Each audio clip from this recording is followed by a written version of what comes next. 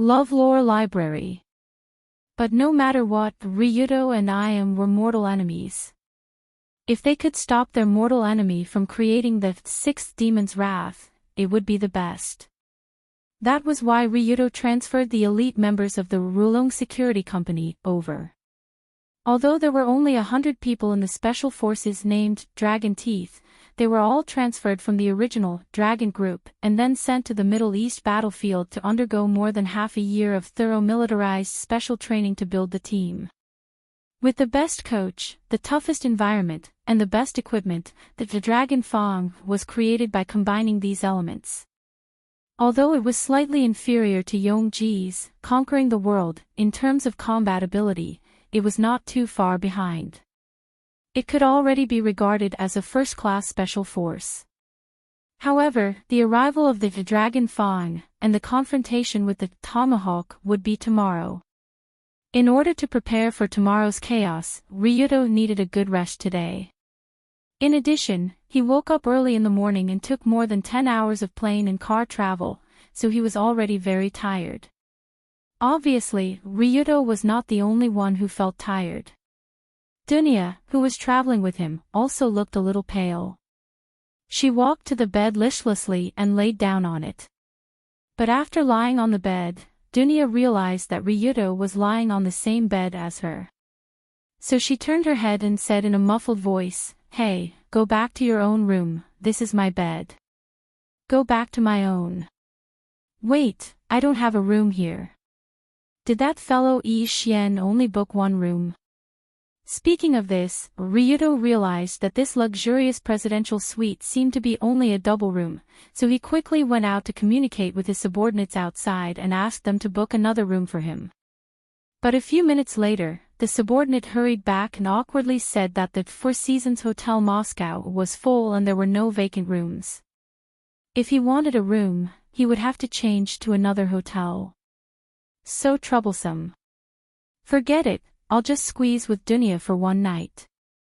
After returning to the room, Dunya had already taken off her shoes and socks, revealing a pair of petite and smooth jade feet. She was lying on the bed in a daze. Seeing Ryudo come back, she asked without turning her head, "Is the room ready?" "No, just squeeze with me tonight." "Squeeze? Are you kidding me? Who wants to sleep in the same room with you?" Suddenly, Dunya frowned and said in a very dissatisfied tone. But when he heard this, Ryudo's doubts in his heart became heavier. "Who wants to sleep in the same room with me? Is this something a human would say? Have you never slept with me before?" Although a few months have passed, Ryudo also believed that Dunya would not really forget that night when she was infected by the hell butterfly. Ryudo lay next to her and slept for a night. Why could she sleep in the same room with Ryudo a few months ago, but not now? With a puzzled expression, Ryudo climbed back onto the bed and asked, "Then you have to explain why you can't sleep in the same room with me. Who are you to me? Why can you sleep in the same room with me? Who am I to you? According to what your father said, we should be engaged, right? Then what's the problem with sleeping in the same room?" It was you who said that you can't treat me as a woman, and now you have the nerve to say such words. How shameless." When she remembered what Ryudo said to her father, Dunya could not help but clench her teeth and cover her head with a pillow. "I can't treat her as a woman." "Ah. So that's why. Did you hear what I said to Wu Hong?" Hearing this, Ryudo could not help but pat his head. Only now did he understand why Dunya was so strange for 2 consecutive days. Last night, when Ryudo was forced to marry by Wu Hong, he said, "I just can't treat her as a woman, you know, she has a good figure and a good temperament." These words should have been secretly heard by Dunya. How to put it, these words were mainly to express his desire to not marry Dunya so soon, but it did not mean that Ryudo did not like Dunya. Did Ryudo like Dunya? Of course, he liked her. But did Ryudo want to treat her as a woman? Not for the time being. After all, if he wanted to treat Dunya as a woman, then he would inevitably have a desire for her body. If Dunya was a carnivorous woman like Yunyan, or a smart person like Colored Glaze, then it would be fine. The problem was that Dunya really did not know anything. Until now, Dunya, who had just reached adulthood, did not know what strange things could happen when a man and woman were together. This innocence and ignorance was her weakness, but also her greatest strength. Because of this, Ryudo could feel relaxed when he was with Dunya. The two of them did not have any misgivings or barriers when interacting with each other, just like a pair of best friends of opposite sexes, not a pair of lovers. Next, they only needed to wait for 1 or 2 years. When Dunya grew a little older, her female consciousness would begin to awaken, and she would not be so ignorant. Then, the two of them would be able to move past the stage of best friends, and towards the realm of lovers or even husband and wife. This was the best and most natural process. In this way, Ryudo would not have to personally destroy Dunya's innocence in advance. It would feel like he was tarnishing her feelings. But what Ryudo did not expect was that his conversation with Wu Hong seemed to have accidentally awakened Dunya's female consciousness in advance. That conversation even gave her the illusion that she was a woman without charm, and that was why Ryudo did not want to marry her. After understanding the ins and outs of everything, Ryudo could only smile bitterly beside Dunya. He laughed and said, "My lady, so you were angry at me for 2 days because of this matter. You should have said so earlier. Let me die a quick death." "Humph. There's nothing to say. Anyway, even if you don't see me as a woman, I'm still a mature woman. A mature woman cannot sleep in the same room as you, so please." Seeing that Dunya still had the attitude of, "Since you look down on me, then don't touch me," Ryudo decisively flipped over on the bed and pressed this mature woman under his body. After realizing that someone was on top of her, Dunya hurriedly threw away the pillow and shouted at Ryudo, who was using his hands to support himself on the bed. "You! What are you doing? Didn't you say that you are a mature woman? Then you should know what kind of hospitality a mature woman would receive when she is with her fiancé, right?" Speaking until here, Ryudo grinned and slowly leaned his head down. Chapter 282. The speed at which Long Do's head lowered was very, very slow. This allowed Dunya to clearly feel that the warm aura was approaching her. Moreover, if they continued to get close to each other, the result would be their lips being pressed together. Wait. This. Dunya didn't expect Ryudo to do this, so her little face suddenly turned red, and her body slightly trembled. But... damn it. Don't look down on me. But in order to show her maturity as a mature woman, Dunya didn't turn away. Instead, she forced herself to pout and prepared to throw her first kiss. Chirp. But in the next moment, Ryudo's head slid up, and his lips kissed Dunya's forehead. When she realized that this guy kissed her forehead, Dunya's trembling finally stopped, as if she was suddenly relieved. "Don't be stubborn." After feeling the girl's embarrassment, Ryudo turned over and lay down on the side, and laughed, "You're not ready at all." Among the 3 harem, Dunya was obviously the most afraid of this kind of thing, because she was ignorant about the relationship between men and women, and fear came from the unknown. But the other 2 women weren't like this.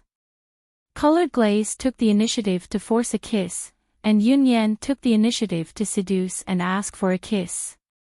In comparison, Dunya, who was trembling like a little rabbit about to be eaten by a big bad wolf, was indeed not ready. After realizing this point, Dunya was speechless, because she couldn't refute this point. "This is also the reason why I don't plan to marry you so soon." As Ryudo said, he reached out and stroked Dunya's waterfall-like silver hair, as if he was stroking this little bear's fur. In a relationship between a man and a woman, both sides must be ready. If you're not ready, and I force you, it will only cause you to be traumatized, and you won't be able to fully devote yourself to it in the future, understand? Unlike usual, Ryudo's tone was very serious, and obviously he wasn't teasing. Although Ryudo was a pervert who liked women, and even prepared to start a harem, he had always been the type of person who liked both sides, and he hated torrents and forced people the most. If he couldn't make his woman be willing to be intimate with him, then even if he got her, it would be meaningless. Dunya was in such a situation. Hearing this, Dunya couldn't help but raise her head slightly, looked at Ryudo's serious expression that was different from usual, and asked, "Then, what about Colored Glaze and Yunyen? Have you been intimate with them?" "About that, I have, but not completely." Ryudo didn't hide his relationship with Colored Glaze and Yunyen to Dunya. In the past few months, he often went out with the two, and it was normal for them to be intimate and hug each other. After all, this was a relationship that naturally happened when love was strong. However, this kind of intimacy stopped there, because Yunyen's father, Kyoji, had recently returned, and Yunyen had also returned to the Tsukuminari villa to stay with her family, so Ryudo didn't have the chance to go further with her. As for Colored Glaze, there was no need to mention it. Rue Hui had repeatedly warned him not to take Colored Glaze's virginity, so Ryudo didn't have the guts to make a move on her for the time being.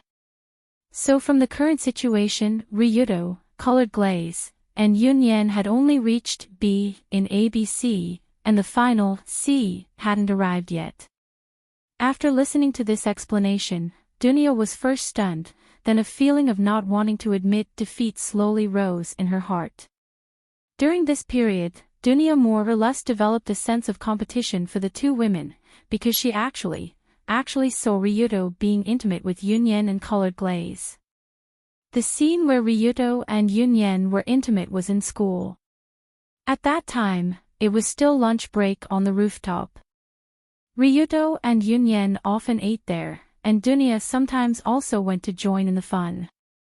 Just a week ago, Dunya forgot to bring food, so she went to the welfare department to buy a bunch of bread, and hurriedly ran to the rooftop. Who knew that when she opened the door, she would hear such a voice? "Don't mess around, we're in school." "What are you afraid of? No one will come here." "Hee, I think so." Hearing the two's conversation, Dunya quietly slipped to the door and opened it a crack, widening her eyes to look inside, and saw the extremely shocking scene. Ryudo and Yunyen were hugging and kissing by the wall. That action was really too shameless, at least in Dunya's eyes. The two old foxes made out with each other for a full 5 minutes before letting go. Dunya, who was hiding behind the door, blushed. After all, this was the first time she had seen such a thrilling reality show. So, they would do this kind of thing in private. But when she thought of Yunyen's mature behavior and age of graduation, Dunya comforted herself by thinking, "It's okay, Yunyen is special, as long as it's not with Colored Glaze." But who knew, a few days later, Dunya saw Ryudo and Colored Glaze being sweet in the Rulon Group headquarters. It was a green bamboo forest. That day, school was on holiday, so Dunya came to look for Ryudo to play, but she didn't expect that someone was already one step ahead of her. "Miss Colored Glaze, it's been hard for you to manage the Black Hand Alliance." You just found out." "My shoulders are sore now, massage them properly, okay?" Under the gaze of Dunya, who was hiding in the dark, Colored Glaze sat under the shade of the bamboo forest and let someone massage her shoulders. But as they pressed against each other, they somehow ended up kissing each other. They kissed for a full 5 minutes before letting go. If Yunyen and Ryudo had such intimate actions, it would be fine, but Colored Glaze was also here. And she didn't feel any more distant than Yunyen. Seeing the two of them hugging and whispering after kissing, Dunya, who was secretly watching from afar, felt her eyes burning. She felt that there was a patch of lush green above her head, just like the Hulumber Plains. Speaking of which, Dunya definitely liked Ryudo. But just as Ryudo thought, she could accept playing around with Ryudo and even sleeping together, but she couldn't accept such intimate actions. But after seeing Yun Yen and Lioli open a new door one after another, Dunia felt like she was a pitiful creature who had been thrown outside the door. She could only watch the three of them being intimate with each other. That feeling was terrible. As the saying goes, don't worry about scarcity, but worry about inequality. She was already holding back her anger after seeing Ryudo being intimate with Yunyen and Colored Glaze. Then, Ryudo said those words that seemed to be mocking her for not being feminine, so it was no wonder that Dunia was so angry. So she reached out and grabbed Ryudo's collar, and asked seriously, "Let me ask you a question. Am I really not feminine? It's okay, as long as you're lowly." Lowly. What the hell is lowly? The moment she heard this, Dunia couldn't help but explode. That's the feeling. But Ryudo smiled and pulled her into his arms, and said with a smile, "It doesn't matter whether you're feminine or not. What's important is that you're very cute, very pure, and very straightforward. This is your unique taste, and I like you very much. You don't have to compare other things with Yunyen and Colored Glaze. I'm cute. Very pure. Very straightforward." After being held in the arms of this man and being caressed on the back, and hearing these obviously great compliments, Dunia's face suddenly turned red, and her slightly stiff body also became soft. It had to be said that although Ryudo's nerves were thick, with his current high IQ, it wasn't difficult for him to coax a mere Dunia. After a few words of coaxing and a hug, the girl's little face that had been pulled down suddenly relaxed, and her temperament gradually changed back to that of a cute and lively little loli. But even so, she still raised her head and asked, "Do you really think that I'm good like this?" "Of course it's good, this little face is so cute. But I want to be better, I don't want to lose to Colored Glaze and Yunyen, I want to be the best in your heart."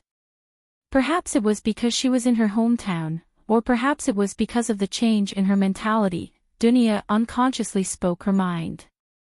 Which girl didn't want to be the best in their lover's heart? Although Colored Glaze, Yunyen, and Dunia had basically accepted the situation of the three women coexisting, they naturally had their own little plans in their hearts, and they all hoped that Ryudo would favor only one of them. Although she hadn't officially become Ryudo's lover, Dunia still had such thoughts, so she had been troubled over how to let Ryudo feel her personal charm. "Is that so? That's really great." Ryudo heard this and revealed a happy smile, then asked, "Then what does the lovely Dunia plan to do?" Hee.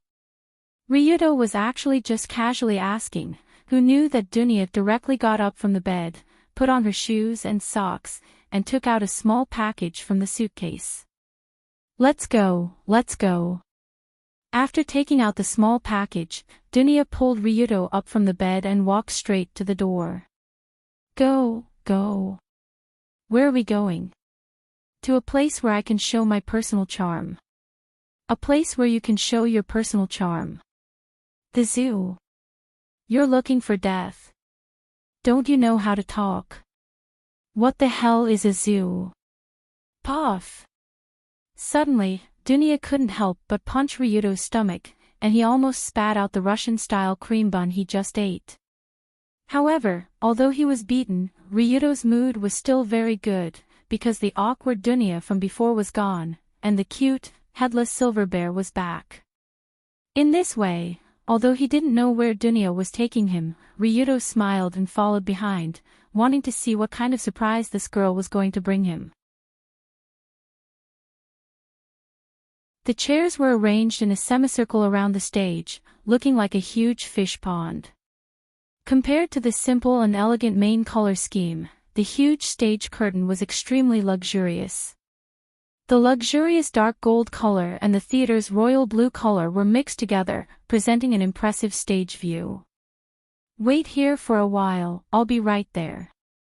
After putting Ryudo in the empty first row of the auditorium, Dunia took her small bag and walked to the small side door next to the stage. That was where the actors went on stage. Naturally, there was no one inside the actors' lounge. Actors Lounge. No way. Is Dunya going to dance for me? Lin Sanjia thought. Looking at the girl taking a small bag and walking over there, Ryuto couldn't help but think of Dunya's background. Her mother, Olivia Caldas, was a world-famous ballet artist. Logically, Dunya should be a girl with artistic genes. But he didn't know if it was because Wu Hong's fighting genes were too strong. Although Dunya inherited her mother's beauty, she had almost no artistic achievements. The ballet that her mother was proud of also had not been performed for a long time. So does Dunya still know how to dance? He didn't know. At least in the original, Red Album 2, no one survived, she didn't dance in front of the player. But now that Dunya deliberately brought Ryuto back to the place where her mother became famous, it seemed like she wanted to prove something to Ryuto. In this kind of curious and excited waiting, it didn't take long before a particularly eye-catching figure under the stage lights finally appeared in front of Ryuto. Oh, this is... When he saw Dunya, who purposely changed into a ballet dress, Ryuto almost exclaimed because she looked so beautiful right now. The tight-fitting ice blue ballet dress perfectly depicted the beautiful and slender figure of a 16-year-old girl. The short skirt that was as thin as a cicada's wings when moving was graceful and light like a blooming flower. Together with the white silk pants and pointed shoes that highlighted her slender legs, it was even more beautiful. At this time, the girl standing in the middle of the stage elegantly raised her neck slightly, like a swan proudly swearing an oath. Her silver silk-like shiny hair was tied into a mature ponytail behind her back. Then the girl stretched her arms, tiptoed, and before Ryuto could react, she had already started dancing. There was only the girl on the huge and empty stage, and there was no music or dance accompaniment. She just moved her graceful body according to the rhythm in her heart, like a silver-white butterfly fluttering in the air, or like a leaf swaying in the air. Of course, Dunya knew how to dance. How could she not know how to dance? She was the daughter of Elvira Caldas, the continuation of the life of a lady who deeply engraved art and elegance into her bones. She was born to be a dancer. So light. Her body was so light, as if she could do anything easily. Although Dunya hadn't danced for a long time, her exaggerated physical fitness brought about strong control that perfectly covered up her unfamiliarity. She was dancing in the middle of the dance floor. Her beautiful dance was graceful and gentle, her body was as light as the wind, and her posture was wonderful beyond compare.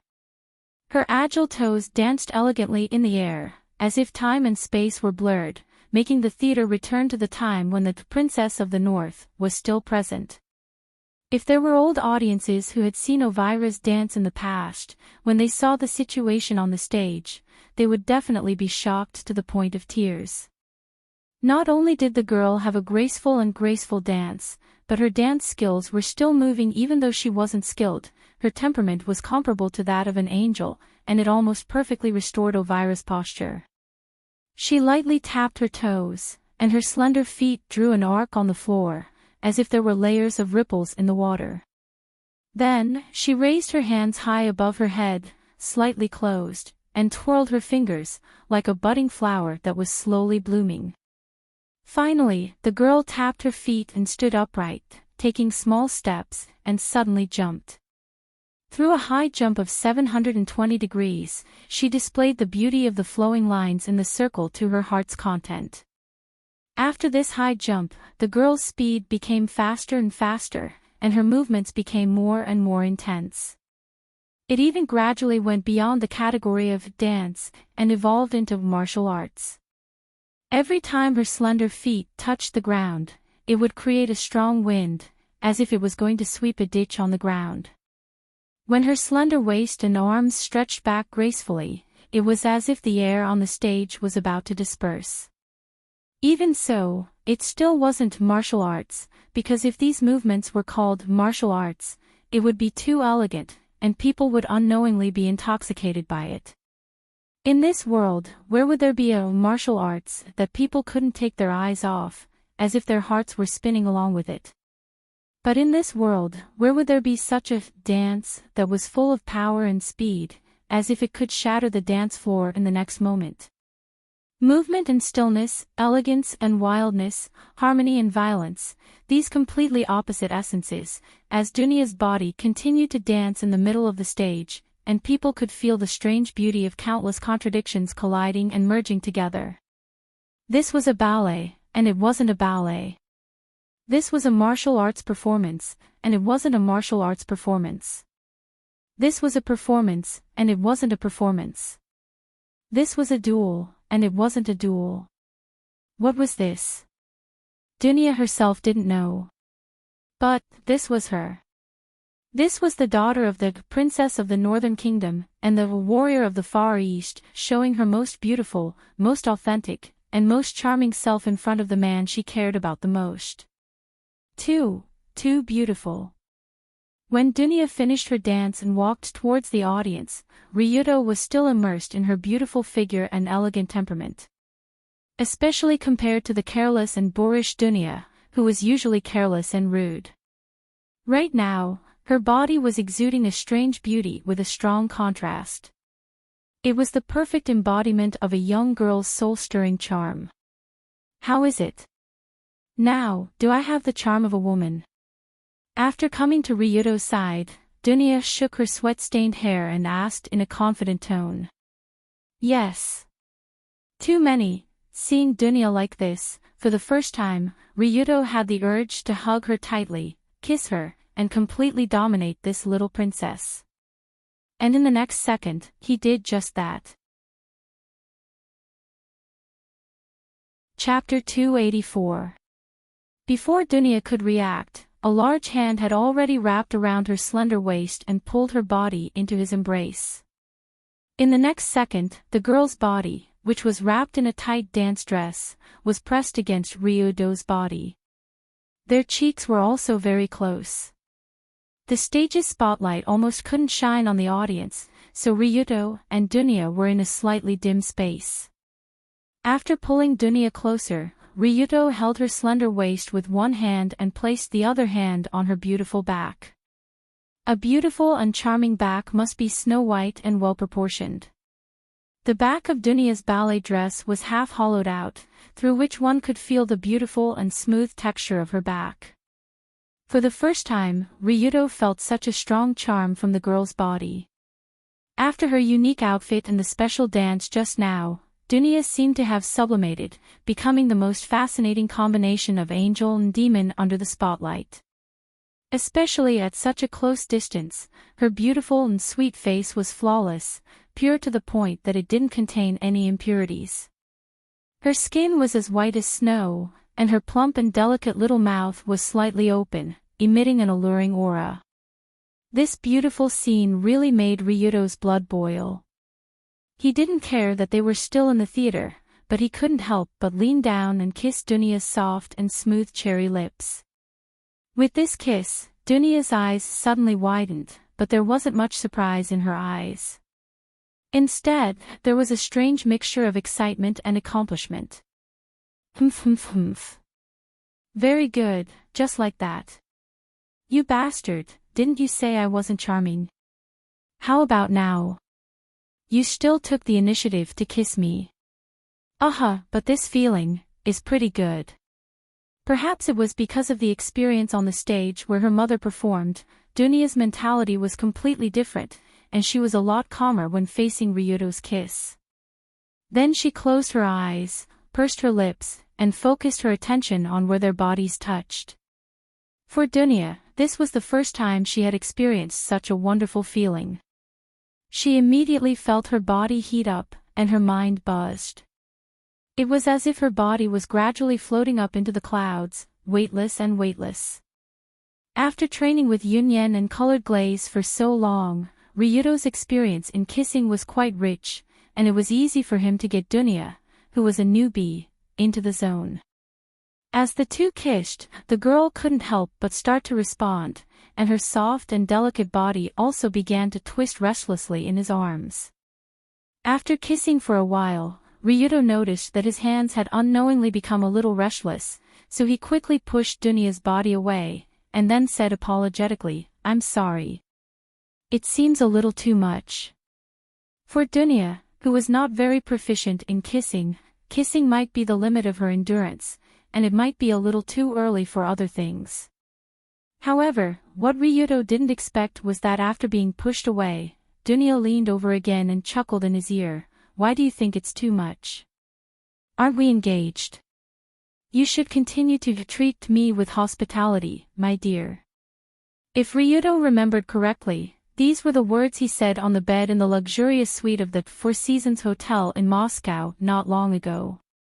At that time, Dunya was trembling when she heard these words. She was scared like a little mouse caught by a cat. But now she took the initiative to say these words in Ryuto's ear, and she even looked forward to it.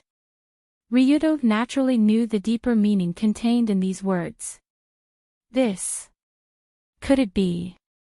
Could it be? When he thought of the meaning of hospitality, Ryuto couldn't help but feel a little thirsty, but he still said with a wry smile, "Why, don't tell me you want more." "Can't I? The feeling just now was really good, so it's normal for me to want to experience more." "Experience more? You can't just say that." "I'm not saying that. The next thing. How about we go back to the room, or do you prefer here?" "I'm fine with anything." Perhaps because this was her hometown, the land of Moscow where the people were tough, Dunya couldn't help but become bold tonight, and she drove the car on the highway. F***ck. Although Ryuto was not a hungry ghost, in this kind of environment, he couldn't help but feel a strong emotion in his heart. So he immediately put his arm around Dunya's legs, which were wrapped in white silk stockings, and carried the girl in his arms, running out of the Moscow Lavsky Music Theater as fast as he could. Speaking of which, this music theater was actually not far from the hotel where they lived. Ryuto carried Dunya and rushed to the third-floor rooftop like lightning, and then directly jumped down from the third floor without looking. He stepped on the billboard on the street and landed lightly. Under his rapid run, it didn't take long for the two to return to the door of the luxurious suite where they lived. After sending away the several guards here, Ryuto, before entering the door, gasped and asked the girl in her ear, "If you go in now, there's no turning back. Are you sure you want to do this?" "Puff. Don't be like an old woman, are you a man?" Suddenly, Dunya, who was leaning on Ryuto, didn't know whether to laugh or cry, as if she was amused by his nagging. "Am I a man?" Hearing this, Ryuto couldn't stand it anymore. After all, this was a matter of dignity, and there was no room for doubt. So he said fiercely in Dunya's ear, "Whether I am a man or not, you will know in a while." Oh, I'm so scared, hee. Hey. There is really someone who is not afraid of death. After hearing the bell-like laughter, Ryuto immediately opened the door with the key card, and rushed inside with the girl in his arms. Dong! As the door was quickly closed from the inside, the thick and heavy door seemed to separate the inside and outside of the room into two worlds. The outside world continued with the noise and chaos of the Moscow night. In the cold winter air, the smell of vodka mixed with ice and snow drifted as usual. And in the small world in the room, it exuded the gorgeous feeling of spring, and the hot atmosphere of summer. 3,000 words are omitted. Early the next morning, a crimson light began to penetrate the clouds. Light appeared on the edge of the clouds, and the cold morning breeze of Moscow blew through the streets, representing the arrival of a new day. For Longdo, this morning was different from all the other mornings in the past. This was because when he opened his eyes, what he saw was not the familiar ceiling, but beautiful silvery hair. This is... Yes, is it Dunya? Ryuto looked down and saw the girl in his arms was still sleeping. Her small head was resting on Ryuto's shoulder, and her rose-like lips seemed to be a bit swollen. Red marks could be seen on her swan-like slender neck, and her messy silver hair was scattered on the delicate velvet quilt. She looked really miserable. But in the end, this hospitality was requested by Dunya, and she also enjoyed it, so there was nothing to be pitiful about. Speaking of which, she was really strong last night, she actually, admirable. Thinking about the specific scene of the battle, Ryudo couldn't help but nod. But at this time, Dunya next to him also closed her eyes cutely, and then slowly woke up. You woke up.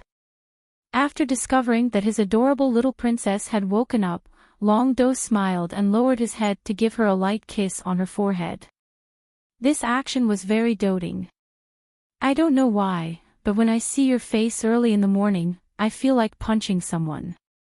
After waking up, the first thing Dunya did was to reach out and pinch Ryudo's face. Then, she crawled out of the quilt and faced the morning sun to stretch. While Ryudo teased, "Why do you feel like punching someone? Didn't you like me last night? Bah, shameless. Go to the side and stay there." Dong-Nia couldn't help but make a face at Long-Do, who was still pretending to be obedient after taking advantage of her. Then, she quickly washed up and changed her clothes. She sat in front of the dressing table and combed her messy silver hair. This hair is really messy. Because she didn't take care of it before going to bed last night, Dunya's hair was already tangled into a mess, making it difficult for her to comb it. But just when she was feeling annoyed, a pair of big hands deftly took the comb from behind and gently combed the girl's hair. You really know how to express yourself at the right time. When she sat in front of the mirror and looked at Ryudo combing her hair with the silver comb, Dunya suddenly didn't know whether to laugh or cry. There's nothing to express, I'm just combing my fiancé's hair, isn't this a very normal thing? Long-Do couldn't help but slowly stroke her hair as he felt the soft and cold sensation of a silver waterfall on his hand. "TSK, sly guy, what did you say?" "I said, you always like to make people's heart beat faster, you're too sly." Just when Dunya was enjoying her lover's morning makeup, she suddenly saw her flat stomach in the mirror, and her face suddenly turned red. Wait, I suddenly thought of a question. What question? Yesterday we did that, will I get pregnant? Of course it's possible, but it's okay, I'll take responsibility. After hearing Dunya's words, Ryudo smiled and patted her little head. Chapter 285. Because both of them were in a hurry last night, and because they didn't have any experience, they didn't even think about taking precautions. They stepped on the gas pedal as soon as they got on the highway. They only remembered the fear when they woke up the next morning. However, compared to the blushing Dunya, Ryudo was obviously much calmer when talking about this issue. After all, the two were engaged. Whether Dunya was pregnant or not, Ryudo would marry her in a year or two, so it wasn't a big problem whether her belly was bloated or not. Of course, if Dunya came back with a bloated belly after going to Moscow with Ryudo, he would probably be scolded, beaten, by Colored Glaze and Yunyen. But that was Ryudo's own business, it had nothing to do with Dunya. After expressing his promise again, Long-Do picked up a beautiful ribbon and tied Dunya's hair into a ponytail, which was a ponytail that a young girl usually did not tie. What's this hairstyle? Why did you make it look like this? Dunya looked at herself in the mirror. It was obviously different from her usual twin ponytails. It looked more intellectual and more mature. Dunya asked curiously. This is the standard wife hairstyle. You have now added the wife attribute, so you can wear this hairstyle. Is this guy crazy? What the hell is the wife attribute? After a sigh, Dunya slowly stood up from the dressing chair, then turned her head and said with a smile, "What do you think? Do I look good?" After dressing up neatly and changing into a married woman style, Dunya really looked like a woman full of charm, as if she had matured a lot all of a sudden. However, this was just a matter of dressing and temperament. Her face was still that of a lowly, and her body was still that of a lowly. Therefore, this strong sense of wife acts lowly wrapped around her body was really a feeling that made people want to explode. Yes, yes, my fiancé is the prettiest. Looking at Dunya, who suddenly had the temperament of a wife, Ryuto couldn't help but hug her in his arms again. The two who just tasted the forbidden fruit were in the sweetest moment, so they stayed in the room for a while before going out to eat. There was the best restaurant in the Moscow Four Seasons Hotel. Even if it was just a buffet breakfast, every meal was delicious and couldn't be picky. By the way, you are going to meet the new owner of Tomahawk, yeah. Yeah, what is it?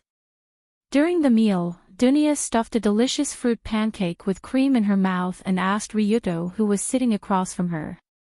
After leaving the stage, Dunya returned to her previous carefree attitude, but if one looked carefully, it wouldn't be difficult to notice that the girl's eyes and posture had a strong sense of confidence.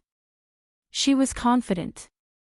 For the current Dunya, she was full of confidence, and she was in a completely new state.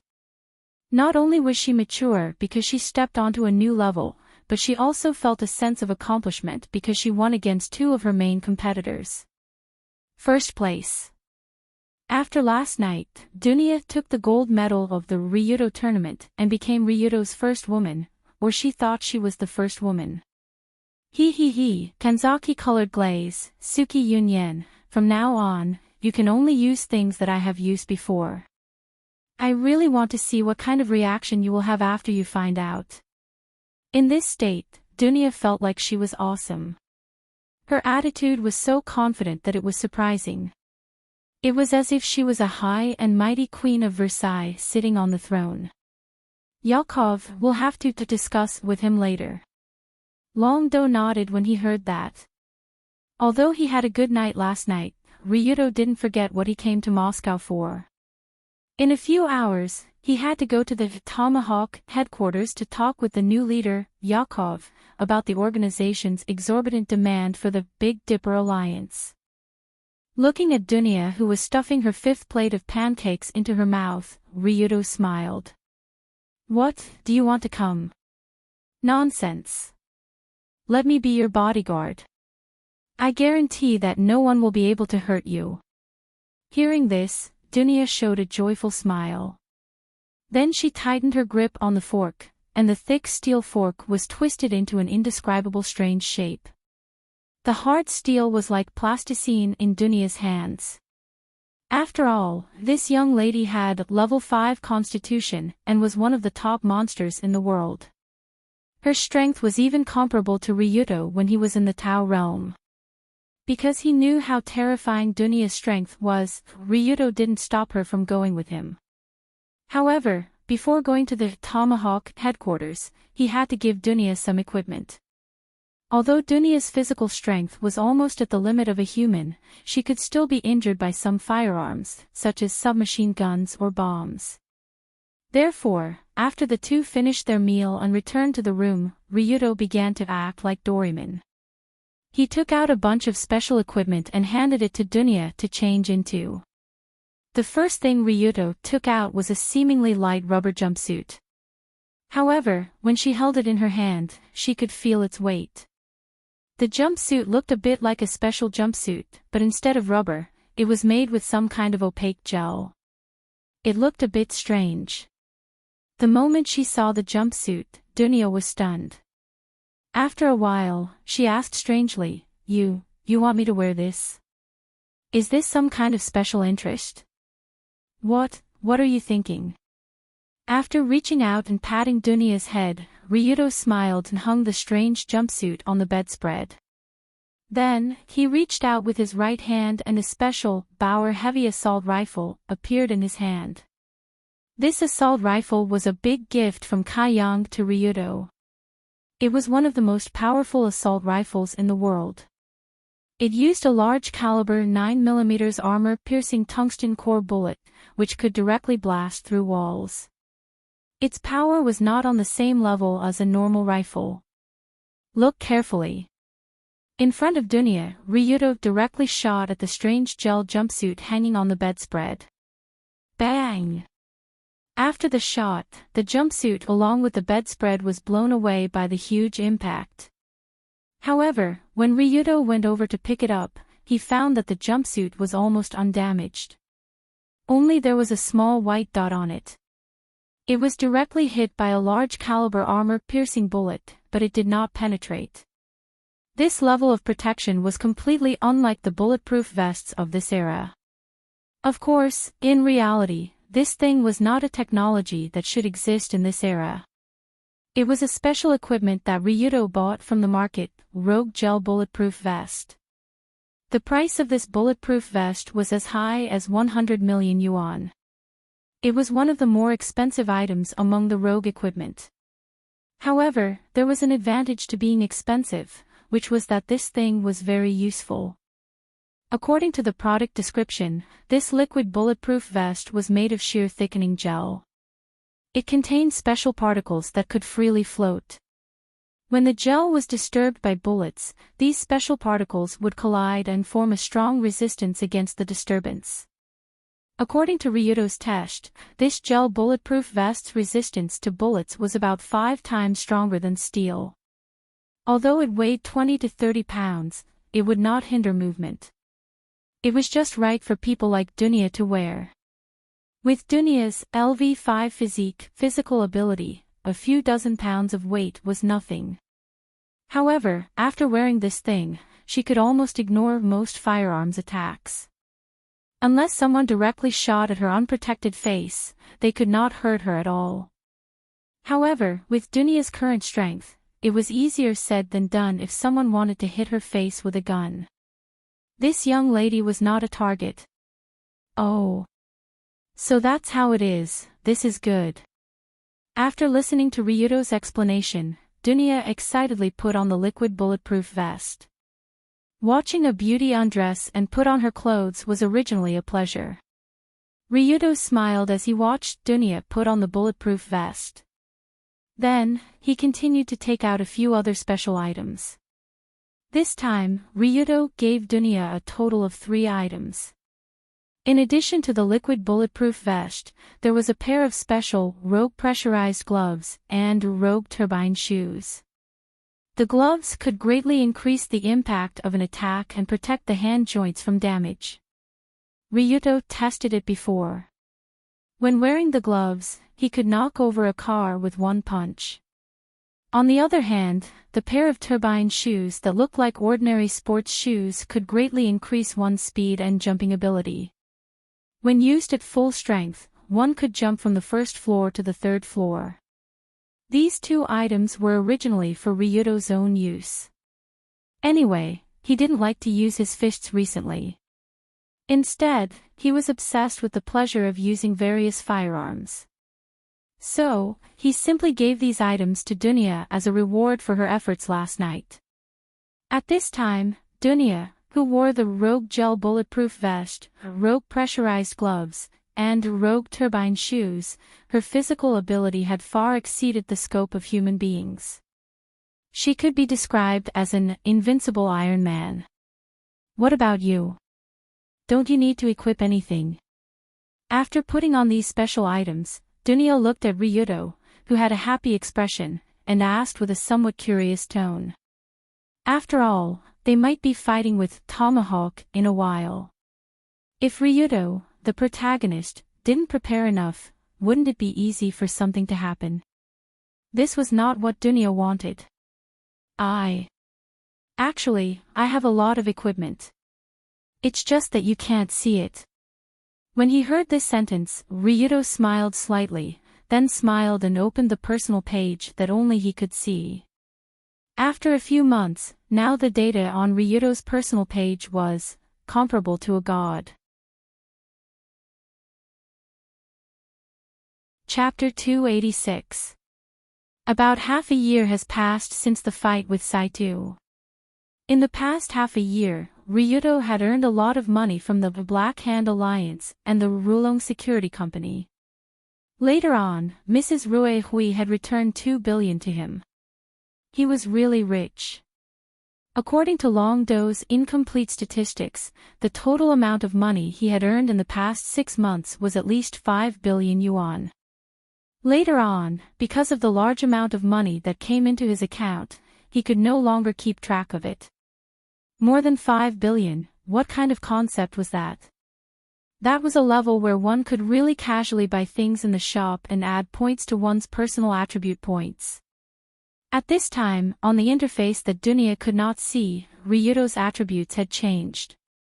Name, Ryudo Kiryoage, 16 attributes, Wisdom LV4, Physique LV4, Courage LV4, Insight LV4, Charm LV4. Chi opening rate, 81%. Title, Stupid Rich, obtained after spending more than 5 billion, the number of title slots will increase by 2, Stupid Rich, obtained after spending more than 500 million, the number of equipment slots will increase by 2. God of Guns, obtained after shooting more than 50,000 bullets, man and gun as one, invincible, equipment, Bauer Heavy Assault Rifle, legendary, Nano Spider. Grappling Rope, legendary, dual-wielding Glock 19C, elite, RPG-32 Rocket Launcher, elite, Super Large Grenade Box, elite, equipment, Nun Tools, Hooligan Velcro, Hooligan Analysis Mirror, Hooligan Voice Changing Mask, Hooligan Glider, Hooligan Gel Body Armor, Hooligan X-Ray Lens, Hooligan Sonic Wave Instrument Skills, Chinkun Foundation Technique, 80%, Princess Mystery Technique, 80%, Ancient Bajiquan, 100%, Furamaki Style Martial Arts, 80%, Bone Twisting Hand, 100%, Iron Bone Mastery, 100%. Copper Skin Mastery, 100%, Parkour Master, 100%, Hooligan Immortality, 100%, Silent Movement, 100%, Aura Shield, 100%, Omnipotent Driver, 100%, Firearms Mastery, 100%, Total Assets, 854 million renminbi. How should he describe these attributes? Just one look was enough to scare a person to death. There was no need to mention his 5 measurements. Other than charm, which he didn't spend money to upgrade to LV5, he spent 500 million on each of the other 4 attributes to upgrade them to the highest or second highest level. With LV5 Physique and LV5 Courage added together, he was basically at the level of a monster who could walk unhindered through a mountain of blades and a sea of flames. Even if the Heavenly Emperor came, he would still be able to beat the crap out of you. With LV4 Resourcefulness and LV4 Insight added together, it was enough to carry out very profound thinking and even see through the mental activities of others.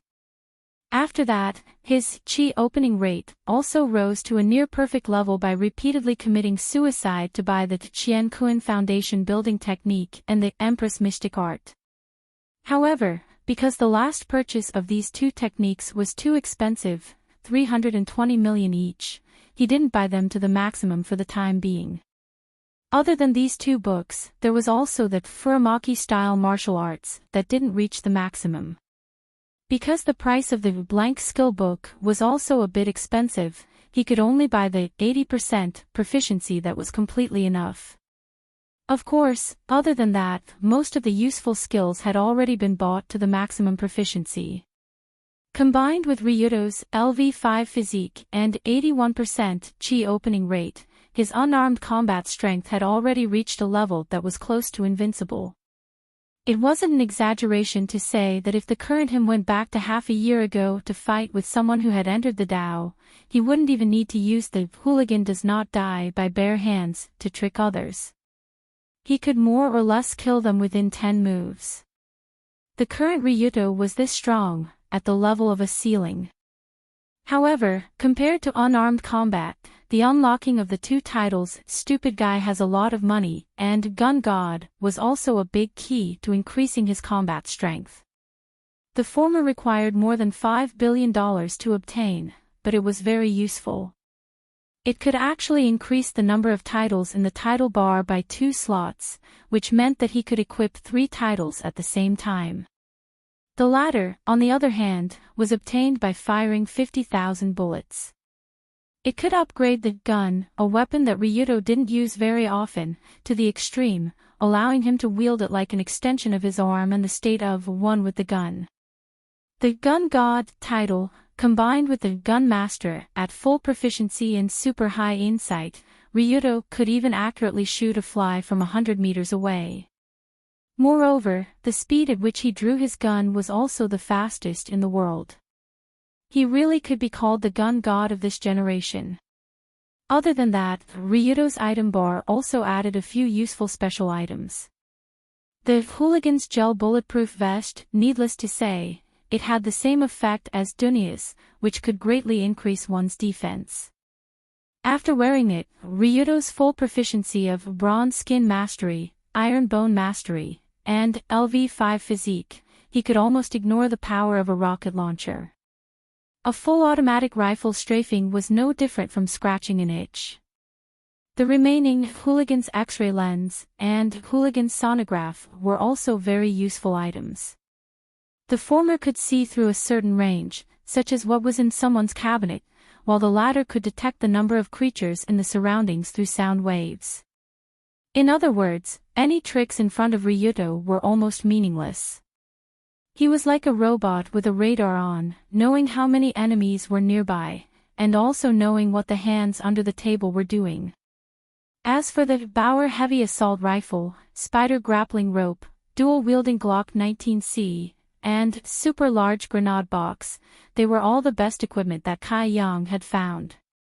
These powerful weapons, together with the RPG-32 individual rocket launcher from before, formed Ryudo's current super powerful firepower system. Coupled with the God of Guns title, he could dominate the battlefield, even more so than Rambo. Because of this, when Longdo found out that the Mafia in Moscow dared to pick a fight with the Black Hand Alliance, his first reaction was to teach them a lesson and let them know who had the final say in this world. Just like that, when the two of them were completely prepared, they were lovey-dovey in the room for a while. Only then did they hear a knock on the door. Ryudo opened the door and found that the Big Dipper Alliance member, Yi Xian, was already waiting with a few subordinates. He bowed to the two of them and said, "Boss Tongxing, are you ready to go now?" "Sure. Speaking of which, where is the Tomahawk base?" "It's at 707 Old Village Street in the outskirts of Moscow. It's about half an hour's drive from here." "Okay, let's go." After hearing the address, Ryudo took out his phone from his pocket, entered the address, and sent it to someone. "That? Boss Tongxing. Is sister-in-law coming with us?" Before leaving, Yi Xian looked at Dunya, who was in light clothes, and couldn't help but show a surprised expression. Yesterday, when Ryudo came to Moscow with a little beauty like Dunya, Yi Xian could only understand that the boss needed someone to serve him, so he didn't think it was strange. But now they were going to negotiate with the boss of Tomahawk, which could lead to a fight at any time. Wasn't it suicide to bring such a girl there? Ryudo smiled and said, "It's okay, don't worry, she's my most trusted bodyguard." Most trusted? It can't be, right? Is Boss Tongxing joking? After taking another look at Dunya, who had delicate skin and delicate facial features like a doll, Yi Xian felt that it was inappropriate, but he couldn't say anything. He could only order his men to drive to the Old Village Street. While driving, Yi Xian repeatedly emphasized, "Boss Tongxing, the Tomahawk base we're going to is their nest. According to our previous investigation, there are 3 bases nearby, and there are at least 500 Mafia members gathered in the bases. Almost all of them are armed with live ammunition, and there are also a lot of heavy firepower weapons." "Oh. So, it's best not to have a conflict with Yakov, or else it's really difficult to protect the two of you with our manpower." Speaking until here, Yi Xian couldn't help but swallow a mouthful of saliva. After all, when he knew that Ryudo was going to negotiate with Yakov, he was almost scared to death by the young leader of the Black Hand Alliance. In Yi Xian's view, this was a stupid move to put his life in the hands of others. If Yakov only wanted to extort some money, it was fine, but if the two sides really couldn't come to an agreement and fought, and Ryudo died here, then Yi Xian didn't know how to face the boss of Mizar. But unlike Yi Xian's worried expression, Ryudo just smiled and didn't say anything, because this small problem didn't exist in his view. In the end, Ryudo didn't want to deal with a mere tomahawk, but the weapons department of the Heavenly Eye Group that might fish in troubled waters. Compared to that huge organization, Tomahawk was simply a group of small fries baring their fangs and brandishing their claws. They didn't pose any threat to Ryudo. Just like this, in Yi Xian's fearful thoughts, the car slowly drove to the outskirts of Moscow and stopped in front of a very peaceful-looking villa. This was a 3-story villa built in the forest. The villa was surrounded by thick walls that even trucks would have a hard time breaking through. It looked like a military building. Even from afar, one could see that inside and outside the villa, there were all kinds of assault rifles, shotguns, hunting rifles, and other weapons in their hands patrolling. It was a completely austere atmosphere. And before Ryudo and Dunya entered through the main door, he ordered Yi Xian, "You guys wait outside. If there are gunshots inside, don't come in, immediately retreat, understand?" "Ah. This, Boss Tongxing. You guys plan to go in with just 2 people?" At this time, Yi Xian's face became even paler, but he still tried to persuade, "Wait, Boss Tongxing, do you speak Russian? At least bring me along as a translator, right? Otherwise, how can you?" "It's okay, Russian or something, I could translate it." But before he finished speaking, Dunya, a native of the Northern Kingdom, said with a smile in Russian that was much more fluent than his. Chapter 287. Although Dunya didn't speak Russian much, she was still a Russian. Naturally, she wouldn't forget how to speak her mother tongue. Acting as a translator was not a problem for her. This shouldn't be a problem, right? Seeing Ryudo and Dunya walk into the villa under the escort of several brawny men, Yi Xian, who was waiting outside with his men, couldn't help but break out in a cold sweat. Speaking of which, the new leader of Tomahawk, Yakov, had a very bad reputation in Moscow's underworld. Moscow's underworld was originally made up of a group of villains. If even this group of villains thought Yakov was a villain, then this guy obviously had a problem.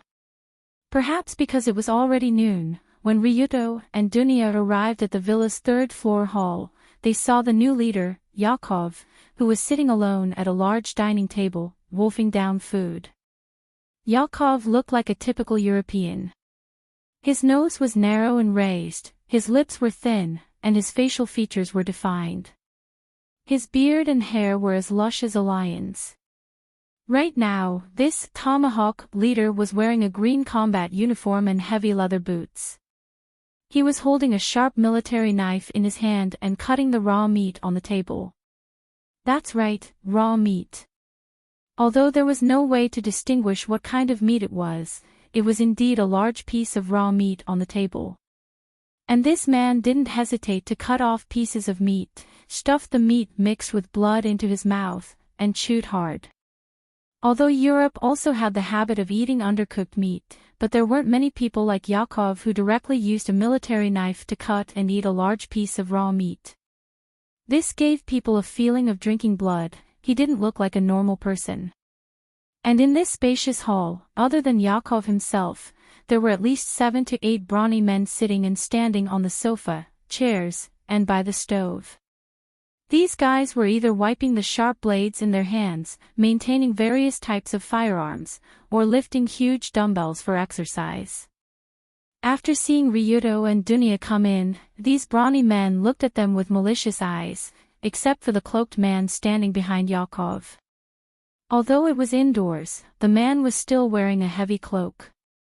Furthermore, he was wearing an eye patch like a pirate's on his left eye. Coupled with his sinister and cold gaze, one could tell that this guy was not a simple character with a single glance. But after seeing Yakov's table manners, Ryudo maintained a polite smile and said to Dunya without turning his head.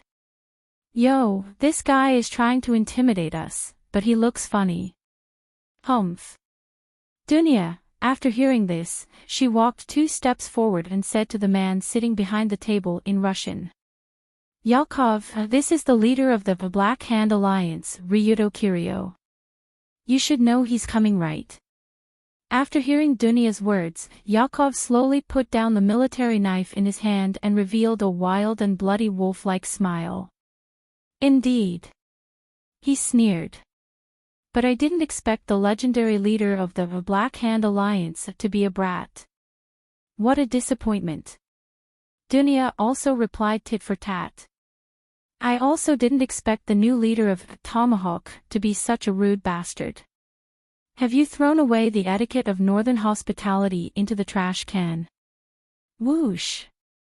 When Dunya mercilessly mocked Yakov, the surrounding members of Tomahawk immediately stood up and looked at the girl with murderous eyes.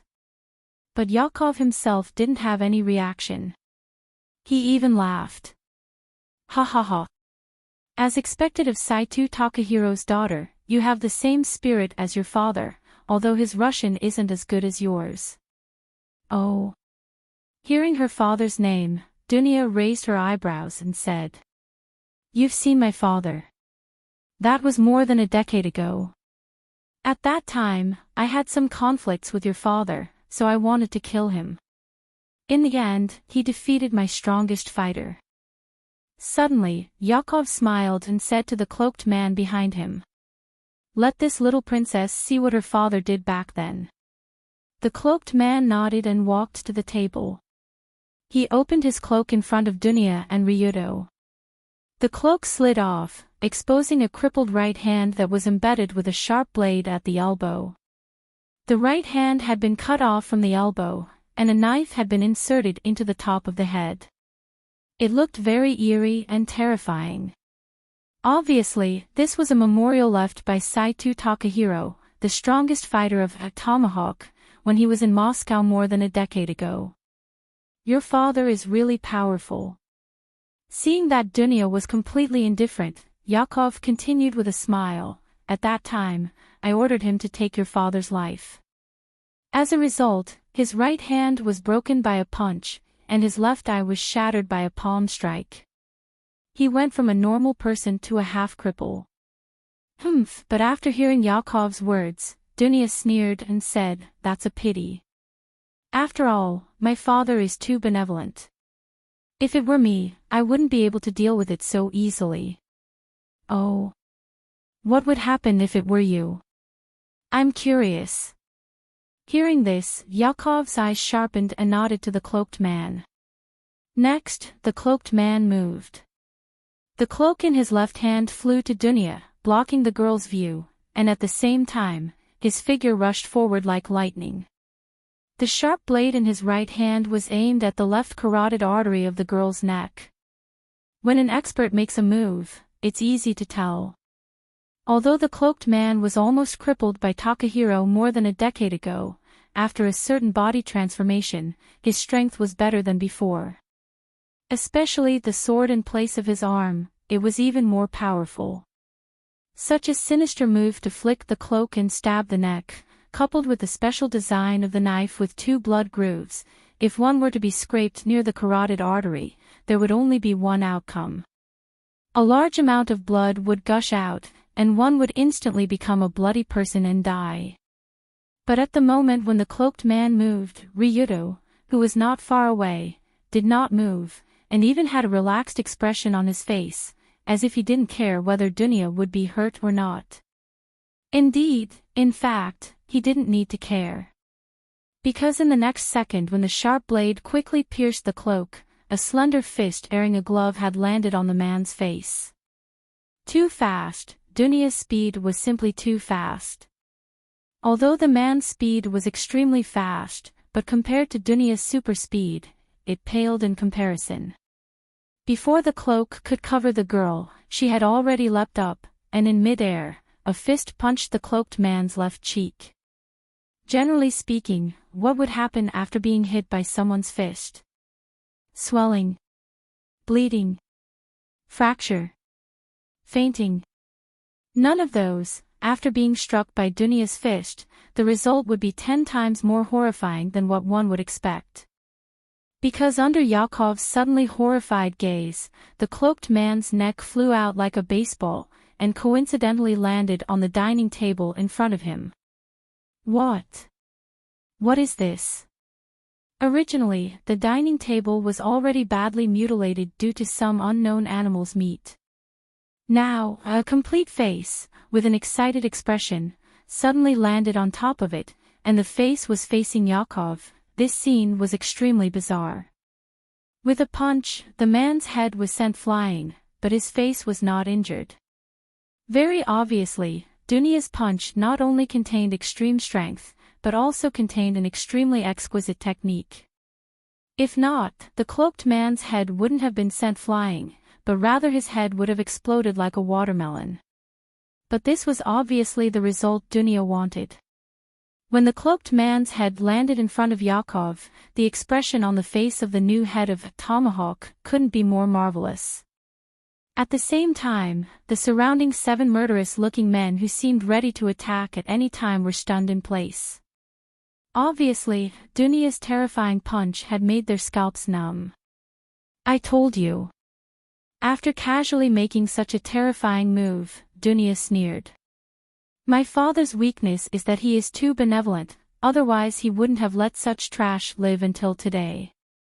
But it doesn't matter, the work that my father didn't finish, as his daughter, I will finish it. Looking at the bloody head on the dining table, Dunya's eyes flashed with a trace of disdain. Yakov finally realized what had happened. He finally stood up with a furious face and slammed the table. He loudly shouted to the surrounding men. Attack! Kill them! In order to deal with the visit of the Black Hand Alliance leader, Yakov had already made ample preparations. Almost a second after he gave the order, 7 long and short, fully automatic, and semi-automatic firearms were all aimed at Ryuto and Dunya. They didn't hesitate to pull the trigger. For this group of mafia members who usually used guns to make a living, drawing a gun, aiming, and designing this series of actions were already familiar to them. The speed was so fast that it could be completed in about a second. But for Ryuto, who was present, this 1 second was really too long. Bang! Bang! Bang! Bang! 7 waves of sharp gunshots flashed almost at the same time, and an incredible scene appeared. What happened? Under Yakov's stunned gaze, the 7 men who were ready to shoot all clenched their fingers in pain and fell to the ground. Upon closer inspection, the index fingers that they used to pull the trigger were all broken in an instant. The cause of all this was a pair of Glock 19C dual pistols that Long Do held in his hands at some point in time. Chapter 288. There was still some smoke coming out of the thin handgun's muzzle. Obviously, it was from here that the 7 bullets that were like divine punishment had been shot out. The Glock 19C in Ryuto's hand was a pocket-sized automatic pistol. It was extremely small and easy to carry and dual-wield. It also had a magazine capacity of 15 bullets. It was a small firearm very suitable for this god of guns. Although the firing speed of this automatic pistol was completely dependent on the speed of pulling the trigger, it was the first time Yakov saw 7 consecutive shots that were so fast and so accurate. The moment the 7 gunmen pulled out their guns and pulled the triggers, Long Do raised his hand several times faster. The 2 Glock 19Cs spat out sparks like lightning and accurately hit the fingers of the 7 gunmen that were pulling the triggers. What is this? Is this the descent of God? When Yakov saw this scene, he was completely dumbfounded. He couldn't imagine that there would be such a fast and accurate gun in the world. Hey, is that it? Show me what else you have. Just when Yakov was about to be scared out of his wits, Dunya slowly came to the front of the table and said to the new head of Tomahawk in a condescending tone over the head that was sent flying by her punch. Monster. These two guys are both monsters. Yakov had been mocking the leader of the Black Hand Alliance, Ryuto Kiryu, as an idiot who dared to bring a little girl to the Tomahawk headquarters alone. It wasn't until they showed their prowess that Yakov realized that these two monsters weren't idiots, but they didn't even put Tomahawk in their eyes. The female monster who could send heads flying with one punch, Saitu Dunya. The male monster who could defeat 7 gunmen in an instant, Ryuto Kiryu. At this moment, Yakov looked at them with deep fear in his eyes because he didn't know what kind of creature he was fighting. But even so, the new head of Tomahawk still forced himself to say, "Don't think that you've won just like that. There are still 3 bases around this villa. Hundreds of my subordinates are stationed there. They even have heavy firepower in their hands. If you kill me, you won't be able to escape either." The so-called heavy firepower weapons included but were not limited to rocket launchers, mortars, various missiles, and so on. According to Yakov, as long as Longdo and Dunya killed him, the subordinates over there would immediately launch missiles and destroy the entire villa. At that time, no matter how powerful you two are, you won't be able to avoid the bombardment of the rocket launchers and mortars. So it's better for us to sit down and talk. Seeing that the hard way didn't work, Yakov changed his strategy. He put on a "you're just here to talk business, there's no need for violence" attitude, completely ignoring the fact that he was the one who made the first move. After listening to Dunya's translation, Ryuto's face showed a joyful expression. He took out his phone from his pocket and looked at the message he just sent. Then he said to Dunya, "Let this guy call the people in the 3 bases around here. Call everyone here." This, although Dunya didn't quite understand Ryuto's meaning, she still faithfully translated his words to Yakov. "You don't believe me, right?" Suddenly, Yakov picked up the phone under the table and laughed. "In a moment, you'll be pointed at by a lot of heavy weapons, so it's better not to be so arrogant." After saying this, he dialed the number of the first base. Beep beep. Beep beep. Beep beep. But strangely, Yakov waited for more than 10 seconds, but no one at the base picked up the phone to answer. What's going on? Don't tell me they're sleeping in. After frowning, Yakov continued to call the second base. Beep beep. Beep beep. Beep beep. But very strangely, no one picked up the phone at the second base. At this time, Yakov finally felt a little panicked. He hurriedly dialed the number of the last base, but it was obviously the same result. What? What's going on? Why are the people in the surrounding bases? Don't tell me. Hey, look at this. Just when Yakov thought of the worst result, Ryuto also took his phone and put it in front of him. Yakov looked up and saw a very familiar scene on the phone. If he wasn't scared out of his wits, it should be the scene inside one of the bases nearby. Although it was the scene inside the base, the situation was completely different from usual. In the huge base, there was smoke and blood everywhere. The members of a Tomahawk were like garbage being thrown into a truck by a group of fully armed professional special forces wearing camouflage vests with the pattern of a golden dragon swirling sky and multifunctional tactical helmets. They were ready to be buried somewhere. When Yakov saw this scene, he only felt his knees soften, and he knelt on the ground unconsciously. It's over. Everything is over. Obviously, the subordinates in the 3 bases not far away have been wiped out, and his last bargaining chip as the new leader of Tomahawk has completely disappeared. This time, he was really meat on the chopping block. At this time, Dunya, who saw the pictures in the phone, couldn't help but ask, "Oh, where did those soldiers come from?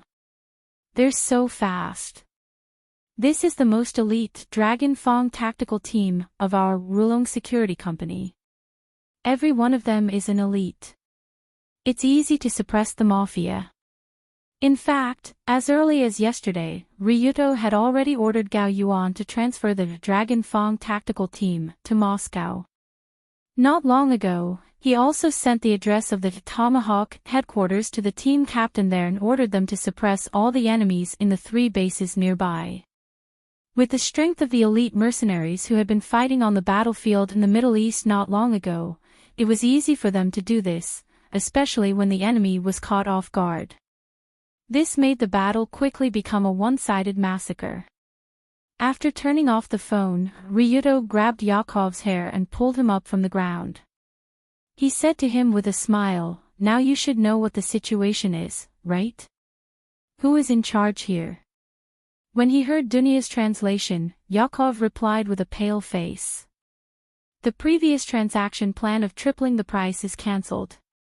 In the future, Tomahawk guarantees to supply you firearms at the original price. Is that okay?" Bang! The next second after Dunya translated his words to Ryuto, the pistol in Ryuto's hand spewed out a burst of fire, killing a member of a Tomahawk, who fell to the ground and covered his finger not far away. Ha! Seeing this guy pull out a gun and kill without saying anything, Yakov quickly continued, No. I mean, in order to show my sincerity, we will supply you at 70% of the previous price. Bang! Before he finished, Ryuto fired 2 more shots and directly blew up the heads of 2 Tomahawk members who were about to escape. 130%. That's almost our cost price. Let's make friends. I don't want to earn a penny from you. Bang! Bang! Another 4 shots were fired at the same time as lightning. The last 4 Tomahawk members who were still alive in the hall were all killed. Ah! When Ryuto finally pressed the muzzle on Yakov's head, the man almost collapsed in fear. No money, as long as you let me go. I will do anything. I will supply you with weapons for free in the future. In a situation where there was no other way, Yakov could only make the most humble promise while trembling with fear. However, this was not what Ryuto wanted. He pointed the gun at Yakov's head and asked, "Recently, someone in the Moscow underground world purchased nuclear materials from your group of mafias. Does that have anything to do with your sudden increase in price?" Ha! After listening to Dunya's translation, Yakov's face suddenly changed. Obviously, Ryuto was right. So Yakov quickly replied, "Yes, there is such a thing. Our Tomahawk happened to have a batch of nuclear materials in storage and couldn't sell them. That person said that we could buy them all at once, but the condition was that we were not allowed to sell weapons to your Black Hand Alliance. So we raised the price to a level that you couldn't accept. We were forced. As expected, it was Nicholas who did it." After understanding the whole story, Ryuto couldn't help but sneer. The old grudges between Ryuto and the Heavenly Eye group were long known to both sides. Presumably, the Heavenly Eye group recently noticed the rapid expansion of the Black Hand Alliance, so they wanted to do something to them. Coincidentally, the group needed to make a big deal with the Moscow mafias to purchase all the nuclear materials in their hands. Therefore, Nicholas thought of cutting off the Black Hand Alliance's purchase of weapons in Moscow to limit the development of this emerging force. This kind of roundabout approach was very similar to the style of the weapons department head, because in Red Album 2, No Survivors, the guy who used to be a bare KGB agent was indeed very sinister and often used some underhanded methods, such as ambushing all kinds of special bombs that he developed and so on. Thinking of this, Ryuto continued to ask, "Who was the person who contacted you before? Is it Nicholas? Where are they?" "It's Nicholas, beep." Just as Yakov was about to say some information about the minister of the Heavenly Eye group, all of a sudden, the sound of some mechanism being activated came from the floor under his seat. Boom! In the next moment, the bomb that had been hidden under the floor exploded with a loud bang. The moment the bomb exploded, the strong blast and impact centered on the seat Yakov was used to sitting as the center, and almost the entire hall was swept in. Chapter 289. The bomb buried in the ground suddenly exploded. Yakov, who was sitting directly above the bomb, almost didn't have time to react before he was blown into a bloody mess. The huge and exquisite dining table flew to the ceiling and then slammed into it. When the dining table worth hundreds of thousands of rubles fell to the ground with a lot of dust and ceiling debris, even the designer couldn't recognize it. At the same time, when the explosion slowly dissipated, the originally magnificent villa's third-floor hall also showed a messy scene. The shattered floor, ceiling, chairs, and ornaments mixed with human wreckage scattered around. The scene was simply like hell. And in the center of hell, Ryudo protected Dunya in his arms, using his back to withstand the power of the explosion at close range. Generally speaking, Ryudo withstood the impact of the explosion at a distance of at most 1 meter from the explosion site. The result was most likely to be blown apart. But in fact, this was not the case.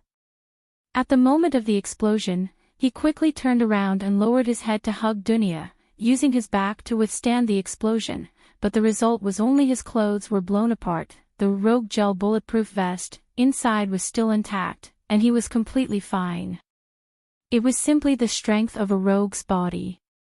After coming out from Ryudo's arms, Dunya looked at the position where Yakov was originally, and asked in confusion, "What? What happened? Why did it suddenly explode?"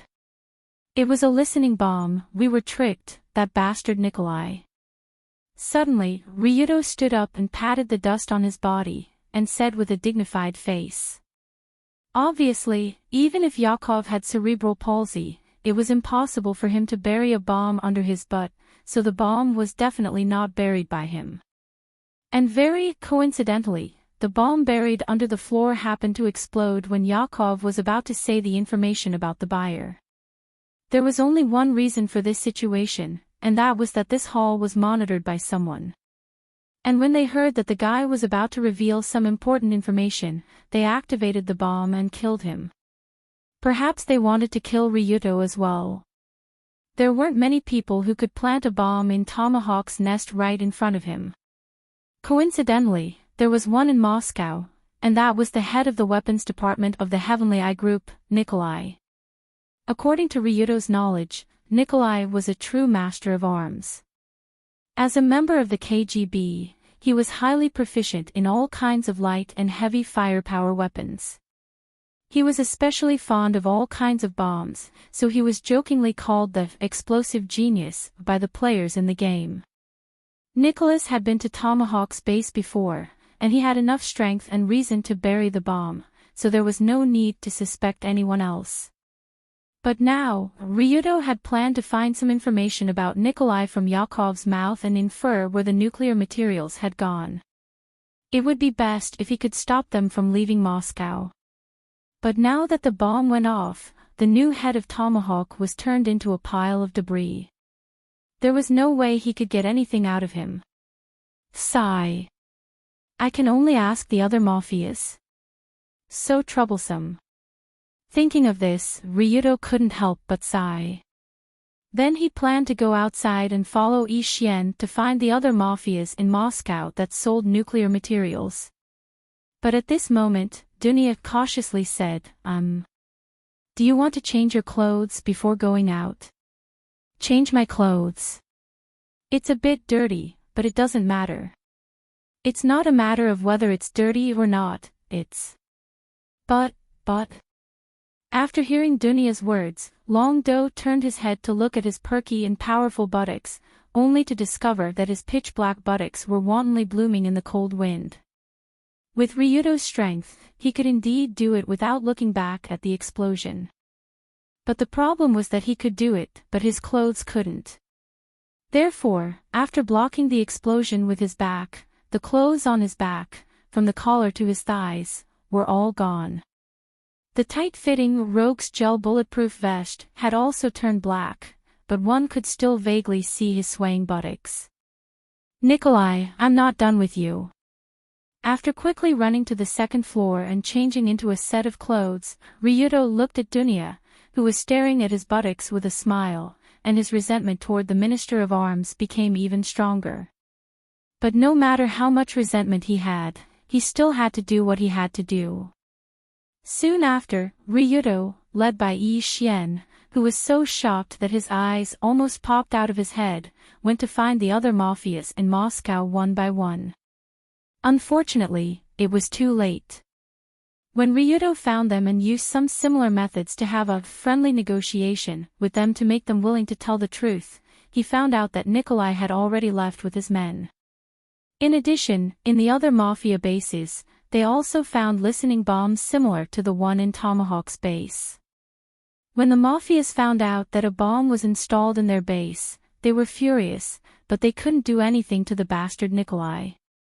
They could only sign a new contract with Ryudo, promising to continue to supply large amounts of firearms to the Black Hand Alliance at a very low price.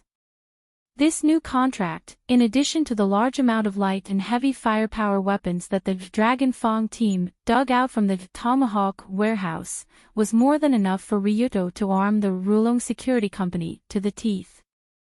It could be said that this trip to Moscow was a profitable one. However, although he made a lot of money, when he left Moscow on the third morning, Ryudo's expression was still very unhappy. After all, the most important nuclear materials were transported back to Yodo by Nikolai. The Tenmu group was still building the ultimate nuclear weapon, Sixth Demon's Fury, that could sink Sakura according to the plan. Ryudo didn't accomplish anything. Ryudo, get ready to go online. Okay. Seeing Ryudo's sullen and absent-minded look, Dunya came over and hugged his arm considerately. She smiled and said in his ear, "Don't be unhappy. How about I stay with you for a few days and accompany you?" "Accompany me? Oh, this is a good idea." After hearing Dunya's meaningful words, Ryudo's mood suddenly became better. After all, the thought of being able to bring this Lolita wife home and having a good time with her at night naturally made him feel happy, spirited, and passionate. Because he had been sleeping in the Moscow Four Seasons Hotel for the past few days, although he slept soundly with the loli every day, Ryudo still missed his own bed a little. And he also wanted to try the feeling of having sex in his own bed. "By the way, my bedroom hasn't been blessed yet. Let Dunya try the bed first to see if she is used to it. Otherwise, Colored Glaze and Yunyan won't be used to it in the future, hee." Thinking of this, Ryudo couldn't help but reach out and hug the slender waist of the lowly wife next to him. He looked like he might be arrested at any time. However, just as Ryudo proudly hugged Dunya and prepared to get on the plane first and fly back to Tokyo, a little girl ran over and handed a letter to Ryudo. Looking at the letter handed over by the little girl, Dunya asked in confusion, "Brat? What is this?" "I don't know, an uncle over there asked me to help deliver it." The little girl shook her head, then she put the letter in Ryudo's hand and ran away. "An uncle?" Dunya quickly looked around when she heard the words, but the airport waiting area was full of people. It was a bit difficult to find a specific uncle. "No need to look, I know who it is. It's the guy Nicola who sent the letter." Although the envelope hadn't been opened yet, Ryudo had already seen the contents of the letter with his rogue's perspective, as well as the big Heavenly Eye Group logo. Thus, Long Do casually opened the envelope. The content of the letter was just a simple line of words. "Thank you for your hard work. See you in Tokyo." It's really a letter in Nicola's style. After looking at the handwritten letter from the head of the Heavenly Eye Group Weapons Department, Nicola, Ryudo couldn't help but show a forthright smile. Indeed, although the dragon battle had profited this time, the Heavenly Eye Group had clearly profited even more. They had successfully obtained the nuclear materials they wanted and could go back to show off their skills and create their ultimate killing weapon. But even so, Ryudo didn't lose. He still had a lot of opportunities to stop these guys from making trouble. After all, according to his foresight, it would take at least a year for the 6th Sky Demon's Fury to be made. In other words, there was still a year left before the decisive battle with Iam. During this period of time, Ryudo could still continue to develop his strength and strengthen his strength. At least after a year, he had full confidence in taking down the Heavenly Eye group and that perverted woman. However, just as Ryudo was hugging Dunya and boarding the plane, in the crowd not far away, a burly man wearing a windbreaker and a buzz cut was silently watching the man's figure. Ryudo Kiryu is a man with a lot of tolerance. It seems that he will become a big threat to us in the future. It's better to get rid of him as soon as possible. Watching the plane that Ryudo was on slowly soar into the sky, the windbreaker man, Nicola, took out a red button from his pocket. Without hesitation, he pressed it down. However, after pressing the button, nothing happened. The windbreaker man frowned and pressed the button a few more times, but there was still no reaction at all. The plane in the sky was about to fly out of his sight. In fact, before this, Nicola had already arranged for someone to install a bomb on the plane that Ryudo was going to take. He was ready to kill the guy and the plane together. The reason why he sent the letter was just to make Ryudo careless and think that they would return to Yodo before making a move. Who knew? It was meaningless. The bomb that Nicola arranged in advance couldn't be detonated at all. You actually noticed my plan in advance and defused the bomb. Amazing, it seems that I underestimated you. Seeing Ryudo's plane slowly flying in the direction of Yodo, Nicola couldn't help but sigh and disappear into the noisy crowd. Chapter 290. Ryudo knew that Nicholas would put a bomb on his plane because that guy liked to play this kind of dirty trick.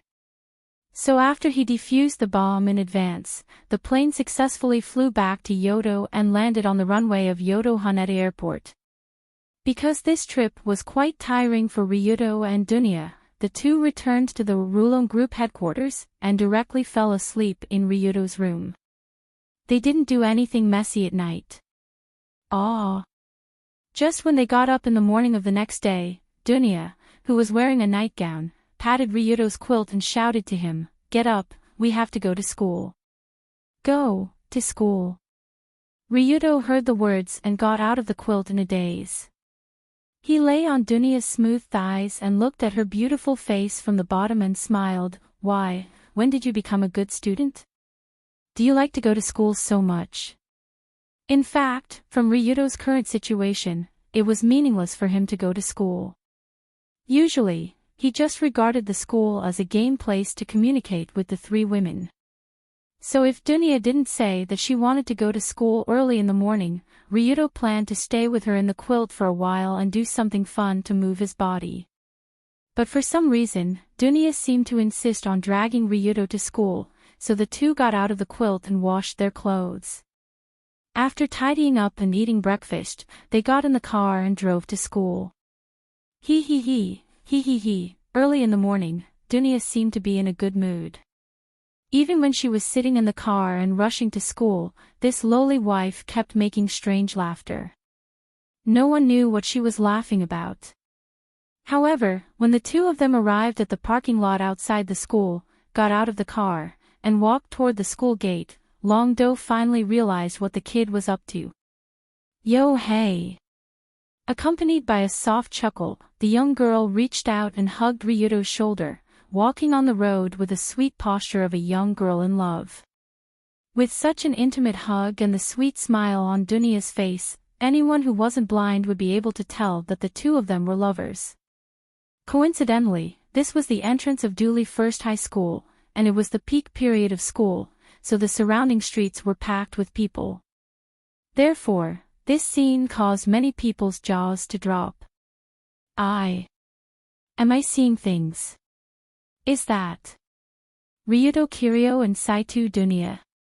Seeing the two of them walking together intimately, with the woman still holding the man's arm, most of the students who were preparing to go to school were stunned. That's right. Early in the morning, the first grade's campus belle, Dong Nia, hugged Long Do's arm and walked towards the school. At a glance, one could tell that they were in a state of passionate love.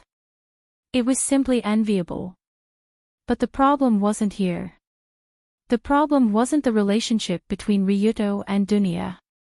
After all, if this group of students remembered correctly, a similar situation should have happened a few months ago. A few months ago, the third-year school beauty, Yunyen Tsukujiri, came to school with Ryuto's shoulder intimately. That time, it even caused a huge commotion in the school. After that, Yunyen also admitted that she was dating Ryuto. While breaking the hearts of many male and female students, everyone could only watch this beautiful senior being eaten by the demon king Ryuto. At this moment, just a few months later, a similar scene happened again. The man was still the same man, but the woman was no longer the same woman. The one who was hugged by the arm was still Ryuto Kiryu, but the one who was hugging his arm was Dunya Saito. What was this? Was this a joke? So when they saw Ryuto and Dunya walking intimately into the school gate, most of the students who saw this scene were dumbfounded. Logically speaking, Ryuto should be dating Yunyen now. In the past few months, they often saw them going out and going in and out together, so they were quite close. But early in the morning, he came to school with Dunya so intimately. Could this be the legendary cheating? For a moment, the entire Dori First High School was boiling again. The posts on the First High School BBS were like a storm, discussing the relationship between Dunya, Ryuto, and Yunyen. Some people said that Ryuto and Yunyen were a couple, and Dunya was the mistress. Some people said that Ryuto and Dunya were a couple, and that he had already broken up with Yunyen. Some people even said that Ryuto was two-timing, and that he was dating the two jokers at the same time. But no matter what, the three names that kept appearing on the First High School BBS forum and the students' mouths pulled the entire school into an epic love triangle. And at noon on the same day, on the rooftop of a school building, a never-before-seen luncheon slowly began. The host of the luncheon was Year 2 Class A's daughter, Colored Glaze Kanzaki. Currently, a few veins seemed to have appeared on her forehead, and her upright sitting posture seemed to be shaking. It was obvious that this daughter was in a very bad mood.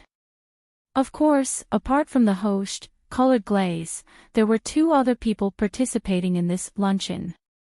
They were Year 3 Class A's Yunyen Tsukujiri and Year 1 Class A's Dunya Saito. Just at noon today, Luli invited the two young ladies out for lunch at the same time, which was a rare occurrence. However, she had an ulterior motive. She obviously didn't intend to watch Dunya wolf down the food here. Dunya, who was being stared at by Colored Glaze with a strange gaze, put down the biscuit in her hand and smiled lightly. Don't keep looking at me like that, Colored Glaze senpai. If you have something to say, just say it. What's going on? This girl seems to have undergone an obvious change. After feeling Dunya's calm temperament, Colored Glaze first frowned, then pretended to ask casually. By the way, you went to Moscow with Ryuto a few days ago, right? How was the situation there? Ah, right, there's such a thing.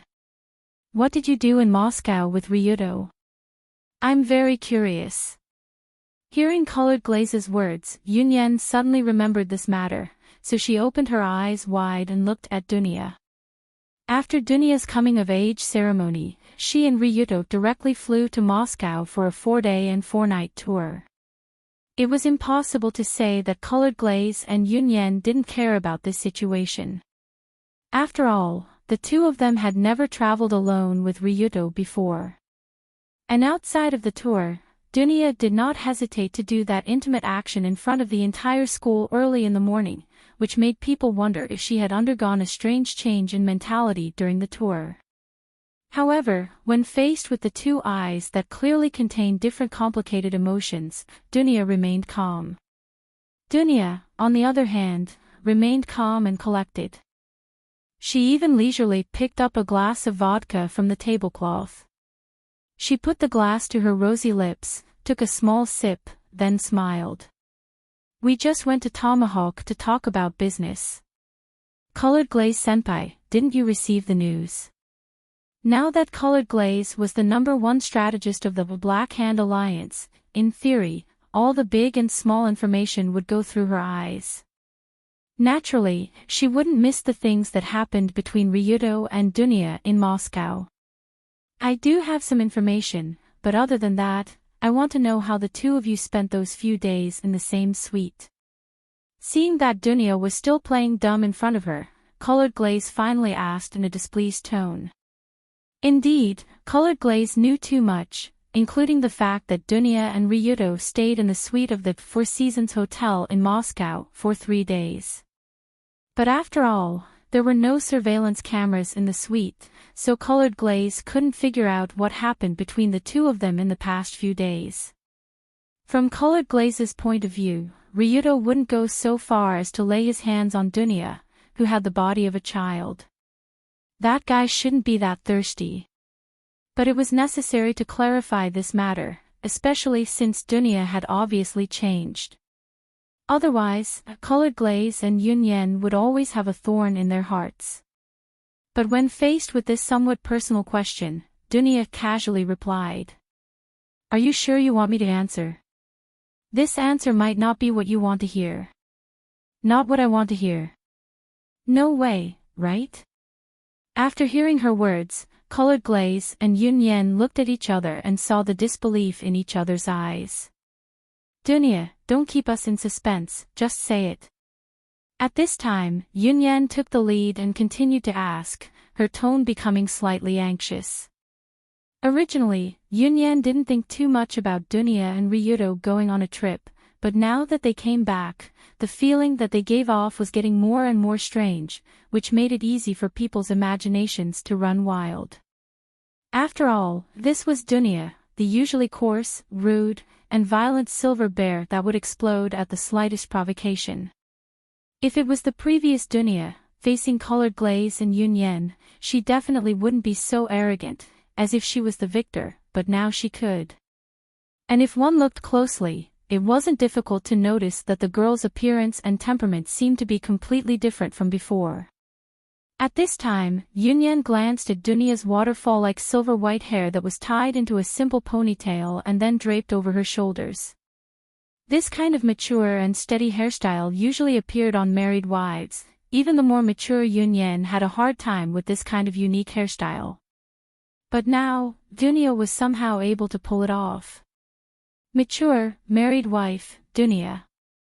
These 3 words didn't have any sense of harmony in Colored Glaze's eyes. They were words that couldn't be put together at all.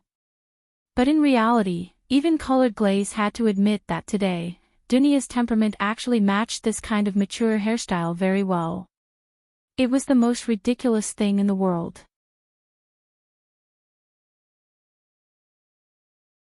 Chapter 291. Dunya, Saitu Dunya, this stinky bare flat-chested brat actually exuded a graceful, gentle, steady, mature and elegant feminine aura. It was like seeing a ghost in broad daylight. When she went out, she was a bare brat, and when she came back, she became an elegant wife. The change in temperament wasn't something that could be achieved simply by changing her hairstyle and clothes. It can't be. Dunya. Could it be? She and Ryuto really, what's wrong? Colored Glaze, senpai, your expression is getting weirder and weirder. Just as Colored Glaze was thinking about the impossible answer in her heart, Dunya revealed a devilish smirk and said to Colored Glaze in a proud tone. For some reason, Dunya's body exuded a powerful aura. How should this aura be described? It was like a harem empress, managing the harem on behalf of the emperor. What's going on? Why did she suddenly become so magnanimous? And what's with the arrogance and calmness of a victor? Hee hee hee. When Colored Glaze couldn't help but take a deep breath and wanted to get to the bottom of it, Dunia smiled. What are you smiling at? I'm smiling at how you have the guts to think nonsense, but don't have the guts to say it. Ah. Hearing this, Colored Glaze's body slightly stiffened. She didn't know if it was because Ryuto opened her governor and conception meridian, or if it was because she stepped onto the steps of an adult and became smarter. What was unexpected was that Dunia actually saw through Colored Glaze's thoughts. It felt as if a polar bear suddenly picked up a keyboard and started typing, and it was as ridiculous as Tokyo Villain's love game. For a moment, Colored Glaze was shocked speechless by this ridiculous change, and Yunyan's gaze was also filled with suspicion. Okay, I'll confess. Being stared at by two pairs of obviously distrustful eyes, Dunia smiled and waved her hand, showing an "I surrender" look. Yunyan also slightly sighed in relief and asked with a smile, "Why didn't you just say it earlier? What interesting thing did you encounter when you traveled with Ryuto? Tell me about it." "Ah, it's nothing, it's just that I became an adult with him." "What?" When Dunia said those words in a light tone while drinking vodka, the surrounding air. "I became an adult with him, together, that's all." It was a simple line of words, but it contained a lot of incredible information. After all, generally speaking, there were many ways to become adults. However, there was probably only one way for a man and a woman to become adults together. That way was stealing, eating, forbidden, fruit. In other words, Dunia's words meant that she and Ryuto already had a relationship, and it was a relationship between a man and a woman. In an instant, Colored Glaze was petrified, Yunyan was stunned, and Dunia, on the other hand, puffed up her chest, put her hands on her waist, and put on the posture of a victor. How about it? Do you know what it means to overtake on a curve? No matter how far the two of you ran before, this young lady can directly pass by and leave you far behind. Thinking of this, Dunia's mouth curled up, and her expression was extremely cute. A while ago, she felt the same way when she saw Ryuto being intimate with Yunyan and Colored Glaze. Now that the two behind her knew that she overtook them, she felt the same way. Perhaps even more so. She really got her revenge. How? How is that possible? I don't believe it. After a moment, Colored Glaze said in a low voice, with a look of disbelief. How is that possible? Why would Ryuto make a move on Dunia? If he made a move on Yunyan, Colored Glaze could still understand. After all, Yunyan was full of feminine charm. She was beautiful, had big breasts, a thin waist, a round butt, and long legs. It was normal for Ryuto to not be able to resist the temptation. But what the hell was Dunia? Apart from his face, this stinky brat had nothing else. How could she possibly be the first to take the lead? Something was wrong, right? You don't believe it, right? Dunia heard this and grinned. She took out her phone from her pocket and waved it at Colored Glaze. I have some photos here that can be used as evidence. Do you want to see them? Photos.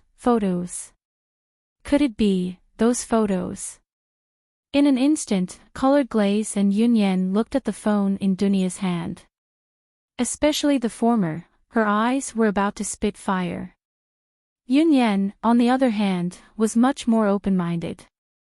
She quickly leaned over and put her head on Dunia's shoulder. She smiled and said, Is it true? I really want to see it. If Yunyan wants to see it, then it's definitely possible. Suddenly, Dunia narrowed her eyes and looked at Colored Glaze. Then, she swiped her phone and showed some of the strange photos she had recently collected. After seeing the photo, Yunyan covered her mouth in surprise. Wow, that's amazing. Hee, amazing, right? There's even more amazing. Pfft. Ha. This photo of Ryuto's expression is a little funny. Indeed, that guy's expression is quite funny sometimes. It's easy to get out of character. Sigh, I'm so envious. Speaking of which, didn't you feel pain at that time? A little at first, but you'll get used to it. Besides, he's quite gentle. On the other side, Yunyan and Dunya were laughing and looking at some strange photos, happily exchanging their experiences. On the other side, Colored Glaze was as uncomfortable as if she had eaten a fly. She raised the teacup with trembling hands and tried to pretend that she didn't care about the situation over there, but in fact, I want to see it, I want to see it, I want to see it so much. When the young miss of Kamiyoshi looked at the scene where the two were looking at the photos, her heart was already screaming crazily. How could she not care?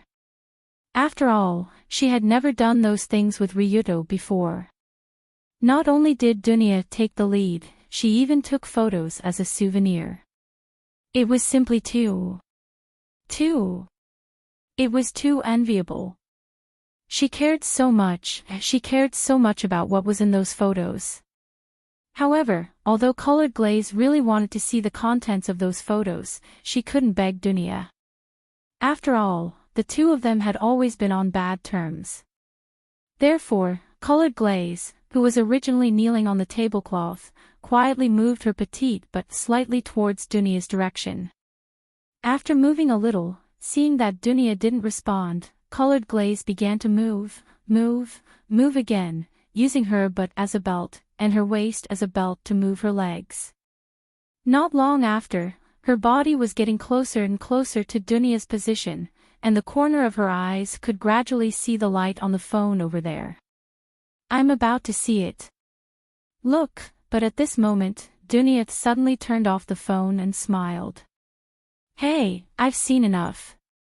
Let's continue eating. F***ck.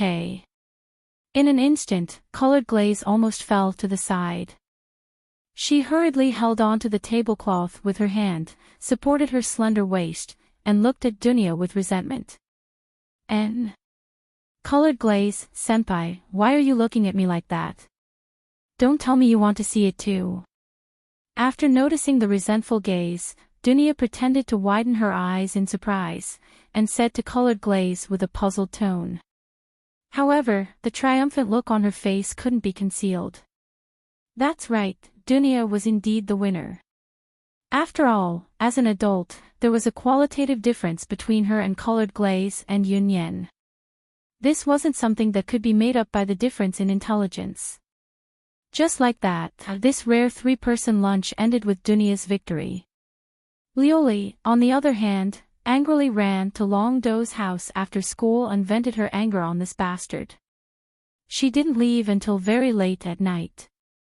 As for how Colored Glaze kicked up a fuss, and how Ryuto comforted her, that was something that couldn't be said in detail. But that afternoon, when Yunyan returned to Tsukuminari Kojo, an unexpected storm slowly blew in her house. When she returned to the living room, the first thing Yunyan saw was her father sitting on the sofa. He didn't look too good, so she asked with a smile, "Dad, why are you back so early today?" Yunyan's father, Tsukujiri Kyoji, was an elegant man with a scholarly aura. He had good facial features, wore square glasses, and always wore a decent white suit. He was the type that would attract attention wherever he went. Usually, Kyoji always had a gentle smile on his face as if he was a nice guy who would never get angry. But today, Kyoji wasn't like that. "Yunyan. Come sit here." After seeing his daughter, the CEO of Tsukuminari Group patted the sofa next to him and said in a tone that made people feel bad. "This feeling. Father seems to want to scold me. Did I do something wrong recently?" Since young, Kyoji rarely scolded Yunyan.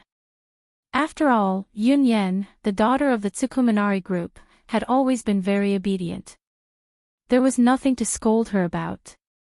But today, Kyoji was different. His face was serious, and his eyes were like lightning. His tone also sounded like he expected better from his daughter, as if he was very disappointed in her. So Yunyan deliberately sat opposite Kyoji and asked with a smile, "Dad, what's wrong today? Are you going to scold me? Take a look at this." The next moment, Kyoji took out a few photos from the folder beside him and threw them on the table between the two. "This is... Oh, so that's what it is." Yunyan picked up the photo and looked at it. It was the scene of Ryuto and Dunya intimately holding each other's shoulders as they walked into the school. Now, Yunyan knew why her father was angry. It was because Kyoji already knew that his daughter was dating that extreme leader.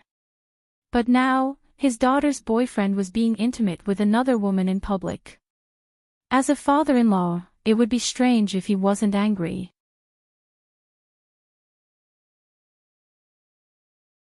Chapter 292. But after looking at the photos, Yunyan said with a relaxed smile, "Dad, what are you trying to say by showing me these photos?" "What am I trying to say? Do you still need to ask?" "Break up with Ryuto Kiryu immediately." Seeing his daughter's relaxed expression, Kyoji's eyes became sharper. Actually, when he knew that his daughter was dating the second-generation leader of the Rulon group, Kyoji's first reaction was to firmly oppose it. After all, Ryuto that person. Almost all of Tokyo's residents knew that he wasn't a good person. Although the trip to the Kokyo unexpectedly gave him a lot of popularity, the upper class still didn't treat him as a decent person. Such an extreme dojo leader actually got his cute and generous daughter. When Kyoji heard the news, he was so angry that he almost wanted to find Ryuto and scold him, but Shinchin stopped her husband. "Don't worry, isn't Ryuto a good kid? What's wrong with him dating Yunyan?" "Yes. But that guy is extreme dojo. He's not a decent person." "So what if he's extreme dojo?" Mrs. Ruehue also praised him a lot. "Don't tell me you think you're as good at judging people as Ruehue." This. After his wife used Ruehue to suppress him, Kyoji was immediately silenced. Kyoji himself was one of the 12 members of the Yatsuki Dark Crow, so he was naturally very familiar with the leader of the Kamiyoshi clan, and he also knew how powerful Ruehue was. If Ryuto was just an ordinary delinquent, then he definitely wouldn't have received Ruehue's approval, so he must have some outstanding strengths. As for what those strengths were, perhaps only Ruehue and Dunya knew. In this case, Kyoji could only acquiesce to his daughter's relationship with Ryuto. However, he also ordered Yunyan to go back to the Uejian villa every day to prevent his daughter from being taken away by that pig on a dark and windy night if he didn't keep a close eye on her. It had to be said that Gong Si had great foresight. Otherwise, with Yunyan's personality, she wouldn't have waited until now. Ryuto would have eaten her clean. Dunya wouldn't have had the chance to take the lead. But it was clear that although Kyoji could keep an eye on his daughter, he couldn't keep an eye on that bastard Ryuto. Never in his wildest dreams did he expect that bastard to flirt with another woman while he was dating his own daughter. Moreover, the other party was the eldest daughter of the Saito family. This was simply outrageous. "Break up, we must break up." Therefore, when Yunyan came back tonight, Kyoji gave his daughter an absolute order to force her to break up with Ryuto no matter what. However, Yunyan lightly shook her head and said without a care, "Dad, you misunderstood. Actually, I know about him and Dunya." "What?" The moment he heard this, Kyoji was stunned. "Did I hear wrong? My daughter said that her boyfriend was flirting with another woman, she knew about it. And she was still so calm when she knew about it." After being stunned for a moment, Kyoji suspiciously asked, "Then you... That's right, you don't actually like that delinquent, right? That's why you don't care about his cheating." No, I like Ryuto very much." "Then if you like him, how can you tolerate him flirting outside?" "I like Ryuto, but I also like Dunya, what's wrong with that?" She. This. After hearing Yunyan's overly provocative words, Kyoji couldn't help but widen his eyes as if he couldn't understand what the young people were thinking. Yunyan liked Ryudo, and also liked Dunya. Didn't that mean she was a double-edged sword? Just thinking about his daughter being entangled with a man and a woman, Kyoji almost spat out a mouthful of blood. Damn it. Damn it. Damn it. It must be that bastard Ryudo Kiryu who led my obedient daughter astray. I can't let Yunyan continue like this. At this time, Kyoji took a deep breath and said in a deep voice. We'll move abroad tomorrow. You should also prepare to transfer schools, you can't stay here anymore. Ha! Move. Transfer schools. Hearing her father's words, Yunyan finally realized that she was in big trouble. Kyoji seemed to be serious. In Kyoji's view, if his daughter continued like this, she would definitely become a hopeless woman, so he had to get her away from this terrible environment. Therefore, Kyoji decided to move immediately. He planned to take the whole family to a place where Ryudo Kiryu wouldn't be able to find them. Even if it was an uninhabited island, it would be better than staying in Tokyo. As for this sudden decision, Yunyan naturally couldn't accept it. She quickly stood up from the chair and shouted at her father. Wait! Wasn't this a little too presumptuous?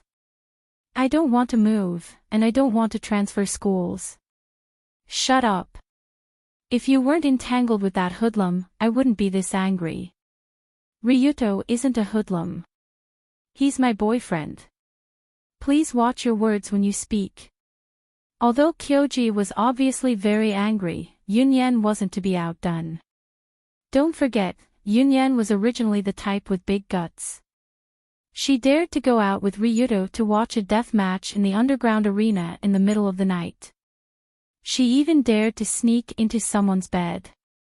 Her guts were simply too big. Therefore, in this living room, Yunyan couldn't help but quarrel with her father. The father and daughter scolded louder and louder, and the more they scolded, the angrier they got. Now your wings have hardened, right?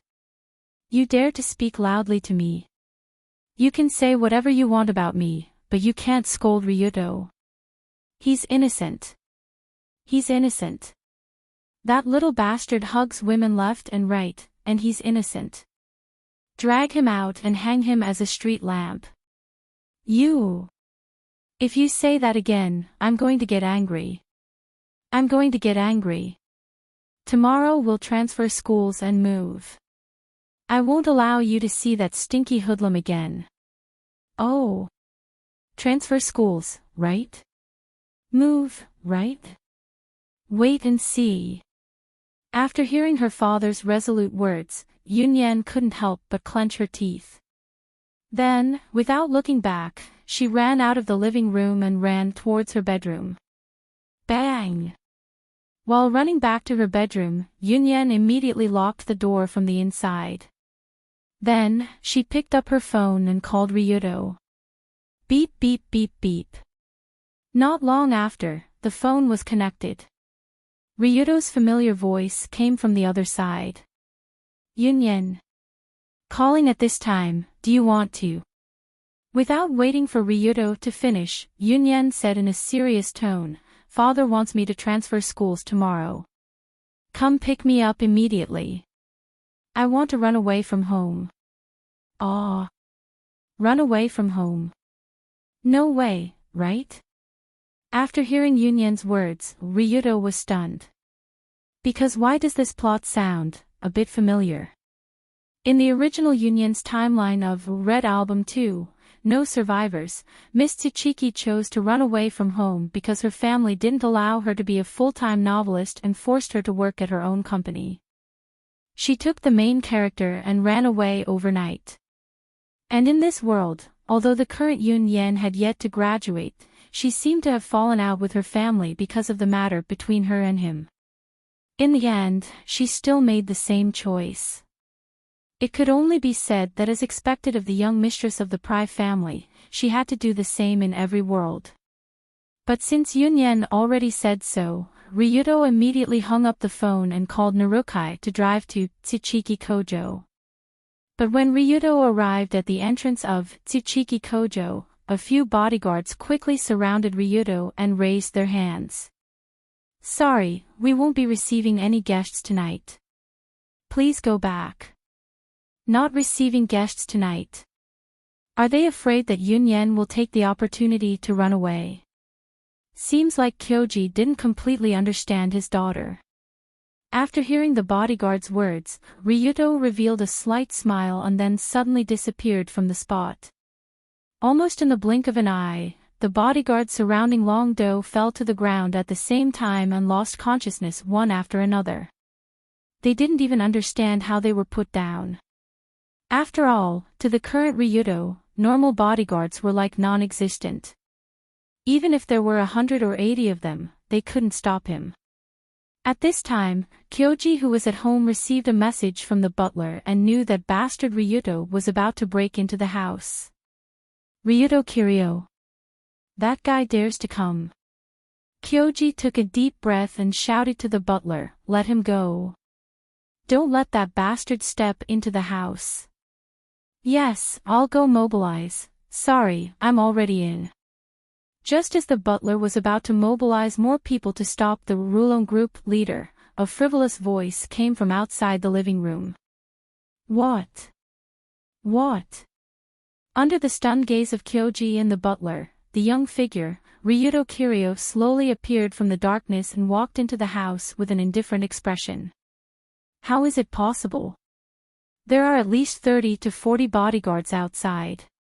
Could it be that in such a short time, after feeling the gaze of the two, Ryudo walked toward Yunyan's room while smiling at his future father-in-law?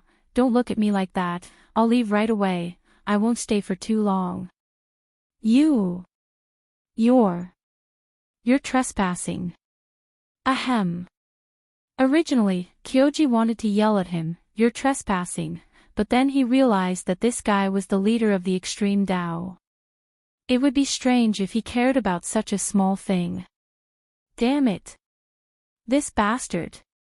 Seeing that Ryudo was about to walk toward Yunyan's room, Kyoji suddenly took out a button from his pocket and pressed it. Buzz. Buzz. Buzz. Buzz, accompanied by a series of rapid buzzes, 5 multi-axis rotor microdrones that were slightly larger than footballs quickly flew in from outside the house and aimed their cannons at Longdo's body. When Ryudo first met Yunyan, she also used these drones once. It was a high-tech automatic defense system that Kyoji equipped for himself, his wife, and his daughter. Although the drones looked small, the small muzzle could fire hundreds of powerful tranquilizer bullets in a second. Even an elephant would be taken down in the blink of an eye. Whoosh! Bang! But before Kyoji could order the drones to attack, 5 small steel balls flew out like bullets. The 5 drones were smashed into smithereens.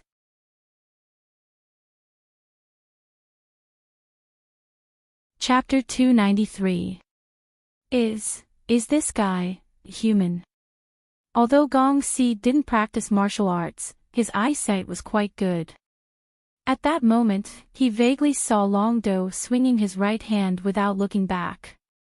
He directly threw out 5 steel balls from his hand and shot down 5 drones. Although they were miniature drones, the precision machines made by the Tsukujiri group could meet military standards in all aspects. Even if they were shot a few times, they might not fall, let alone be smashed with steel balls.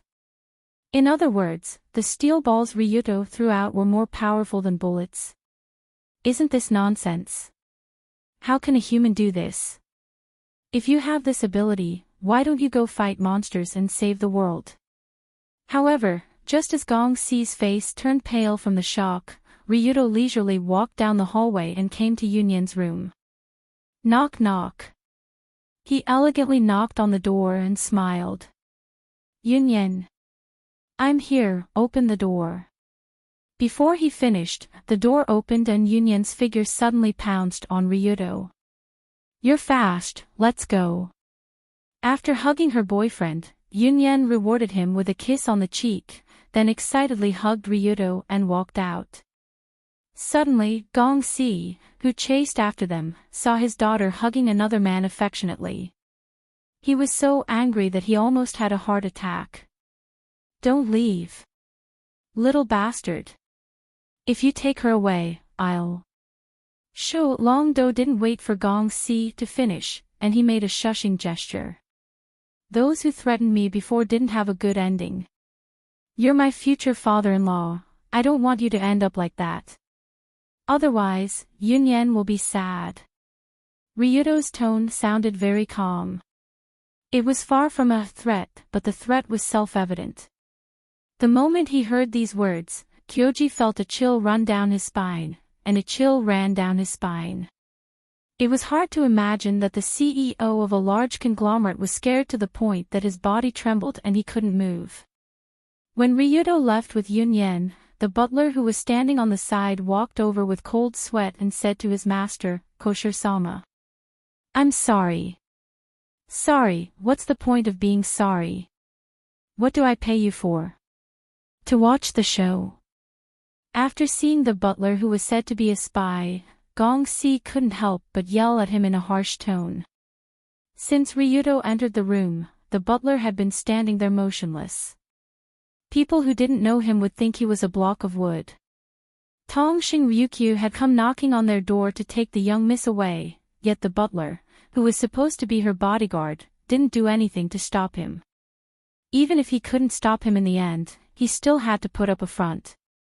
Wasn't this professional ethics? Who knew that the butler shook his head and said, "It's not that I don't want to move, but if I move, I'll be beheaded on the spot. At that time, there'll be no turning back." WH. What? Gongxi was shocked when he heard the butler's words. Although this sentence sounded a little unbelievable, it was the truth.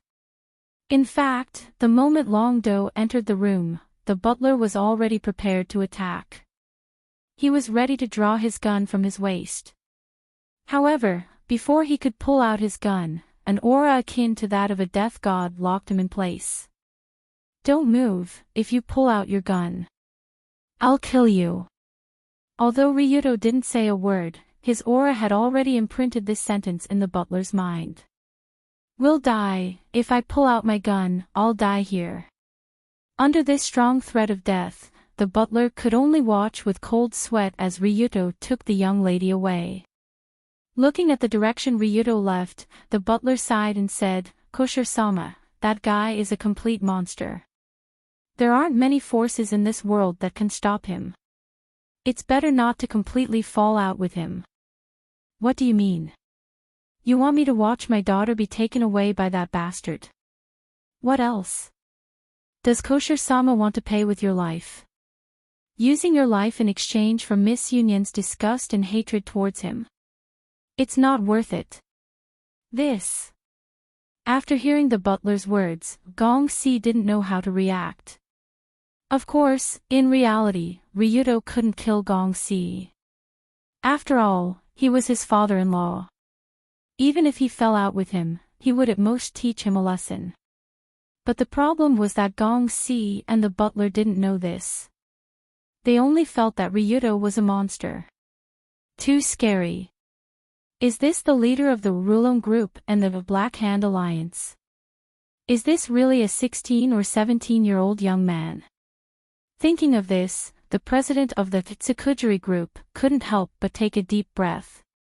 But at this time, Gongxi seemed to understand why his daughter liked Ryudo so much.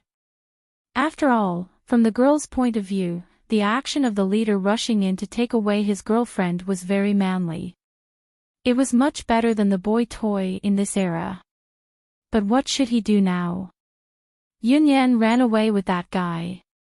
Wasn't this sending a sheep to the tiger's mouth? At the thought that his daughter might be taken by a pig tonight, Gongxi's face turned into the color of pig liver.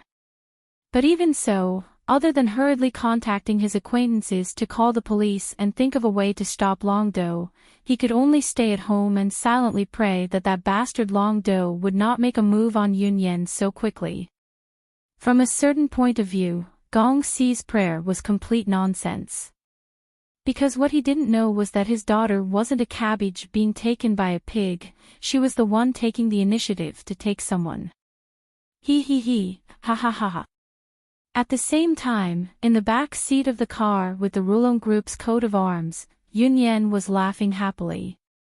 Ever since Longdo picked her up from her home, senior sister Yunyan had been very excited. At this time, she didn't even want to sit on Longdo's lap. She even reached out and hugged her boyfriend's neck. This extremely hot scene made the driver, Narukai, unable to stand it. He quickly pulled down the partition and put on his headphones. He made a "I can't see anything, I can't hear anything" gesture. Seeing Yunyan's happy expression, Ryudo smiled and said to her, "Okay, now you've successfully run away from home, right? That's what you wanted." Longdo knew that senior sister Yunyan had always been the type who liked to take the initiative to pursue excitement. For her, running away from home with her boyfriend after quarreling with her father, this kind of incomparably exciting action obviously touched the young girl's nerves, making her so happy that she couldn't close her mouth. But when she heard Ryudo's words, Yunyan smiled in his ear and said, "Running away from home was successful, but it's not enough. It's far from enough, I want more." "Oh. Then what do you want?" "Stay at my house for the night," Ryudo said as he reached out and hugged his girlfriend's slender waist, and a hint of excitement flashed in his eyes. In fact, in the past few months, Yunyan had been firmly watched by Gong Xi. Basically, she had no chance to have intimate contact with Ryudo, which made Ryudo feel particularly uncomfortable. Especially after eating dunya on this trip to Moscow, Ryudo was obviously looking forward to Yunyan. After all, even a flat loli like dunya could bring him so much joy. Yunyan, the type who had a good figure and knew how to play. It was really unbearable to think about. So on this night when Yunyan ran away from home, it was just right. He. Thinking of this, Ryudo's face couldn't help but show a weird expression, especially when he felt Yunyan's perky buttocks sitting on his lap. He was even more energetic. Yunyan's figure was excellent. She was the type who was not fat but had meat. The feeling of holding her was warm and soft. She was not on the same level as Dunya, who would touch his bones. He would definitely feel good. But just when Ryudo was imagining a strange scene in his mind, Yunyan in his arms shook her head and said, "It's not bad to stay at your house, but since I ran away from home, I want to go somewhere far away." Somewhere far away. For example, Paris, France. I want to see the Eiffel Tower with you and then kiss on the top of the tower. Should I say, as expected of Yunyan, this idea is really playful. Although it's a bit complicated. Go to Paris. It's not impossible under normal circumstances, but we definitely can't take a plane now. After hearing his girlfriend's request, Ryudo couldn't help but reach out and scratch his head. It could be foreseen that Tsukujiri Kyoji must be furious now because his daughter was taken away, and the police would arrest Ryudo for kidnapping. Although this crime would become a joke because of Yunyan's return, it also meant that Yunyan must take the initiative to go back, otherwise, it would not be a joke, and she would really be wanted by the police.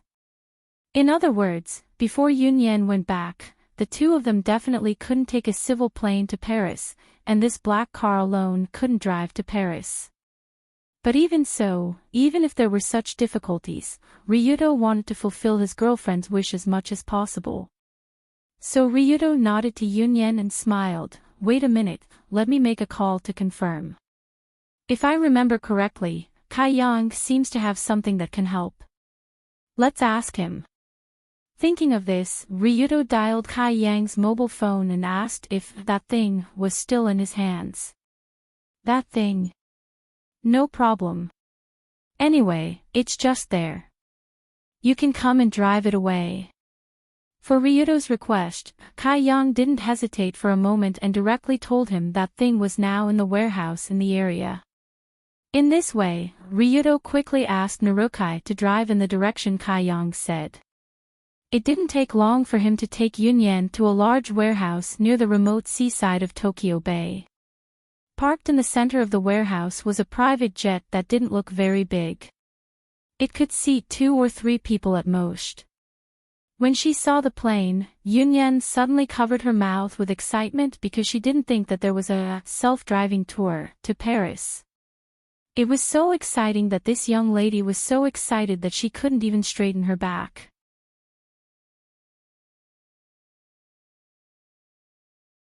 Chapter 294. Kai-young's private jet was said to be a good thing he received from a fugitive warlord. It didn't cost much, but it was excellent. It was definitely worth it. Because of the omnipotent pilot passive skill of 100% proficiency, Ryudo could almost perfectly pilot all the vehicles in the world, so he got on the plane on the spot and flew all the way to the west with Yunyan. Boom. Boom boom boom boom. As the jet ignited and quickly moved forward on the simple runway in front, it soared into the sky and soared in the dark night sky. Yunyan, sitting behind Ryudo, was unconsciously immersed in the beautiful night sky. Dusk shrouded the dusky Tokyo, and the dark sky was twinkling with sparkling diamond-like stars. Especially when sitting on this small jet, it was closer to the starry sky than sitting on a large passenger plane, as if the dazzling stars were within reach. It's so beautiful. Is this the feeling of flying in the sky? The surrounding night sky and clouds flashed behind quickly. To be honest, the feeling of riding this kind of jet was somewhat bumpy, but the surrounding stars quickly made Yunyan addicted to it. Because it was already night, Yunyan slowly fell asleep under the panoramic night sky unknowingly.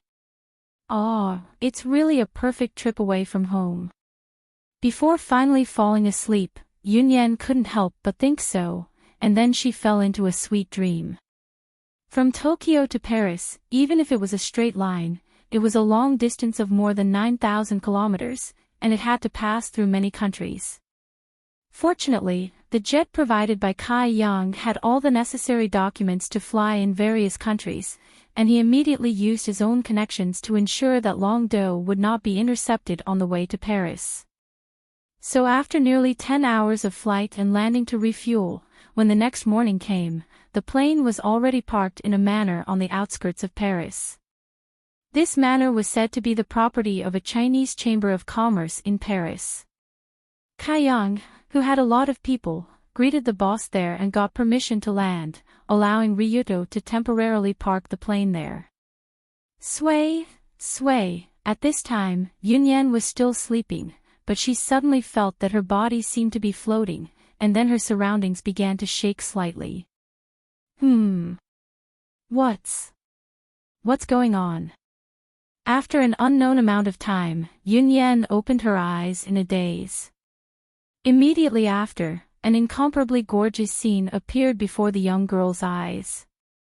Although it was the beginning of winter in October, outside the window of Yunyan's vision, a field of huge sunflowers was blooming like flames in the wilderness of Paris. The sunflowers seemed to be burning with life, setting off the beautiful and tranquil scenery of the lake and mountains not far away. Together with the faintly visible ancient and exquisite art buildings in the surrounding mountain villages, it looked even more fascinating under the morning sun. Oh. You're awake. When Yunyan was unconsciously shocked by the beautiful scenery outside the window, a familiar voice came from the side. Yunyan turned her head and saw Ryudo handing over a bottle of mineral water with a smile. Coincidentally, Yunyan also felt thirsty at this time, so she took the bottle and drank. After drinking, Yunyan found that the two were sitting in a luxurious car. The driver in front was a white-haired old gentleman. The car was driving on a neat desolate mountain road, surrounded by beautiful natural scenery. Seeing Yunyan woke up, the old gentleman in front turned his head slightly and greeted with a smile, "Bonjour, mademoiselle, good morning, miss." Because Yun Yan often traveled to and from different countries since she was young, she could speak most of the languages of many countries. Thus, she replied without hesitation, "Bonjour." Wait. Could it be? After saying bonjour, she realized that the old gentleman was actually speaking French to her. Could it be that he was speaking French? No way, right? Thinking of this, Yun Yan couldn't help but feel a little dreamy. She just ran away from home last night, and then said that she was running away from home to go to Paris with a hint of willfulness. As a result, she woke up in Paris. She was tens of thousands of miles away. Don't be surprised. We are indeed in France now, and we are rushing to the city of Paris. This is Mr. Bernard, the person responsible for receiving us. It seemed that he felt that Yunyan's confused look was a little cute. Ryuto patted her head gently, and then introduced the old gentleman in front of him. Mr. Bernard was the old butler responsible for managing the manor where the plane was parked. Kai Yang asked the owner of the manor to take care of his friend, so Ryuto and Yunyan were warmly entertained by the owner after they got off the plane. Originally, Ryuto just wanted to borrow a car from them and drive from the suburbs to Paris, but the old butler insisted on sending them, which led to the current scene. While the wheels were moving, it didn't take long for a city with a strong artistic atmosphere and rich life to slowly appear in front of Yunyan's eyes. When it came to Paris, there was always a very strange feeling because there was always a feeling that time seemed to stop flowing here. People often praise the changes in emerging cities, but such changes absolutely did not exist in Paris. Those old and full of artistic buildings stood in the same place day after day, year after year. The historic Champs-Élysées, the white and sacred Arc de Triomphe, the magnificent Palace of Versailles, the elegant and dignified Notre Dame de Paris, the towering Eiffel Tower in the square of the God of War, and the Seine River flowing quietly under the tower, all of them spoke of the charm of this city. When Ryuto entered the city, he felt the natural romantic sentiment of the French, as well as the spirit that somewhat confused the Orientals. The Orientals pursued the idea of man conquering nature. Even if there were thousands of huge waves, they would go against the current, like a fish leaping over the dragon gate to become a dragon. If they failed, they would die. But the French liked to go with the flow. Wherever the waves hit, people would lie there. Compared to going against the current, they obviously preferred to raise their hands. It didn't take long for the two to bid farewell to the enthusiastic old gentleman Bernard and stroll on the Champs-Élysées. It was early in the morning. Because they had been flying all night and hadn't eaten anything until now, Yunyan found that she was already dizzy from hunger. She pulled Ryuto to find a coffee shop and sat down outside. The outdoor coffee shops in Paris were very famous. Walking on the streets and alleys, one could see exquisite chairs placed outside, people sitting and drinking coffee while enjoying delicious food. However, because of the hunger, Yunyan didn't plan to choose carefully. After sitting down, she hurriedly ordered a few food and drinks, then held Ryuto's hand and waited for the food to arrive.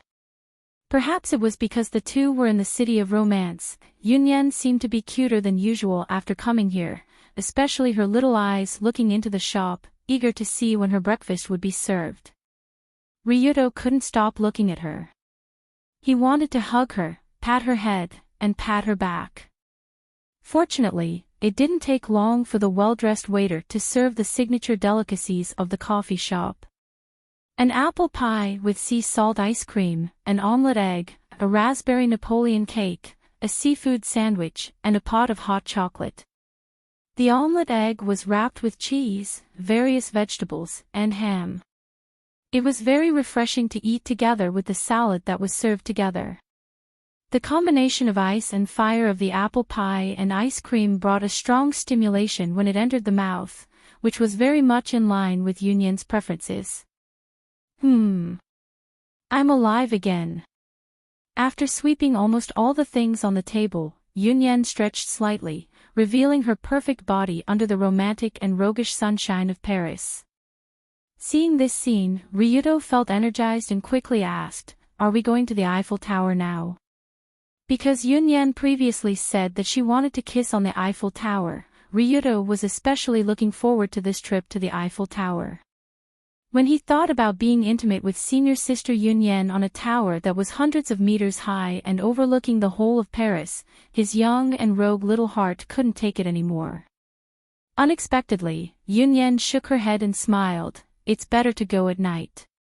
I want to go to another place during the day." "Another place? Where?" "Louvre. Notre Dame de Paris."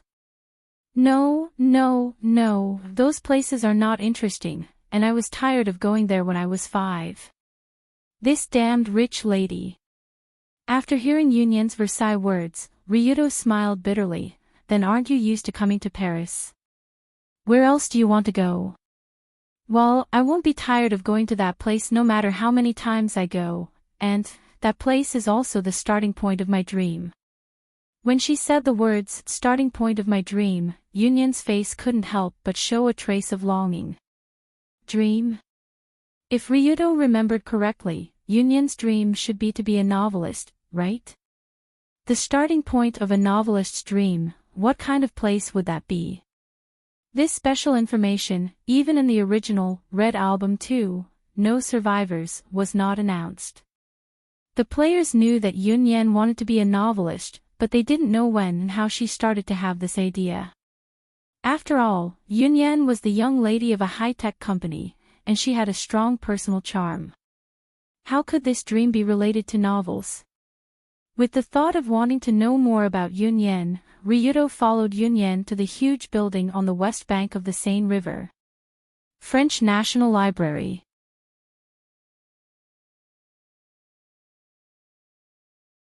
Chapter 295. The Bibliothèque Nationale de France was the largest library in France and one of the few large libraries in the world. This world-famous library was built on an industrial wasteland on the bank of the Seine River in Paris, forming the gorgeous scenery on the right bank of the Seine River. From the outside, the huge library was like 4 huge books that were opened, proudly standing under the clear sky, as if all the cultural crystallization of the world was stored in these 4 books.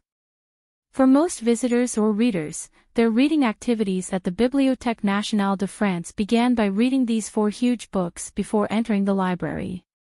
Of course, for Yunyan and Ryuto who came here after breakfast, this situation was no exception. Oh, what a big book! Are they not afraid of an earthquake collapsing it? After looking at the appearance of the library from the outside, Longdo thought of some very inauspicious things. Then, he followed Yunyan and walked into the library with great familiarity. The Bibliothèque Nationale de France covered a large area, and there were many books stored inside. At first glance, it felt like it was surrounded by a sea of books. After entering the library, Yunyan pulled Ryuto to a corner without hesitation. After walking for a while, they stopped in front of a bookshelf. At this time, Yunyan looked at the familiar bookshelf and books in front of her, and said to Ryuto without looking back, "Didn't I just say that this is the starting point of my dream?" Speaking of which, that was 5 years ago. The first time Yunyan had the idea of becoming a novelist, or rather an author, was when she came to the Bibliothèque Nationale de France, with her mother when she was 12 years old, exactly 5 years ago. At that time, Yunyan was a girl who had no interest in literature. Compared to those thick books that didn't look fashionable at all, she preferred beautiful clothes or some rare toys. That's right, the Yunyan at that time did have such a side. She was also naughty, exaggerated, arrogant, proud, and willful. Because there was one thing that Yunyan was very clear about since she was a child, and that was that she was a person chosen by the heavens who could have everything without any effort. Indeed, Yunyan in Tsukujiri was a person chosen by the heavens. Among the billions of people in the world today, there were only a few people who could be compared to the top Miss of Versailles. If there was a word to describe Yunyan's background, then only the word cheat was the most appropriate word. As the Miss of the Tsukujiri group, Yunyan from the day she was born, she had endless wealth. In addition to this wealth, she also had a unique top beauty, a top figure, and extraordinary personal charm. This was especially true for her extraordinary charisma, which had been displayed since she was young. Ever since she was young, no matter what Yunyan did, she would always receive unreserved praise from others. Singing, dancing, tea ceremony, flower ceremony, recitation, drama. When a person has LV5 charm, her every move would naturally be able to shake people's hearts. Even if Yunyan's artistic talent was only at an average level, she would still be able to win the cheers of the audience. No matter what she did, there would be praise, and it would be praise from the bottom of her heart, not the kind that was superficial. From a certain point of view, level 5 charm was like a type of magic that could make people automatically submit to her, a type of magic that didn't require any effort to be praised. But as she grew older, this kind of special treatment finally made Yunyan feel a bit bored one day. Is there something wrong with my life? Is it really okay to continue like this? That year, when she was 12 years old, she couldn't help but think about it one night. No matter what Yunyan did, she could receive praise from others. No matter what she did, she could easily succeed. Was this kind of success that relied on God's gift of charm really her success? Yunyan thought about it for a long time, but she couldn't come up with an answer. Until one day during the holidays, she accompanied her mother to this French National Library. There, she saw her own path. Since the girl was 12 years old, it was the first time she saw such a big library, with so many different kinds of books. In the library where the walls were carved with exquisite patterns, the rows of bookshelves were as long as the horizon, as if they were going to reach the clouds. Inside the Bibliothèque Nationale de France, there were more than 10 million books. The seemingly vast sea of books brought great shock to the 12-year-old Yunyan. The first thing that entered Yunyan's eyes were the millions of authors' names. On the rows of bookshelves, there were detailed records of countless authors' names. Europeans, Asians, Africans, Americans, contemporary people, modern people, ancient people, men, women, old people, children. In front of the sea of names in the books, many things didn't seem important. What kind of people were the authors of these books in the time period that they lived in? They were good people, bad people, scholars, ordinary people, poor, rich, in the flames of war, or ordinary people. This was the so-called appearance of life.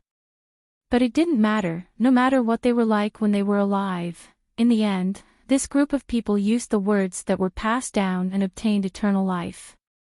A person's death was like an extinguished lamp, but as long as their words were passed down, their name, their spirit, and their ideals were passed down, it was equivalent to living in another form in history.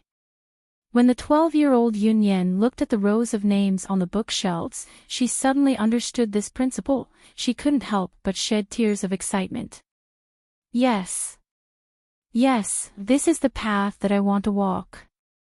No matter how good my family background is, no matter how beautiful my appearance is, no matter how amazing my charm is. All of these factors, both internal and external, will gradually disappear with the passage of time and the transformation of time and space. But no matter how much time passes, the words still have the power of a rock. Even if 100 years, 1,000 years, 10,000 years have passed, it will still leave behind its own traces. I've decided, I want to be an author. I don't want to rely on Tianxi's family background, looks, and charm to live an ignoble life. I want to rely on my own abilities. I want to rely on the pen in my hand to let these words, clouds and geese in the moon, gain eternal life in the world of words. At that time, the 12-year-old Yunyan stood in front of this row of bookshelves and made a vow of her life. 5 years later, the 17-year-old Yunyan was still standing in the same place, looking at the same batch of books in front of her. It was as if her 17-year-old and 12-year-old self overlapped. But different from the 12-year-old Yunyan, the current her had someone by her side who would unwaveringly support her no matter what. It sounds stupid. After describing her past, Yunyan turned to Ryudo and said with a smile, "The young mistress who has everything from birth wants to take the most difficult path. How could that be?" Long Do shook his head and said seriously, "It would be better to say, I have a feeling of respect for you now." This was not out of politeness, but Ryudo's praise from the bottom of his heart. Moreover, the reason for this praise had nothing to do with Yunyan's extraordinary charm. Instead, it came from her noble and unyielding character. Just as Yunyan had said, she was a woman who was destined to have everything from the day she was born. Her charm, beautiful appearance, and illustrious family background could only be described as invincible. It could allow her to live a carefree and colorful life, and she would be happier than anyone else in the world. Even so, she still took the initiative to choose the most difficult path. No matter how good Yunyan's family background was, no matter how beautiful Yunyan's appearance was, no matter how powerful Yunyan's charm was, it had nothing to do with the words she wrote. On the path of writing, Yunyan gave up all the advantages of her talent and built a bridge to her dream from scratch. Everything she did was to prove to the world that even if she did not rely on her family background, appearance, or charm, Yunyan could still attract people's attention to her name. Ryudo felt that giving up her heaven-given ability for her dream was very noble.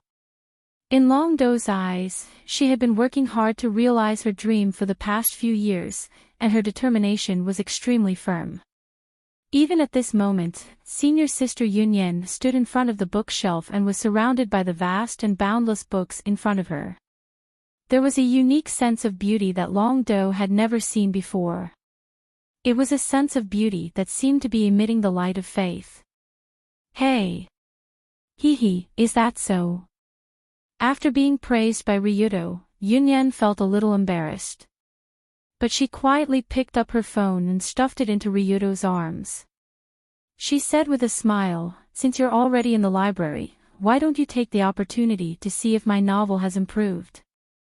How far is it from the group of great writers around me?" Okay, then I'll read your masterpiece and see when your book can be collected in this library." Ryudo took Yunyan's phone and focused his attention. He carefully read the lines of words on the phone with the greatest enthusiasm. It was as if he was reading the Bible in his mind, solemn and serious. Unfortunately, in just 5 seconds, Ryudo regretted it. As he read Yunyan's recent literary masterpiece, fine beads of sweat flowed down from his forehead. The corners of his mouth curled up slightly, and his body faintly trembled. How should he describe Yunyan's book? After thinking for a moment, Ryudo handed the phone back to Yunyan and said with a wry smile, "Not bad, as a light novel that's relaxing and funny, there should be bookstores that are willing to publish it." A light novel that's funny. However, Yunyan frowned when she heard that. "But my book's main theme is obviously a touching sadomasochistic plot. It's not relaxing at all, right?" For a moment, the two of them looked at each other in the corner of the library, and the atmosphere was awkward.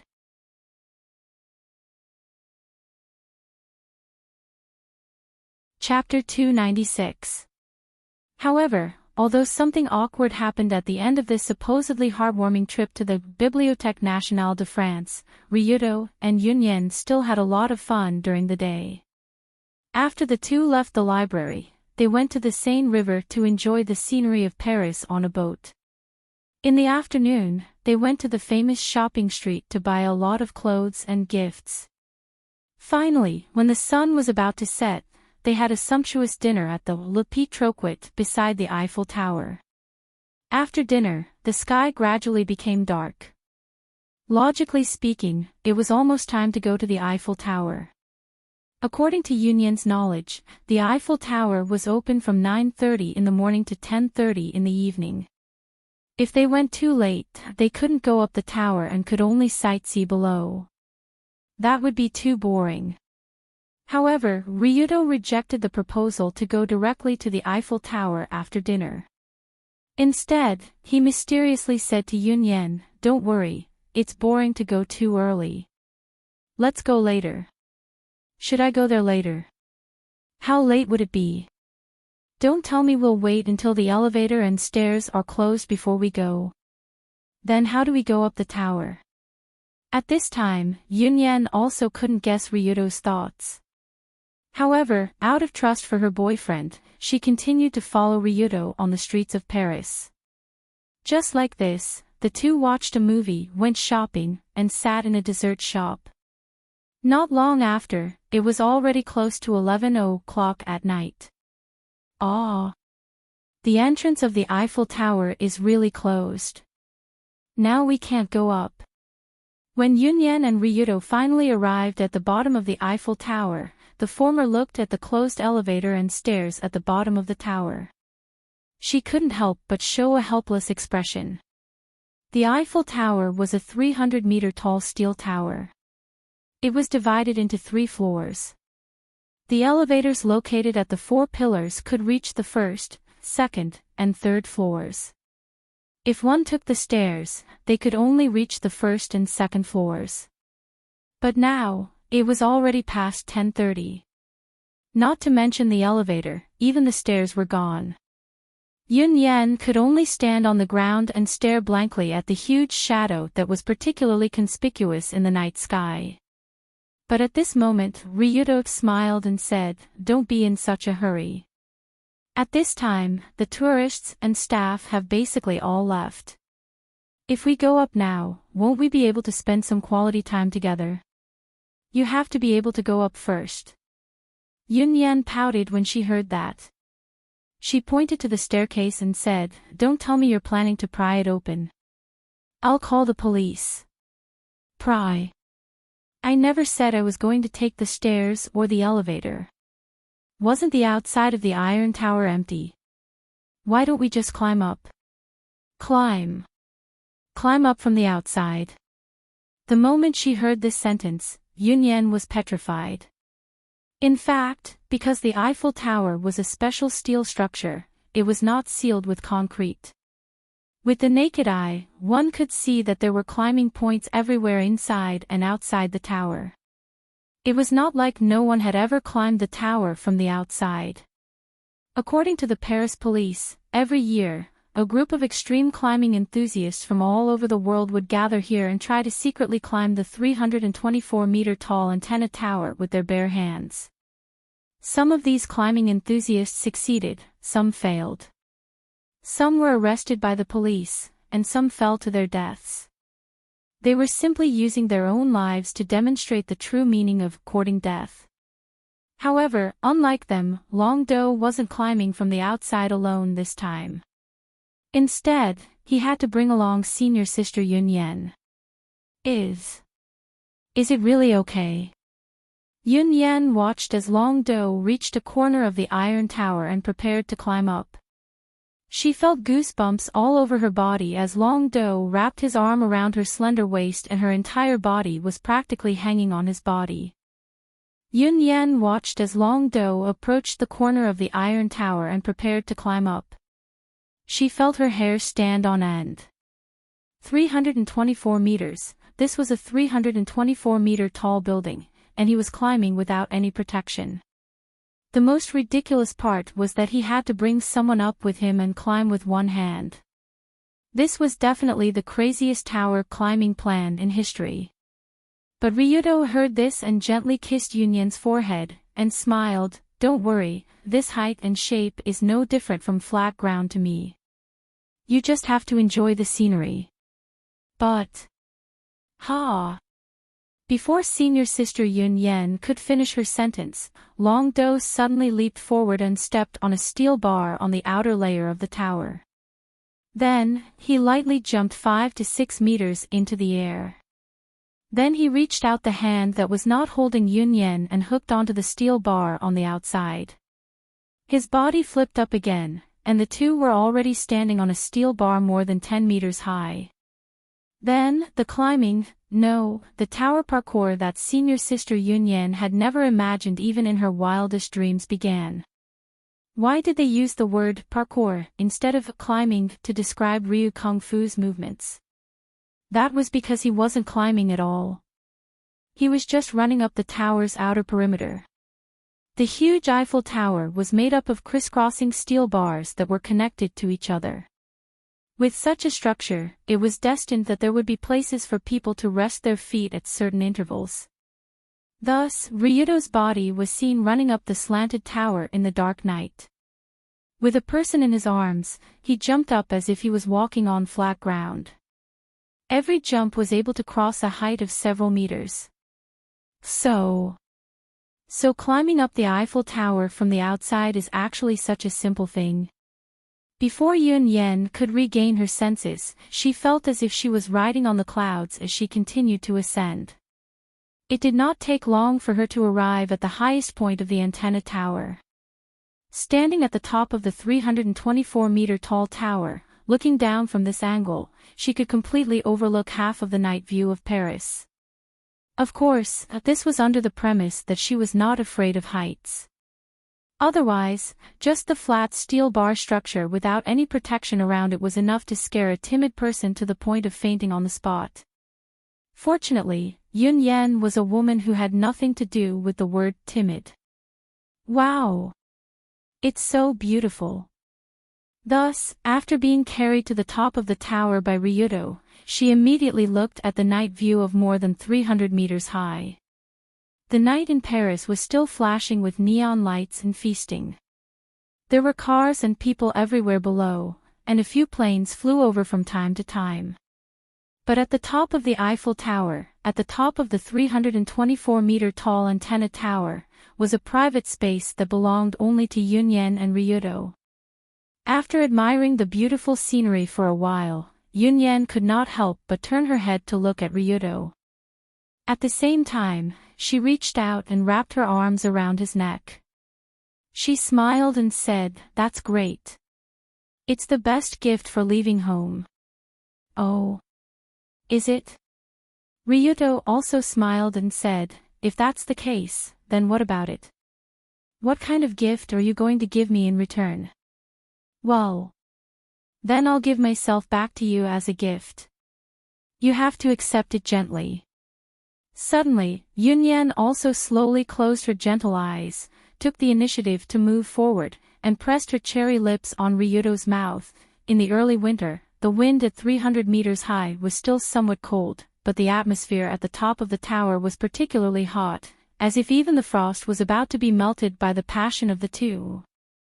After kissing for a long time, the blushing Yun-Yen took a deep breath and said emotionally, "Let's go down, it's getting late. We should find a place to rest." When the word rest was said, Yun-Yen felt her heart beat faster, and Ryudo felt the same. In the kiss and hug just now, the temperature of the two was constantly rising. Obviously, this kind of primary contact could not satisfy Yun-Yen now. She needed deeper and more intimate contact. Ryudo naturally understood Yun-Yen's meaning, so he also nodded. He hugged Yun-Yen's back with one hand and her slender legs with the other, and jumped down the tower without hesitation. Schwa! The next moment, a pair of hooligan gliders that hadn't been used for a long time spread out from Long Do's back.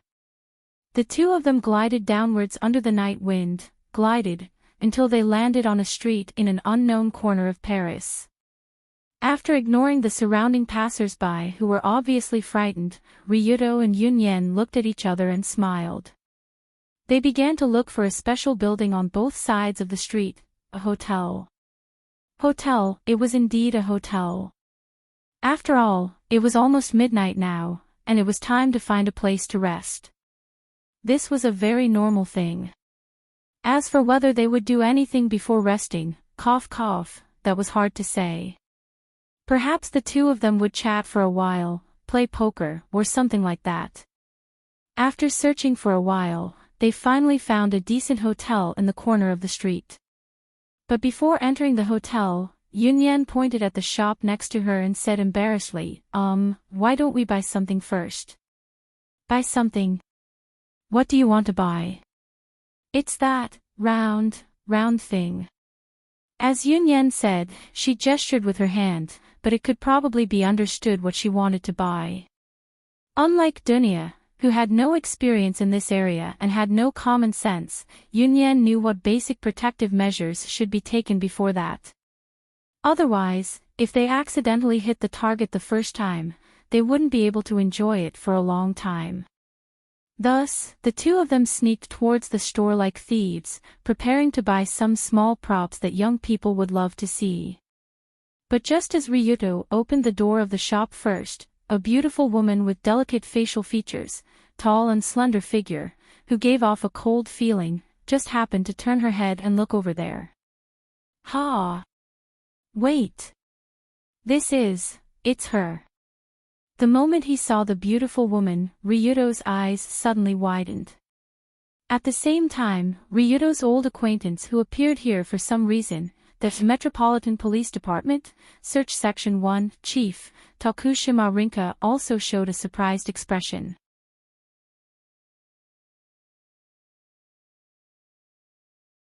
Chapter 297.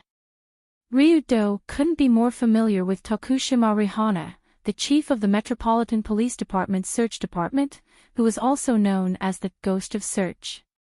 Even in the Kokyo incident a few months ago, he was almost robbed of some important things by Lin Hua. The relationship between the two was also a mess, and he didn't know how to describe it. Ryuto-kun. Why are you here? Ryuto was very surprised when he saw Lin Hua, and Lin Hua also slightly widened her cold and slender eyes, and asked in a slightly surprised tone.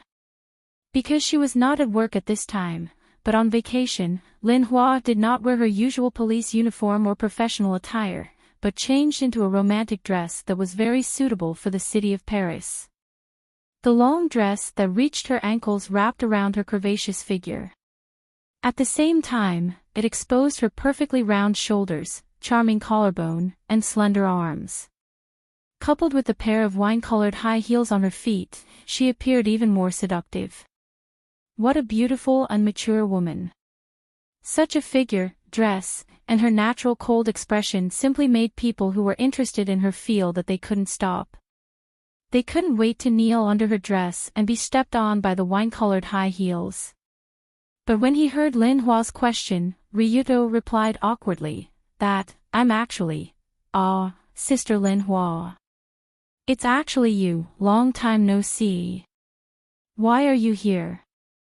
But just when Ryuto was about to find a perfunctory reason, Yunyan, who was just picking out some strange boxes of small umbrellas at the counter, ran over in surprise, and then shouted something that made Ryuto even more surprised.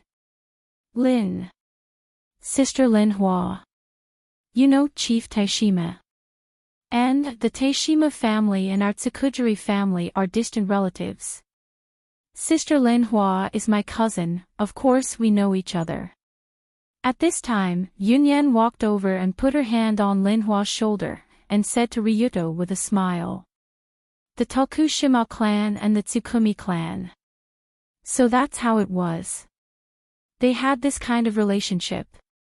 In the game Red Album 2, No Survivors, there wasn't much information about Hana Tokushima's family. After all, she was just a villain, and not a particularly important one.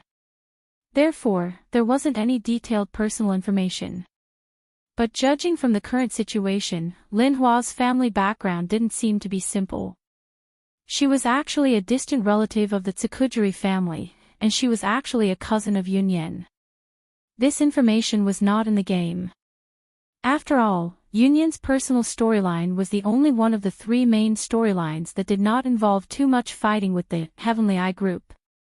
Therefore, Tokushima Rihana's character had never appeared at all. Naturally, there was no scene of her and Yunyan together. This was great. Their relationship was getting more and more messy. Seeing Lin Hua and Yunyan leaning together and talking intimately, Ryuto couldn't help but show a bitter smile. He and Lin Hua were almost like a rich woman and a duck. Lin Hua coveted his man, and he coveted Lin Hua's information and help. Although the two were not lovers, they each had their own needs, and they had some intimate contact. But now, he found out that Lin Hua was actually his girlfriend's cousin. What was this? I'm a kept duck of my girlfriend's cousin. This was too messy. Just as Ryudo was having a headache about the wonderful triangle relationship between himself, Yun Yen, and Lin Hua on the other side smiled and said to Yun Yen, I heard that you and Ryudo-kun are dating before. This time, you're preparing to come out and enjoy the two of you world, right? No. No, it's just a normal trip. Although Yun Yen was always very bold when facing Ryudo, he showed a rare sisterly side in front of Sister Lin Hua. She quickly raised her hand and waved to show that she didn't mean that. Of course, when Yun Yen waved her hand, she forgot that she was still holding a mysterious small box in her hand. The small box contained some small umbrellas that would be used at special times. When Lin Hua's gaze looked at the small box in Yun Yen's hand, Yun Yen's face suddenly flushed red. She didn't know whether to put the thing in her hand back or hide it. It was extremely awkward. How should she describe this situation? She brought her boyfriend to get a room, and when she was buying an umbrella, she happened to meet an elder, and her purpose was seen through by the elder. It was so awkward that she wanted to die. Okay.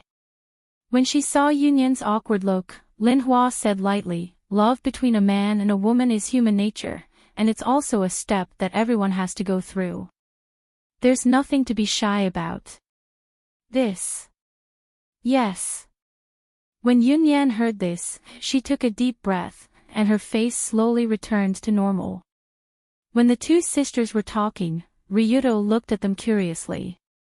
After all, this kind of Yun Yen and Lin Hua was something that Ryudo had never seen before. It was a very novel side. Lin Hua, who usually met with Long Do, was the head of the search department. She was a spy from the Heavenly Eye group. She was a cold and perverted woman who was different from the outside. She was Long Do's partner. Yun Yen, who usually met with Ryudo, was a student of Dori First High School. She was the young miss of the Tsukimori group. She was a bold woman who did what she said, and she was Ryudo's girlfriend. But now, they were not the ones that Ryudo knew. They called each other sisters, and they had put themselves in the role of elder sister and younger sister. As the elder sister, Lin Hua had a trace of gentleness in her usual coldness, and she had the steadiness and magnanimity that an elder sister should have. As the younger sister, Yun Yen had a trace of gentleness in her usual gentleness, and she had the delicateness and cuteness that a younger sister should have. Oh. When the two sisters stood together, they were really as beautiful as flowers. At this time, Ryudo, who looked at the sisters, could not help but nod. After all, it was a feast for the eyes to see such a beautiful scene of sisters gathered together in the city of romance. According to Lin Hua, she was on vacation recently, so she came to Paris alone to relax and shop. This was one of Lin Hua's favorite pastimes. Looking at the big shopping bag at her feet, Long Do also knew that what Lin Hua said was true. The meeting between the three of them was indeed a coincidence, and it was not planned in advance by the other side. But Ryudo could not be blamed for thinking too much. After all, Lin Hua's identity was more or less sensitive. In addition to being the section chief of the Metropolitan Police Department, she was also the head of the Heavenly Eye Group. She was a super spy sent by IM to the government. She was also Ryudo's enemy. However, Yun Yen naturally did not know about such things. So she clapped her hands happily and smiled, Sister Lin Hua, where are you going? How about bringing me along? I just bought some wine, and I plan to go back to the hotel and drink to my heart's content. Can you drink? Yes, I can drink, right? Long. Ah. At this time, Yunyan suddenly remembered that she did not come alone. Behind her, there was a boyfriend who was eagerly waiting to get a room. She wanted to have a good gathering with her cousin whom she had not seen for a long time, but what about Ryudo? What about Ryudo? She couldn't bring Ryudo to Lin Hua's room, right? That would feel too strange. After all, Ryudo was a man, and Lin Hua was a woman. She must be more or less, okay. But before Yunyan could think of this, Lin Hua glanced at Ryudo and said faintly, Ryudo-kun, come with us. Let's drink. The more people, the merrier. Hey! Sister Lin Hua. Shouldn't you and Ryudo be that? Speaking of this, Yunyan realized that Lin Hua was a police officer, and Ryudo was an extreme duo. The two should have a natural relationship, but Lin Hua asked Ryudo to go to her room to drink. I have some friendship with Ryudo-kun. He definitely won't refuse, right? As Lin Hua spoke, she gave Ryudo a slight wink. Hurry up and agree, or I'll tell Yunyan about what we did in the flower bed, okay? Damn it, this stinky woman. After understanding Lin Hua's meaning, Ryudo had to smile and said, yes, we are still friends. Drinking together is not a problem. Really? That's great. When she noticed that there was no conflict between her boyfriend and her cousin, Yunyan also jumped up happily. She quickly pulled Lin Hua to the freezer next to her to pick up wine and snacks. Here, take it.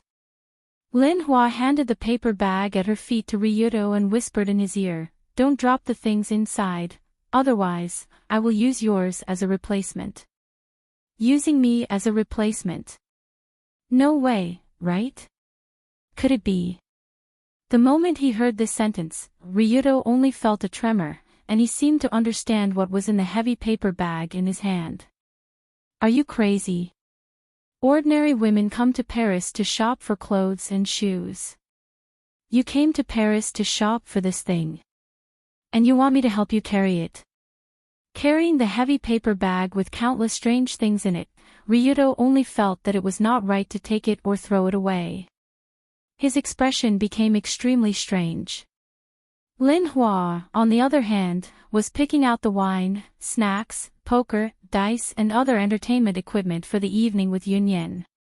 At the same time, she inadvertently looked at Ryudo, and the corner of her mouth raised slightly. Obviously, this woman did it on purpose, absolutely on purpose. Damn it.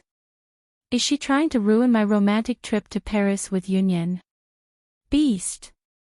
But no matter what, ever since Long Do and Yunyan met Lin Hua here, they were supposed to be very romantic tonight, but it was estimated that half of it had already been ruined.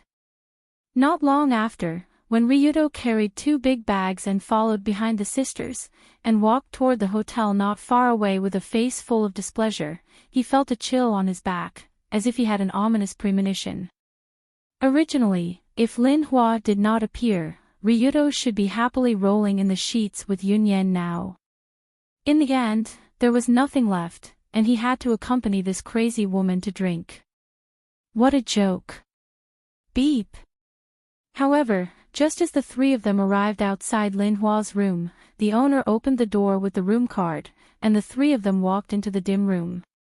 Ryudo actually did not realize what kind of terrifying thing he was going to face in a while.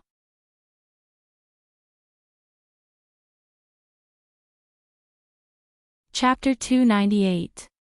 Clang. As the door was closed from the inside, the huge city of Paris outside seemed to be isolated from the outside, and inside was a strange small world of its own, a small world that only belonged to the 3 of them. The hotel suite that Lin Hua lived in was the most luxurious kind. The room was very large, and the decoration was very elegant. The floor was covered with a clean and soft carpet, and the bed that was enough for 2 or 3 people to roll around on it made people want to lie down and not get up. Sit anywhere, don't be shy. After entering the room, Lin Hua bent down easily, reached out and took off the pair of wine-colored high heels on her feet, revealing the beautiful feet wrapped in black lace stockings. Perhaps it was because she had practiced martial arts. Although Lin Hua's hands and feet were slender, they gave people a feeling that they were quite smooth and powerful. It was different from Rui Hui, Yunyan, and Dunia. This woman. Something is wrong.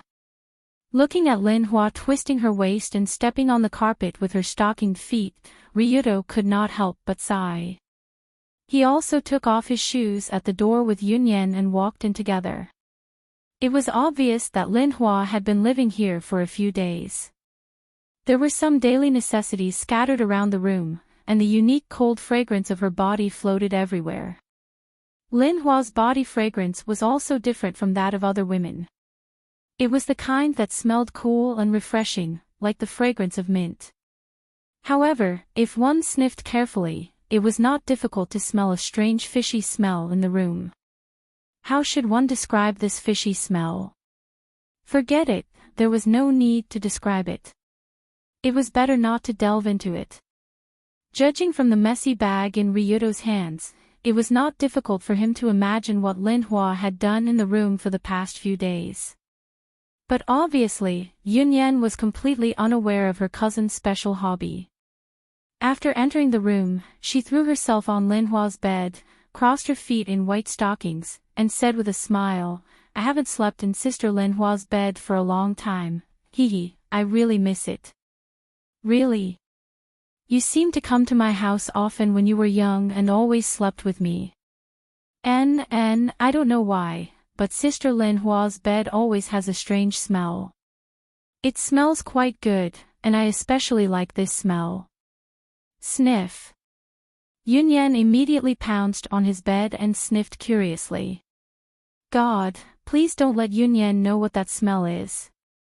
Looking at Yunyan's innocent and cute actions, Ryudo couldn't help but silently pray in his heart. However, as Lin Hua sat down on the bed and placed her long legs on the bed, Ryudo couldn't take his eyes off her. Because of shopping in Paris today, Yunyan was now wearing a large warm pink knitted dress and milky white lycra cotton stockings. She looked more cute than the usual elegant and dignified senior sister.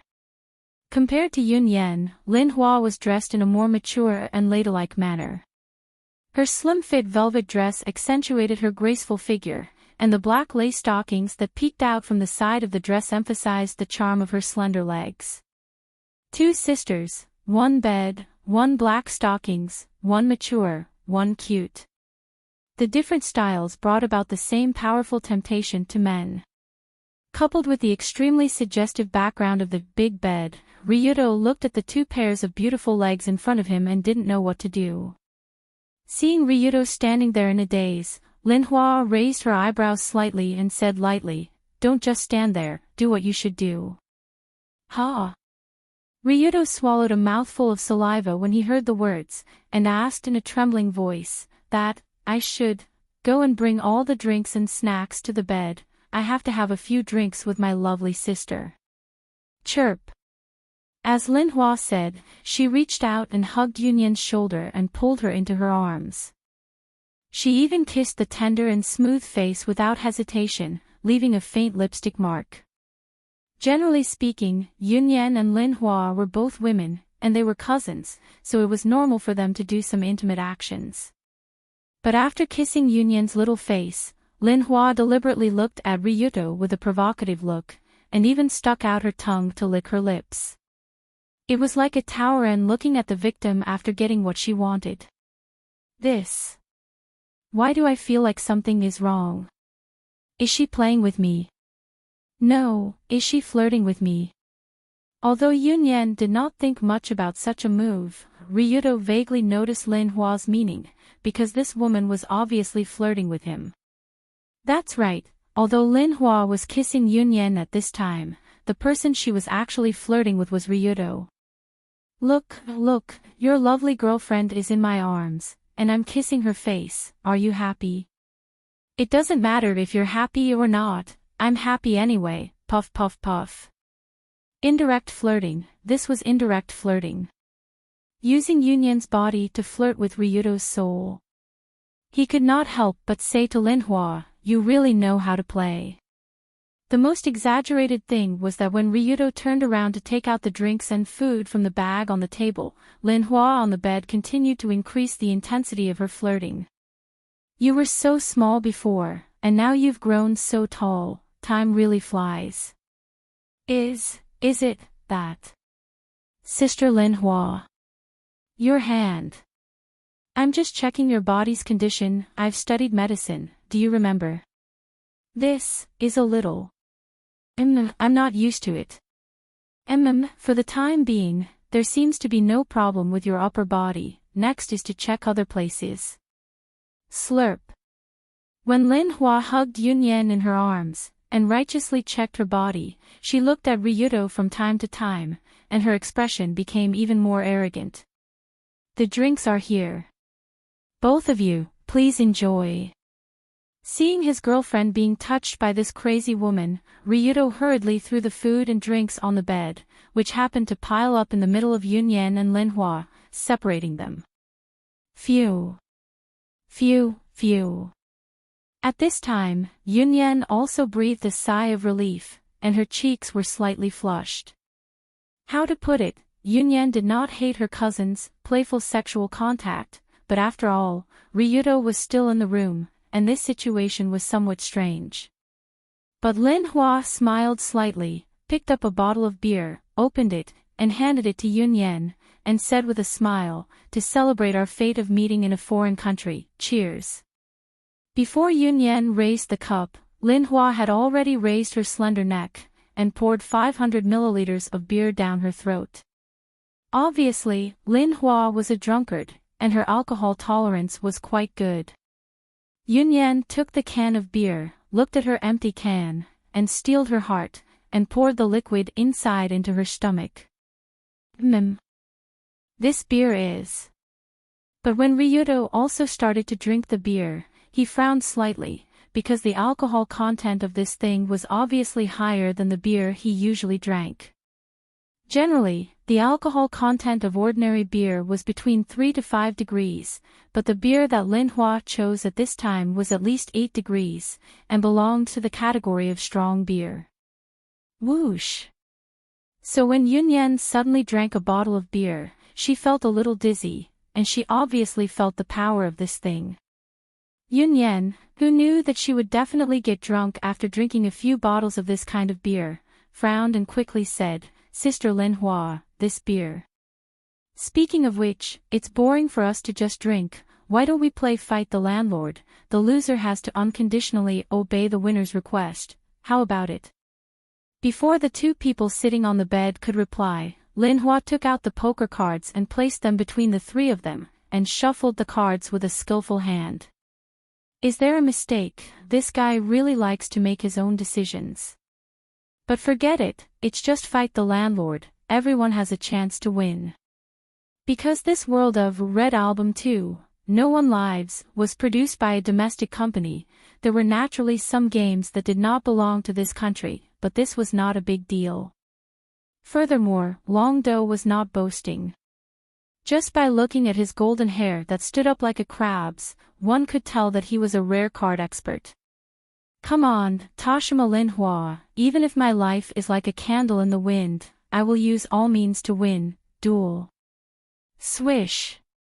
Just at the moment when Ryudo was ready for battle, Lin Hua also began to deal cards at a speed that made people unable to see his wrist movements. Wow! When seeing Lin Hua's dealing speed, Yunyan couldn't help but widen her eyes because she never thought that a human's dealing speed could be faster than a machine. Almost in just 2 or 3 seconds, the cards in front of the three people had been dealt, and the landlord of the first round also fell into the hands of Lin Hua. Stealing the landlord in the first round. It doesn't matter, let me see the cards in my hand first, then I will use my LV4 wisdom to completely, landlord face card, king bomb, 2 bomb, a bomb, K bomb, Q bomb, pair of 3. Spring Dragon, game over, I won the first round. Without waiting for Long Do to see what kind of cards he was holding, Lin Hua had already thrown out the cards in his hand like a string of cannons. Is this a fucking landlord? Is it really the same game as us? When he dealt the cards, he stole the landlord. Lin Hua got a set of cards that only a cheater could get, and instantly ended the first round of battle. Ryudo realized that he was fooled. This woman had already started to tamper with the cards when she shuffled at lightning speed, piling all the good cards on his side. If all of them were bombs, then what was there to play?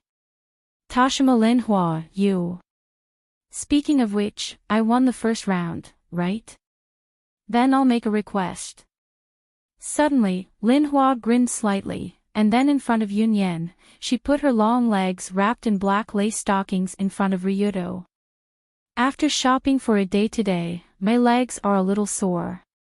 Please, give me a good massage. In the luxury suite of this hotel, Lin Hua showed a strange smile on her bed, and looked at Ryudo with slightly cloudy eyes.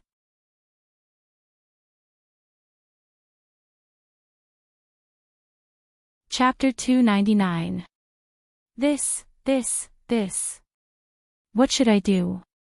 Looking at the jade-like foot wrapped in black stockings, Ryudo felt his mind go blank for a while. Although he knew that Lin Hua was a troublemaker, he didn't expect her to do it to this extent. As everyone knew, the foot was also one of the private parts of a woman. Although it was more open now, it was not a place that could be touched by men casually.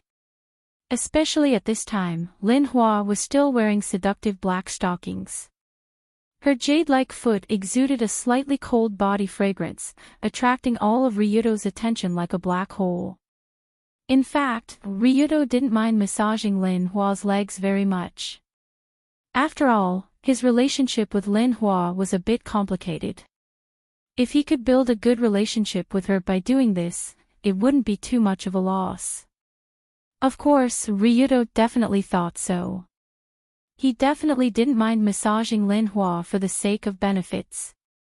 He definitely didn't covet the feel of her jade-like foot, calf, and thigh wrapped in stockings. But the problem was that the two of them were not alone now. Yun Yan was sitting next to them.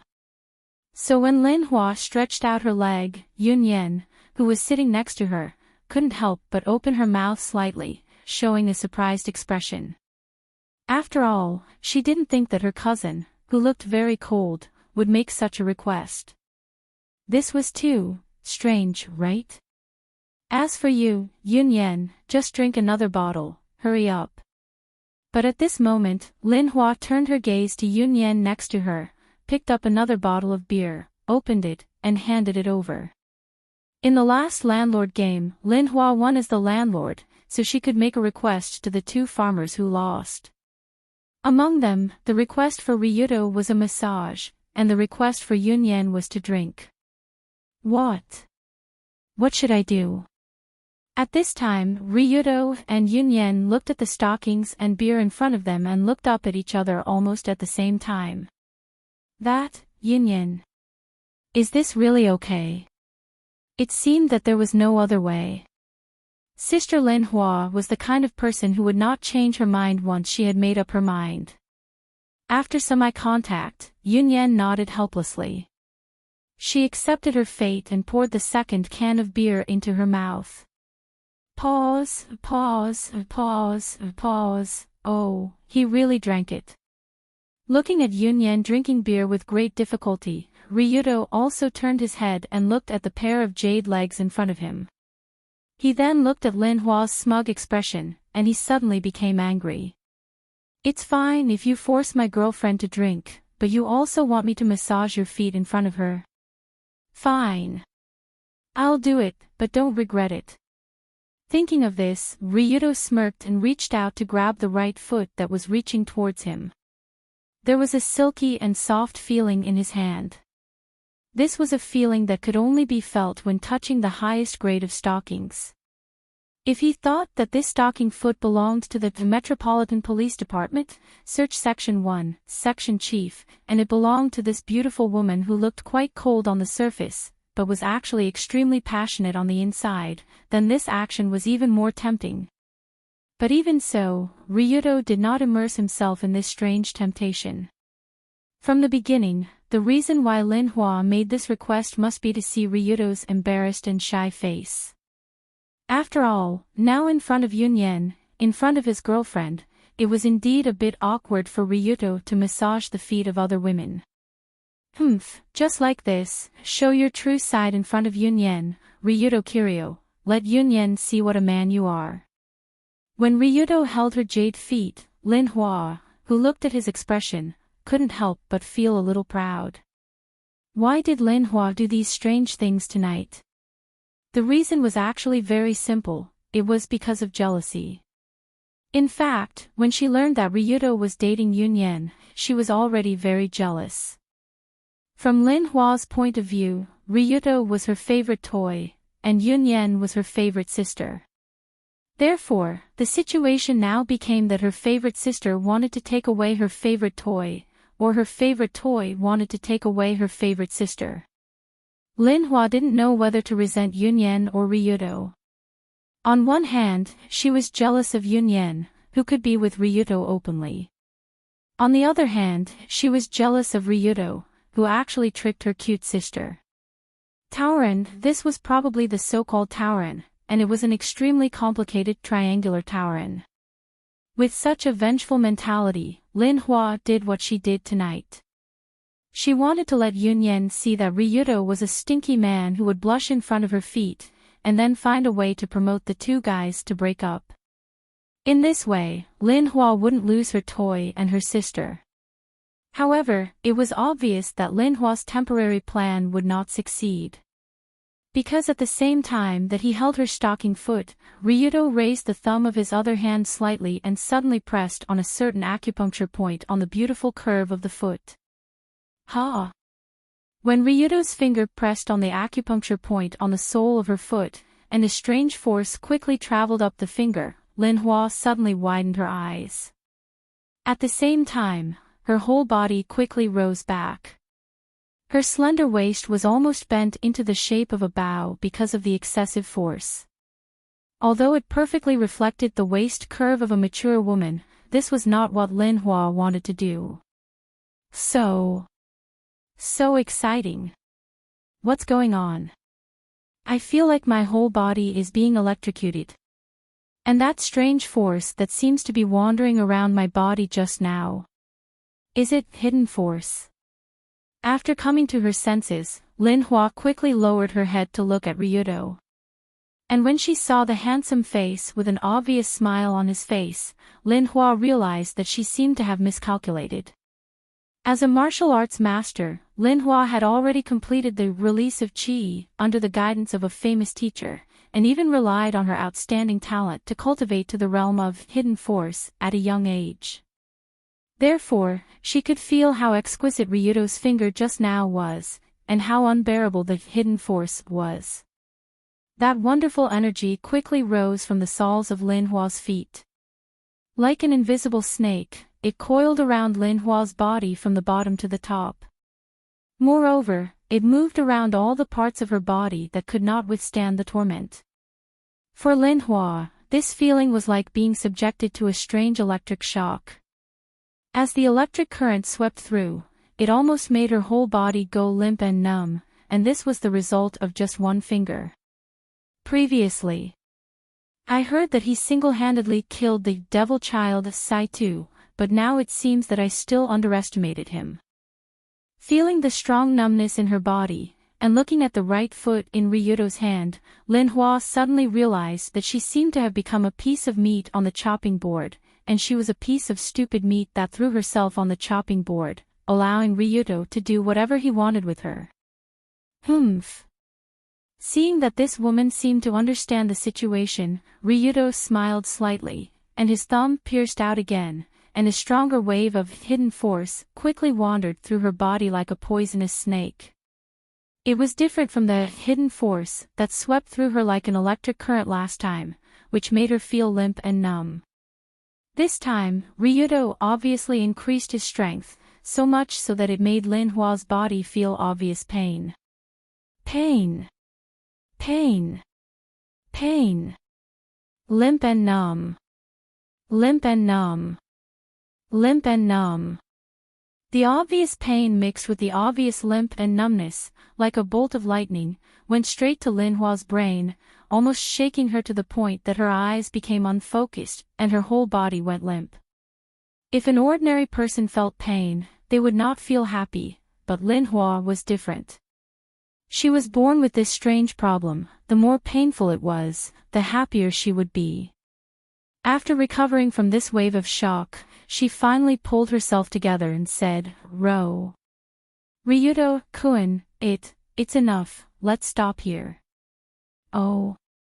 When he heard this, Ryuto asked in confusion, are you begging me for mercy? This is not the attitude of begging for mercy. After that, his finger continued to pierce the slippery soles of her feet, and Lin Hua, who saw this scene about to happen, hurriedly begged, no. Don't. Yunyan is still here. As Lin Hua said, she looked at Yunyan, who was drinking beer reluctantly. Perhaps because the alcohol content of the beer was too high, or perhaps because she was already a little dizzy. At this time, Yunyan narrowed her eyes slightly and slowly let the beer flow into her mouth, and she did not pay attention to the movements of the two people next to her.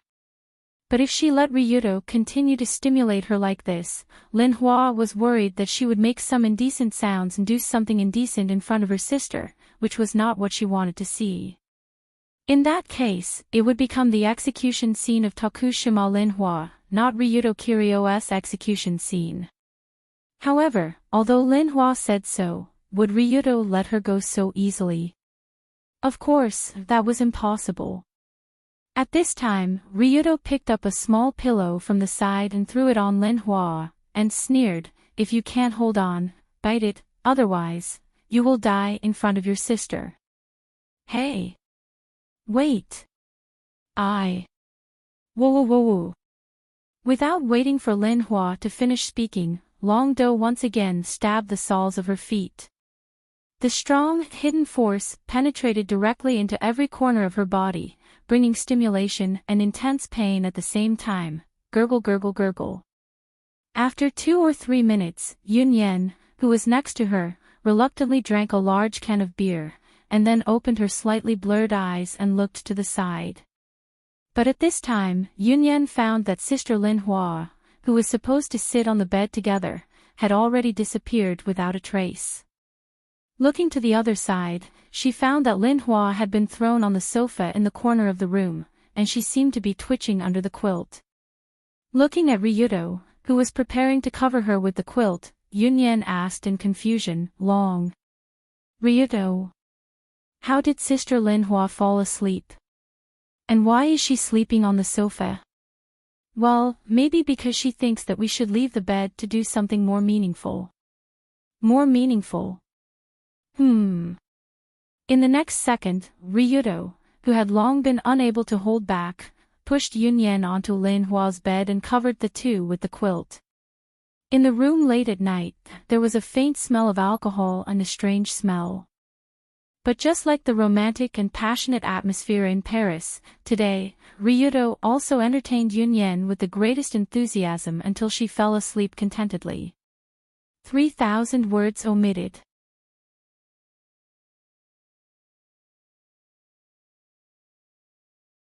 Chapter 300. No one knew when it started, but the light of dawn gradually lifted the veil of night, spitting out the brilliant morning glow, enveloping the entire Paris in translucent golden threads. What's going on? When Ryuto, who was lying on the bed in the hotel, woke up, he found that his head hurt a little. It was obviously because someone had poured too much beer down his throat last night. What was even more terrifying was that the moment Ryuto opened his eyes, other than Yunyan's angelic and cute sleeping face, there was also Lin Hua's cold and seductive face, which was like a succubus from hell. That's right, Ryuto woke up early in the morning and saw two faces at the same time. Because these two faces were sleeping on his left and right arms, and they were both facing him. That's enough.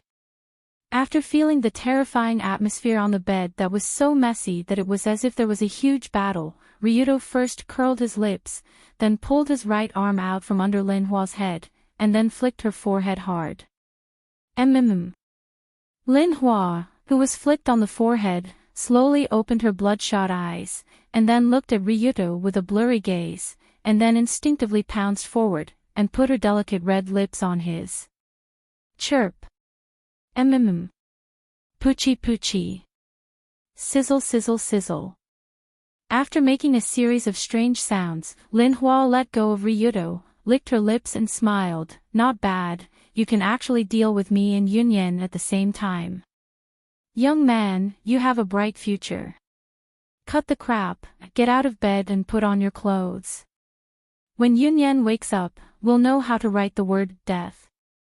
Seeing that this bad woman, Lin Hua, was still making a scene early in the morning, Ryuto gently pulled his arm from under Yunyan's head, and then pulled Lin Hua up from the bed. Why did it become like this? What was this? Cheating in front of everyone. Looking at Lin Hua, who was changing into a new set of clothes by the bed, because the dress from last night was completely torn, Ryuto only felt that his head was about to explode. Last night, after putting down Lin Hua and throwing him on the sofa, Ryuto focused on taking care of Yunyan. However, he didn't expect that after feeding her and watching her fall asleep, he would discover that there was someone squatting by the bedside.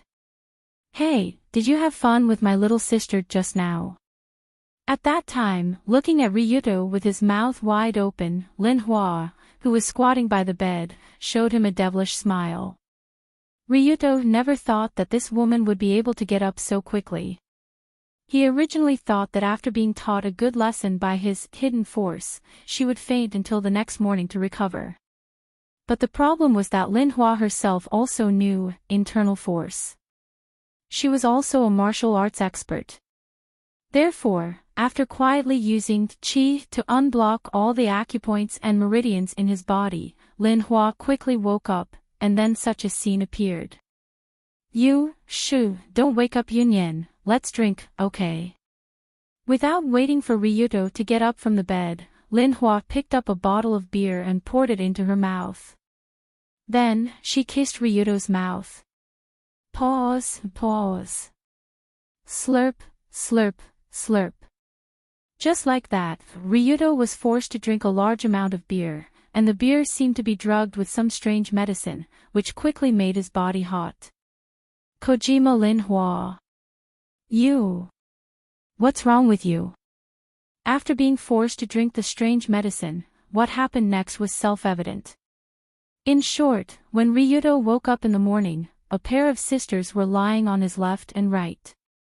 What happened last night? Don't mention it again in the future, this is not a joke, understand? After changing his clothes, Ryuto said to Lin Hua, who was sitting in front of the dressing table and combing her messy hair. Speaking of which, Ryuto and Lin Hua originally had an ill-fated relationship. The relationship between the two was neither friends nor enemies. Coupled with Yunyan's sudden intervention, it was even more chaotic. If Yunyan knew that something happened between her cousin and her boyfriend, and it happened right beside her, no matter how good her temper was, she would be so angry that she would slap Ryuto on the spot. Of course, this was not what Ryuto wanted. He did not expect that Lin Hua, this perverted woman, would be so perverted that she would force herself on him in front of her sister. She was simply crazy, there was something wrong with her brain. Don't worry. Lin Hua smiled without looking back, I'm not that kind of little girl. I've said it before, we only want a moment of pleasure. You don't have to be responsible for me, and I won't ask for anything from you. Phew. That's good. When he heard about Lin Hua, Ryuto was slightly relieved. After all, he was scared to death of this crazy woman. He was afraid that she would use last night's incident as an excuse to pester him. After all, after last night's all-night battle, he was actually a little scared when he saw Lin Hua, because this woman was really too powerful. If being with Dunya was like playing in a small stream, being with Yunyan was like rowing a boat in a big river. Then being with Lin Hua was like running to the sea on a stormy day to dance at Paradise Disco. It was not something that normal people could enjoy. In the end, Lin Hua's situation was special.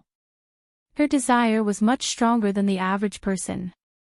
Coupled with the strong physique that she had obtained from practicing martial arts since she was a child, and perhaps she had taken some medicine herself, it caused her to go crazy.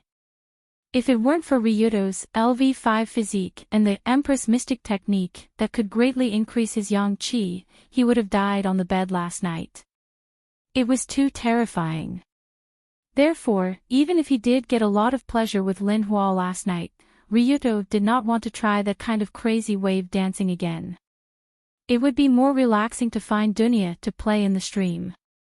At this moment, Yunyan, who was lying on the bed not far away, also woke up in a daze. The first thing that Yunyan saw when she woke up was Ryudo and Lin Hua sitting on the sofa drinking tea. Then, she instinctively smiled and said, "Good morning, why are you guys?" Ah! The moment she saw the two, Yunyan remembered what happened between her and Ryudo last night. Originally, the two of them were in an intimate relationship, so it was fine if they did it, but the problem was that they did it in her cousin's room. And they did it almost in front of her. This. At the thought of this, Yunyan's face instantly turned red like a tomato. She immediately pulled the quilt and looked at her body, but she found that her clothes were still intact. It can't be. Could it be that I'm dreaming? I didn't actually do it with Ryudo last night. Hiss. It hurts. Just as Yunyan moved her legs in confusion, she felt an obvious pain from there, and a strange feeling as if her body was about to fall apart. It was not a dream. From the feeling of her body at this time, Yunyan knew that it was not a dream last night. She really did it with Ryudo. But why was it that everyone acted as if nothing had happened when they woke up in the morning? Just when Yunyan was feeling very puzzled, Ryudo put down the teacup and came to the bed with a smile. "You're awake. You drank too much last night and accidentally fell asleep here. You're really a little alcoholic." That, Ryudo, Suddenly, Ryudo quietly made a shushing gesture to Yunyan, and then whispered, "Your cousin doesn't know what happened last night. She fell asleep long ago. Don't worry." Oh. Really, so that's how it is. When Yunyan heard this sentence, she finally breathed a sigh of relief. She knew that Ryudo helped her change her clothes, pretending that nothing happened last night. It's great, if Sister Lin Hua saw last night. I don't know how to face her in the future. Although Yunyan was bold, she still had the reservedness of a young girl. Although she was no longer a young girl, but a young woman. Indeed, this was just Ryudo and Lin Hua's words to coax Yunyan. They couldn't tell her that there was another fierce battle after her last night, and then they would fight on the spot. After that, Ryudo, Yunyan, and Lin Hua also went to the dining room to have breakfast very tacitly, and the two sisters talked happily at the table, and Lin Hua didn't mention last night at all. It's almost time. It's time for me to go back to Tokyo. After breakfast, Lin Hua stood up and said to the two people next to her. "Hey, Sister Lin Hua, are you going back now?" "I can't help it. The holiday is only a few days. Let's meet again in Tokyo." Lin Hua came to Yunyan's side and kissed her gently on the forehead. This kiss was different from the Taoren kiss that she used to annoy Ryudo before. It was a pure gentle kiss from an elder sister to a younger sister. It could be seen that Lin Hua still loved this younger sister.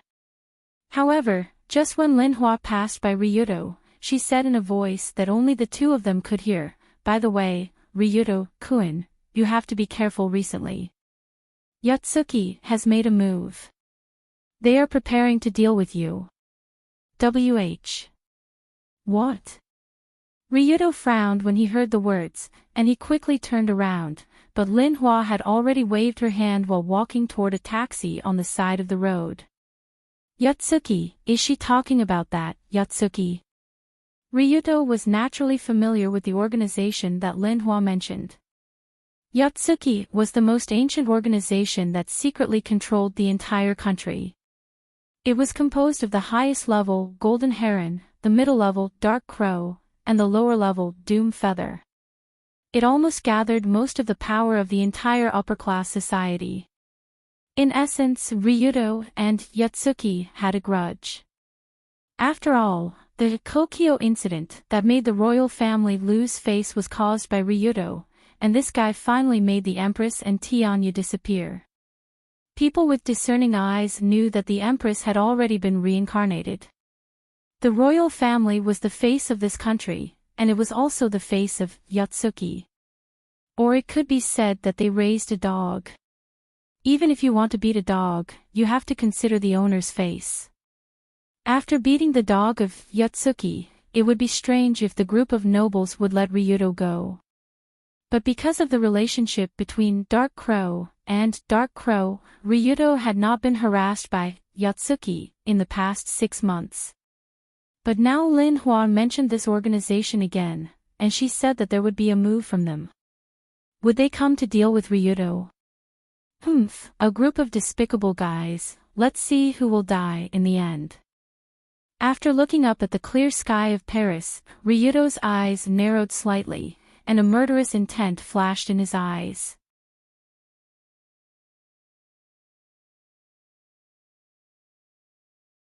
Chapter 301.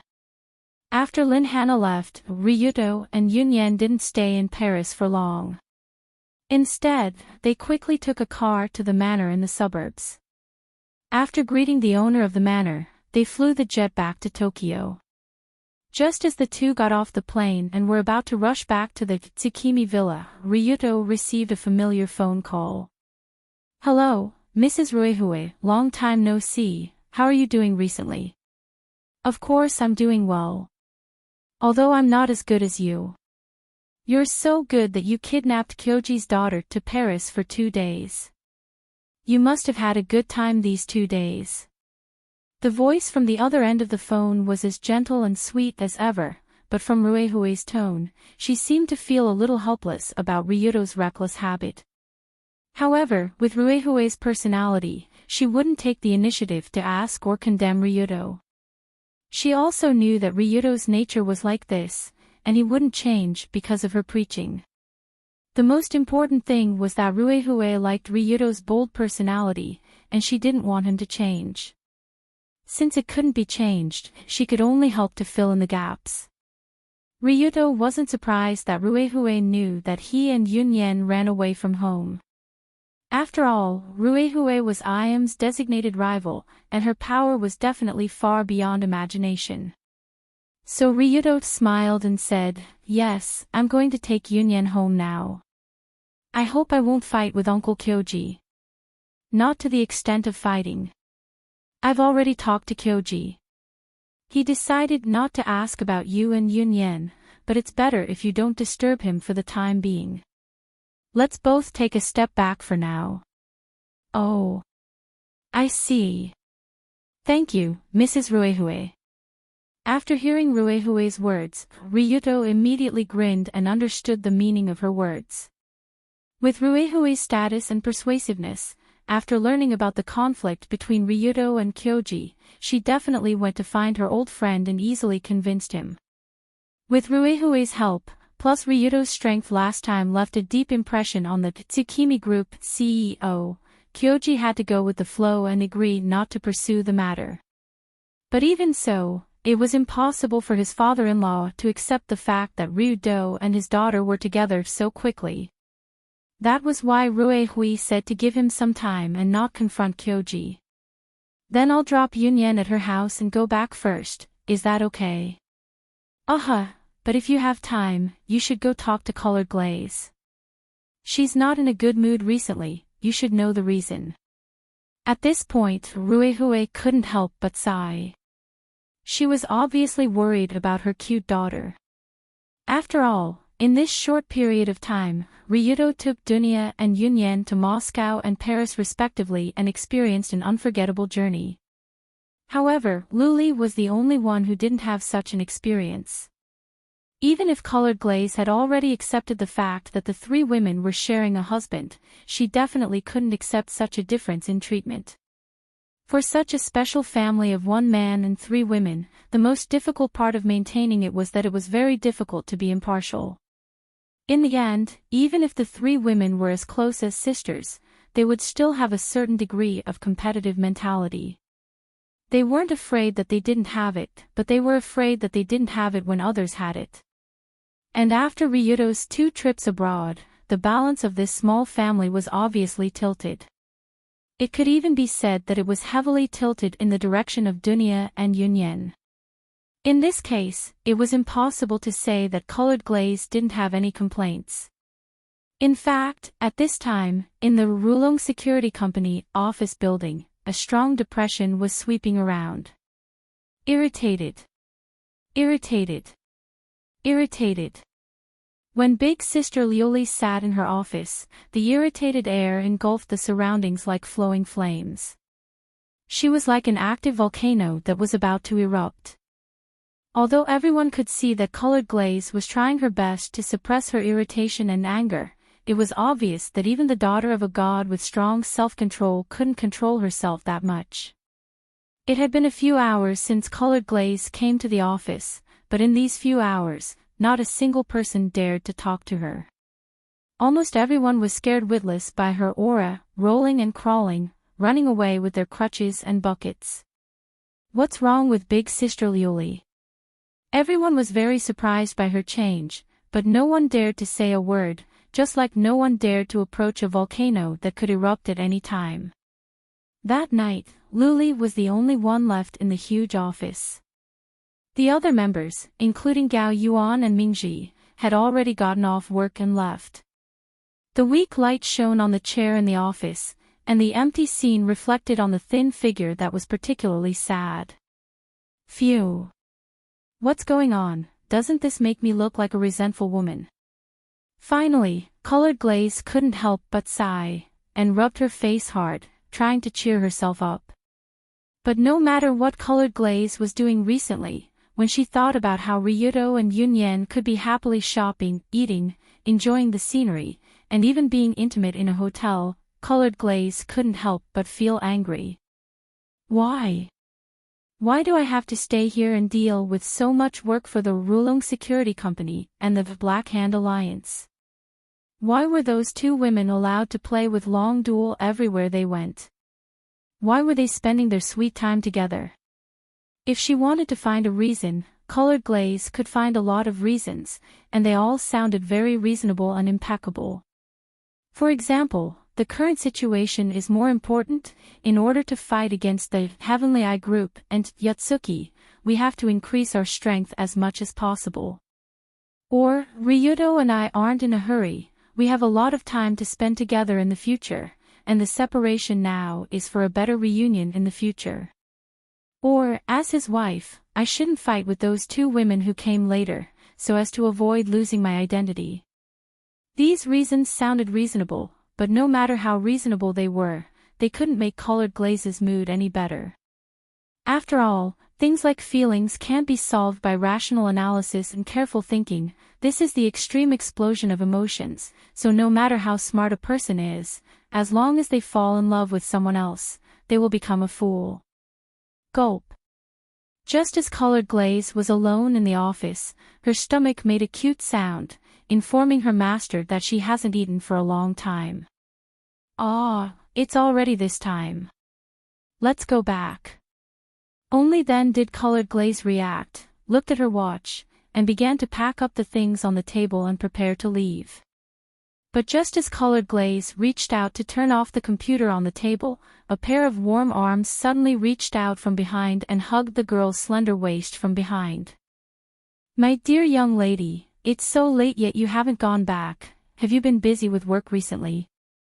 In fact, there was no need to hear the familiar voice, just the touch of the arms behind her back made Colored Glaze know who the stinky hooligan behind her was. She slowly turned her head to look, only to see Long Do's smelly face, which often appeared in her dreams but always made her want to beat him up, was only a fist away from her. Moreover, the two of them were leaning against each other, one in front and one behind. TSK. For Ryuto, who suddenly appeared here, Colored Glaze's first reaction was to tisk, then she sneered, "I'm not very busy with work, but you've been particularly busy recently. You must be exhausted in Paris." When she thought of the scene of Ryuto and Yunyen being sweet in Paris, while she was a haggard woman doing housework in Tokyo, Colored Glaze was furious. But Ryuto said with a smile, "It's a bit tiring outside, so it's better to be at home. If there's someone at home waiting for me to come back, that's even better." "Humph, who wants to wait for you to come back?" When she heard this sentence, Colored Glaze couldn't help but turn her head to the side and put on a look of disdain. "Of course it's you, who else?" "Me? I don't want to. What benefits did you give me to wait for you at home?" "Benefits? Speaking of which, I do have some benefits for you after this trip.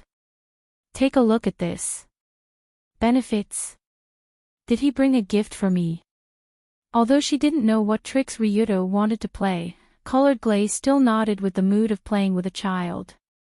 "And this is..." But a second later, Luli looked at Long Do's palm in surprise. This was because he had conjured a strange ring out of nowhere as if he was performing magic. This special ring had a silver ring that looked like a coiling dragon winding into a circle. The ring was inlaid with a round pigeon blood ruby that shone with a crimson luster.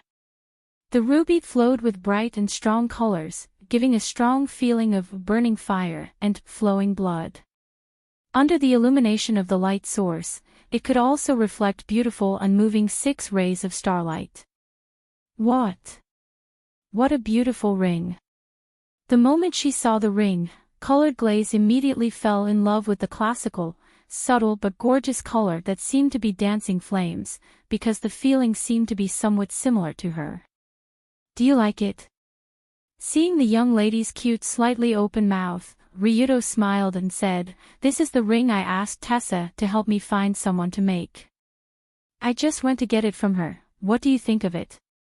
After a moment of silence, Colored Glaze slightly turned her head and said with a complicated tone, "What do you mean by, what do you think? Anyway, you asked someone to make 3 rings at once, right?" Colored Glaze knew Ryuto's personality too well. He definitely wouldn't make a ring just for her, so Yunyen and Dunya obviously had their own. "That's true, but when I got the ring, the first thing I thought of was you. How about it? Are you willing to give it a try?"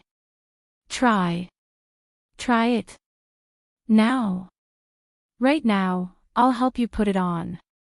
Before Colored Glaze could react, Ryuto gently held her left hand and put the ring on her slender ring finger. The ring on the ring finger of the left hand represented the meaning of engagement. In other words, this was an engagement ring. Engagement. This is my engagement ring. Looking at the ruby ring that was obviously carefully designed, as if it was made for her, Colored Glaze was stunned for a moment. Unknowingly, all of the young lady's previous annoyance and anger flew out of the sky, as if all the haze in her heart was dispelled by the flame-like crimson color.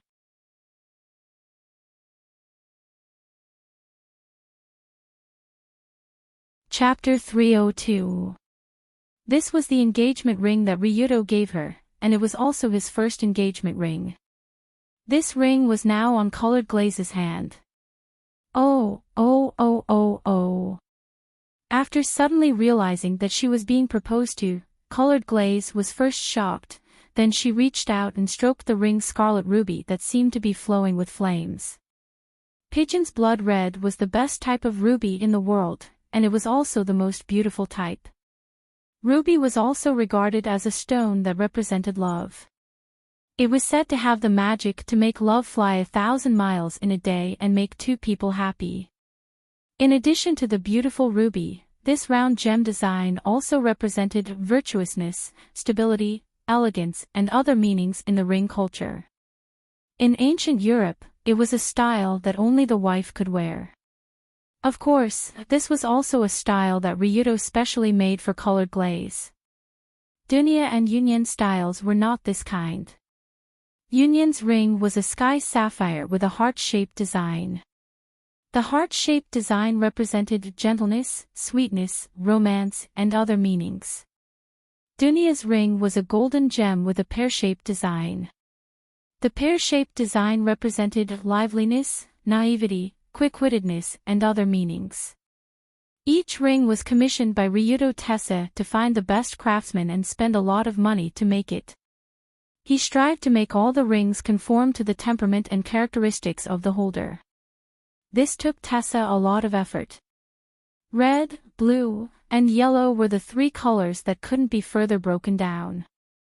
They were the so-called three primary colors of pigment, which also corresponded to the colors of colored glaze, Yunyan, and Dunya's rings. The reason why Ryudo chose the three primary colors of pigment as the colors of the three rings was also a special metaphor. That was, after the three primary colors overlapped, it would become completely black.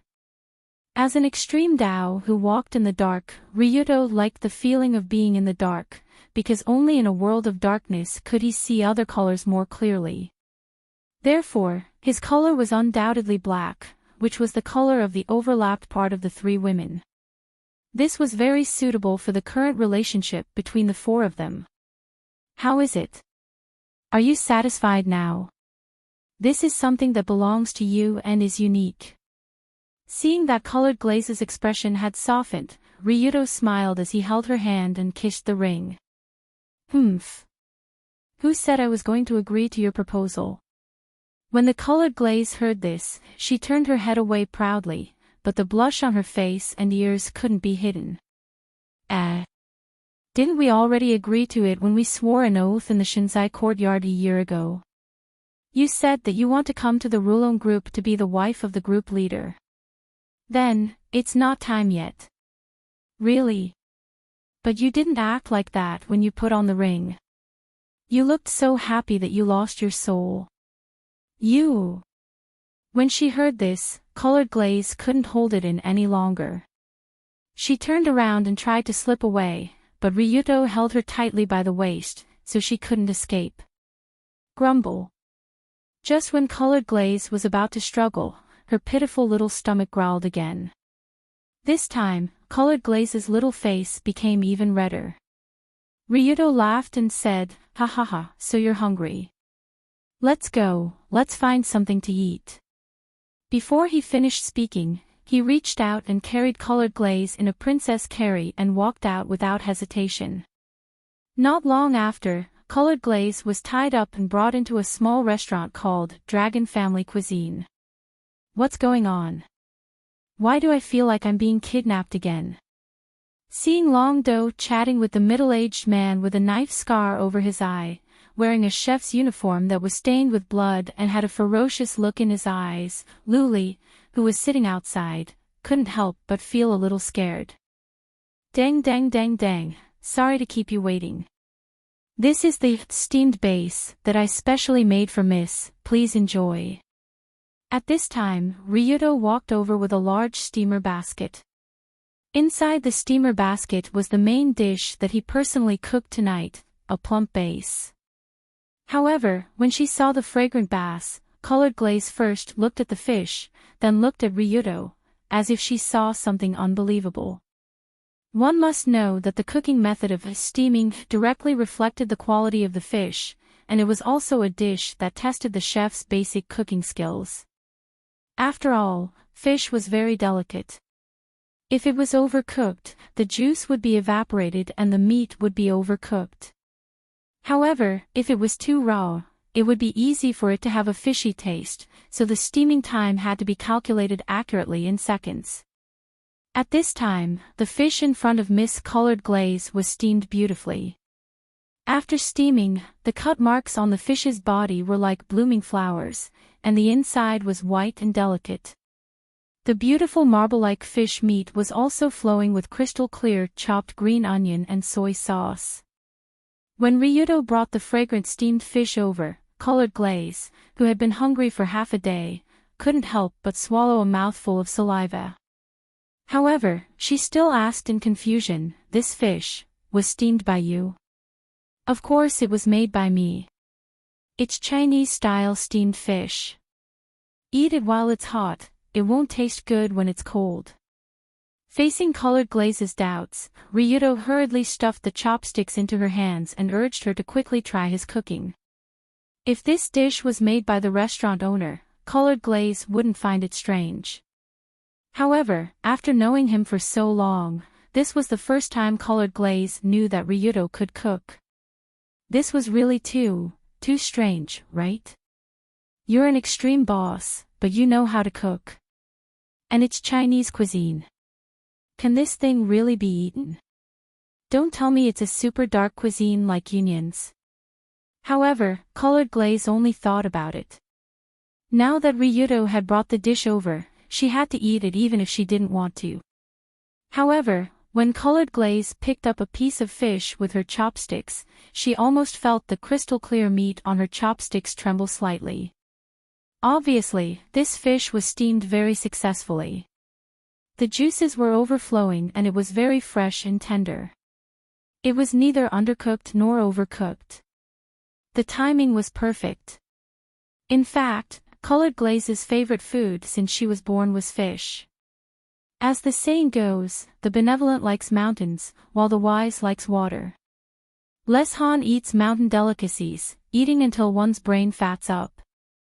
Les Han eats seafood, gaining wisdom after eating. Of course, this was just a saying. The reason why Luli liked to eat fish was mainly because she didn't like to eat fatty and heavy meat. She preferred light fish. Therefore, Ryudo, who knew this, didn't order a table of cold bean sprouts, spicy prawns, kung pao chicken, shredded pork with yuxiang, and dan noodles like he did when he brought Yunyan over. Instead, he personally steamed a fish for his fiancée. Although Colored Glaze had eaten fish for many years, it was her first time seeing such oily and juicy fish meat that was smoother than tofu. The base that Ryudo picked was white and plump. When the fish meat with fish fat and marrow entered her mouth, it was so fresh that she could swallow her tongue. It crazily attacked Lady Colored Glaze's taste buds. In an instant, she felt like she was floating on a lonely boat in the sea. Countless bass flew out from the sea and crazily pounced on her. It's so delicious. What should I do if I can't eat such delicious fish in the future? After taking a bite, Colored Glaze couldn't help but cover her head and yell in her heart. How is it? Is it okay? Seeing Colored Glaze holding back her tears while eating the fish, Ryudo sat opposite her with a smile and poured her a cup of tea. When did you master such a strange skill? You actually know how to make Chinese cuisine. Maybe I was from there in my previous life. Nonsense, forget it if you don't want to say. After glaring at Ryudo, Colored Glaze ate the entire steamed base deliciously and drank a big mouthful of tea in satisfaction. At this time, Colored Glaze put down the teacup and said in a strange tone, "Well done, how many girls have you eaten this dish before?" No. Ryudo hurriedly shook his head and said, "So far, you're the first." Oh. Then will you cook it for Yunyan and Dunya in the future? Although Colored Glaze asked this on the surface, her eyes said, "Do you dare to say yes? I'll strangle you to death." No, I'll cook another dish for them. This dish will be yours, is that okay? That's more like it. Let's go back. After eating her fill and enjoying Ryudo's service, Colored Glaze stood up in satisfaction. Beep beep. But at this time, the phone in her pocket suddenly rang. This is, Colored Glaze picked up the phone and looked at the message on it. She frowned. What's wrong? Ryudo hurriedly asked after seeing her suddenly dignified expression. Something happened. Yatsuki really made a move. Colored Glaze glanced at Ryudo and then looked at the message on the phone.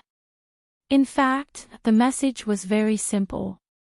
It was to inform Colored Glaze that she would attend a banquet in 3 days and inform her to bring a male companion with her. If it was just this, it wouldn't be enough for Colored Glaze to say that sentence.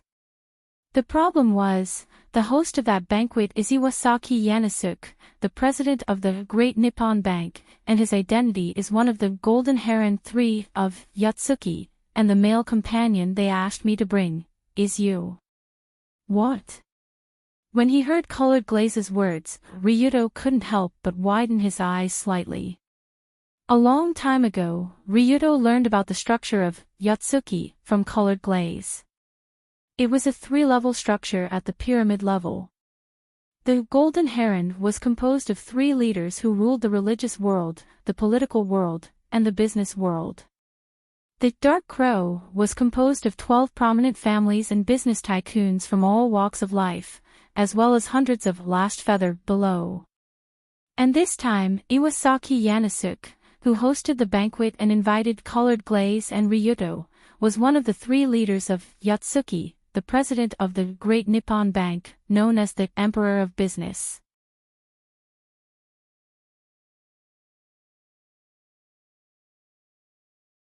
Chapter 303. The Great Nippon Bank was the central bank of Japan. It was often referred to as the Bank of Japan. It was the oldest bank in the country. It had a history of more than 100 years. Half of the bank's capital was funded by the government. It was a joint-stock central bank, and it was a listed company. In other words, it was a company that was half public and half private. Because of the special nature of the central bank, the president of the Great Nippon Bank was no ordinary person. The current president, Iwasaki Yanasuke, was even more so. Iwasaki Yanasuke is an extremely rare Yatsuke in the history of the Yatsuke. He started as a commoner and climbed to the top of the country in just half a century. There's no doubt about his ability. When the name Golden Heron was mentioned, even Colored Glaze couldn't help but become serious. That was because this man was indeed a strong opponent. It was said that Yanasuke, who started out as a businessman, was extremely cunning and fickle. Although he always had a smile on his face and the angle of his bow was perfect, he would stab anyone in the back. To put it simply, he was a top-level scumbag. But why would such a top-level scumbag invite Colored Glaze and Ryuto to attend his banquet? This banquet seems to be Yanasuke's daughter's engagement banquet. Mother was also invited to attend, but she said that she's not in good health, so she invited me instead. Not in good health. Isn't Lady Rui Hui's condition better? Yeah, she's fine, but she still pretends to be weak and sickly. She says that she wants to lure out some parasites in the family. Lure out some parasites in the family. Was it Kamishiro Yoshiyuki and filial piety Kenzaki? Speaking of which, ever since Ryuto became famous, Yoshiyuki and filial piety Kenzaki hadn't appeared in front of him for a long time. Of course, Rui Hui also played a part in this. When Rui Hui was still alive, with her ability and prestige, she could have managed the entire Kamiyoshi in an orderly manner. But even so, it did not mean that the whole family was of the same mind as her. That was why Rui Hui had once said that before starting a war with the Heavenly Eye group, she had to clean up all the parasites in the house. She was probably planning to take advantage of this opportunity to make her move. In the original timeline of Red Photo Album 2, No Survivors, Rui Hui was about to die, and Colored Glaze was about to take over, and Yoshiyuki and his son were causing trouble for her. Following Rui Hui's death, the activities of the Heavenly Eye group became more and more unrestrained. The subsequent plot would accelerate towards destruction and war. However, this was a matter of another world line. Now that Rui Hui was still alive, and with the addition of Ryuto, a special factor that didn't exist before, the future would naturally become more chaotic and unpredictable. Ryuto's ability to predict the future would also become smaller and smaller. But no matter what, now that the Yatsuki had come to his door, Ryuto had to respond. Since they specifically asked Colored Glaze to bring Ryuto as a male companion, it meant that they definitely knew about the relationship between the two. But this was also very normal. After all, Colored Glaze and Ryudo usually didn't hide it too much. Previously, there was a door cleaning incident that swept the entire school in Dori First High School. As long as someone investigated, it wasn't difficult to find out that these two guys were very close. So Ryudo sneered. What should we do this time? They seem to be planning to use our relationship as an example, right? Will they use this to make things difficult for me and the Kamiyoshi clan? Kanzaki Colored Glaze, as the next vegetarian king of the Kamiyoshi clan, was a golden signboard of the religious world, and the religious world was one of the 3 golden herons of the Yatsuki clan. Naturally, they wouldn't allow Colored Glaze to do as she pleased. And if Colored Glaze's lover was an underground member like Ryudo Kiryu, who was the leader of the Yatsuki forces that were completely hostile to the Yatsuki clan, then their reaction would definitely be even more intense. In the past 6 months, the pressure from the Yatsuki clan had basically been blocked by Lady Ruehui. But although Ruehui had the ability to reach the heavens, her position was only that of the Dark Crows. Even the strongest of the Dark Crows couldn't go against the Golden Herons.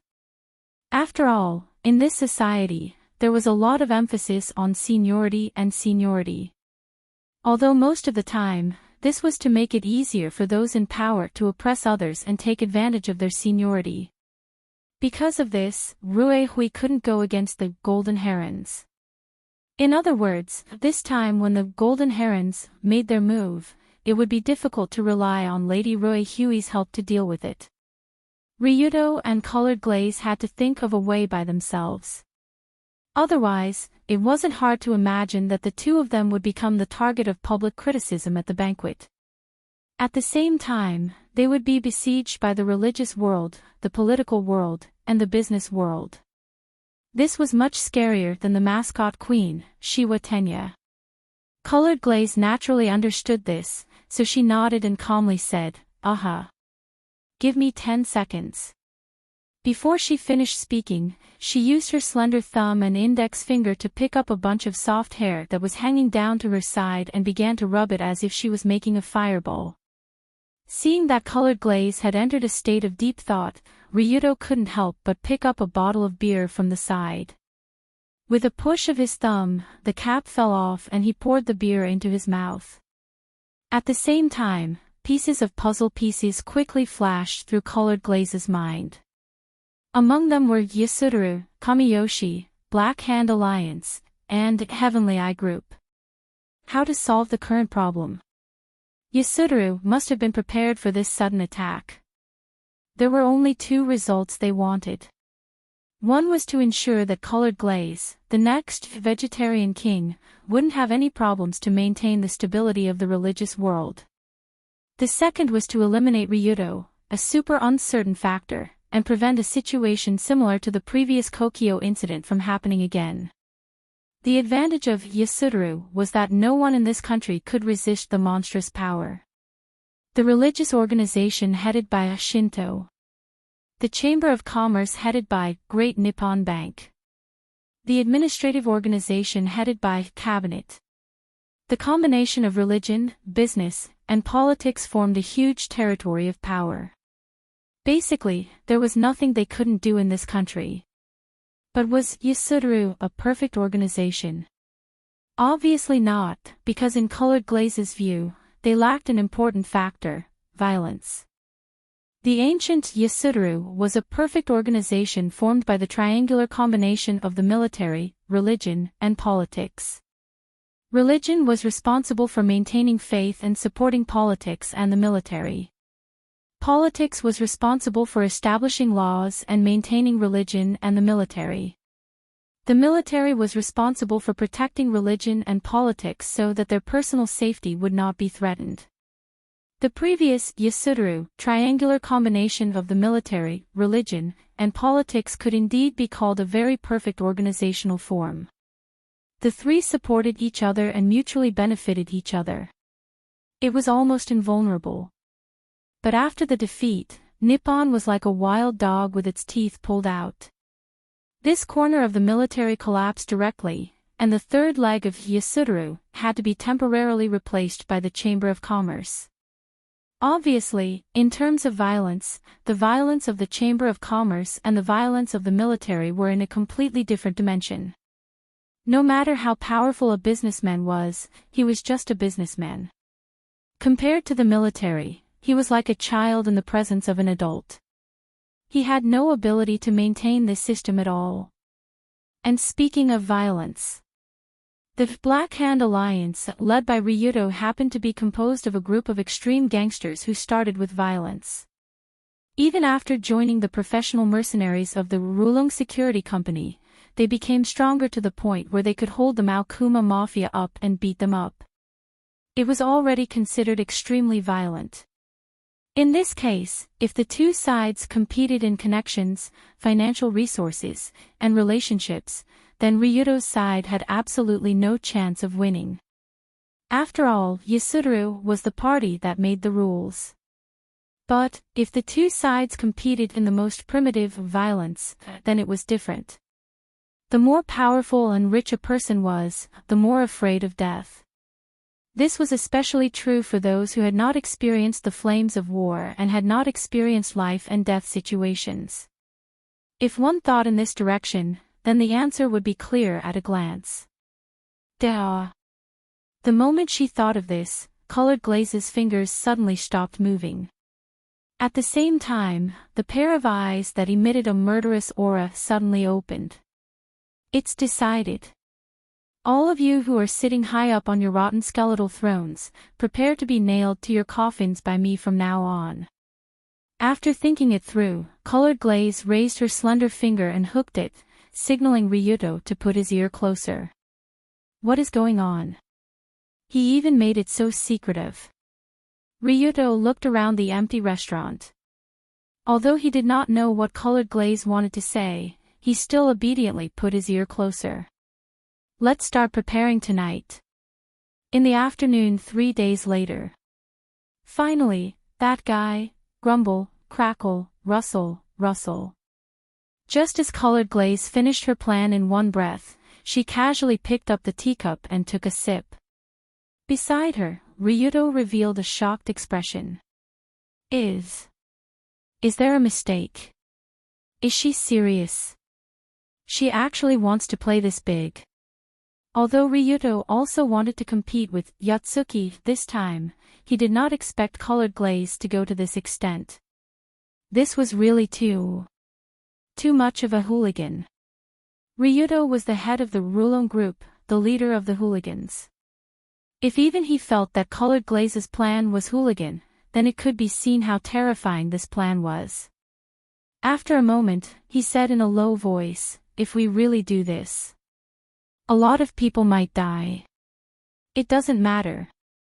If not enough people die, we won't be able to intimidate those old ghosts. Colored Glaze finished her tea and smashed the cup on the table. She sneered, after all, I want them to know that they can't do whatever they want with the protection of Yatsuki. There will always be someone who will come out of the darkness and crush their throats. At this point, Colored Glaze took a deep breath and her expression became extremely cold. It was hard to imagine that the girl who came up with an incomparably cruel plan and was prepared to mercilessly send many people to their deaths was actually the same girl who was happy to receive a wedding ring not long ago. But this was the Colored Glaze, this was the Colored Glaze now. For her own future, for Ryuto's future, for the future of the Kamiyoshi clan. At this time, Colored Glaze had already transformed into a witch who used all her wisdom on killing and scheming. Even if her hands were stained with blood, she would not hesitate. Those who block me, die.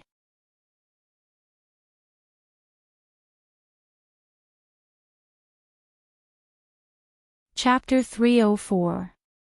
That night, when Ryuto and Colored Glaze finished discussing the arrangements for the banquet 3 days later. In a huge villa located in the Setagaya district of Tokyo, a middle-aged man who looked to be in his 50s stood respectfully beside an elegant tea table and said something to the old man sitting at the tea table. Iwasaki-sama, the matters of the Kamiyoshi clan have been arranged. Do you have any other orders? Upon closer inspection, this middle-aged man was Kamishiro Yoshiyuki, who met Ryuto and Colored Glaze before and was called by Ruehue as the parasite in the family. However, the elder brother of Kamiyoshi was nodding and bowing to the old man at the tea table, showing an extremely humble attitude. It was obvious at a glance that the difference in status between the two was obvious. Good. Very good. Thank you for your hard work. Well done. After hearing Yoshiyuki's report, Iwasaki Yanasuke, who was sitting at the tea table, nodded slightly and showed his trademark strange smile.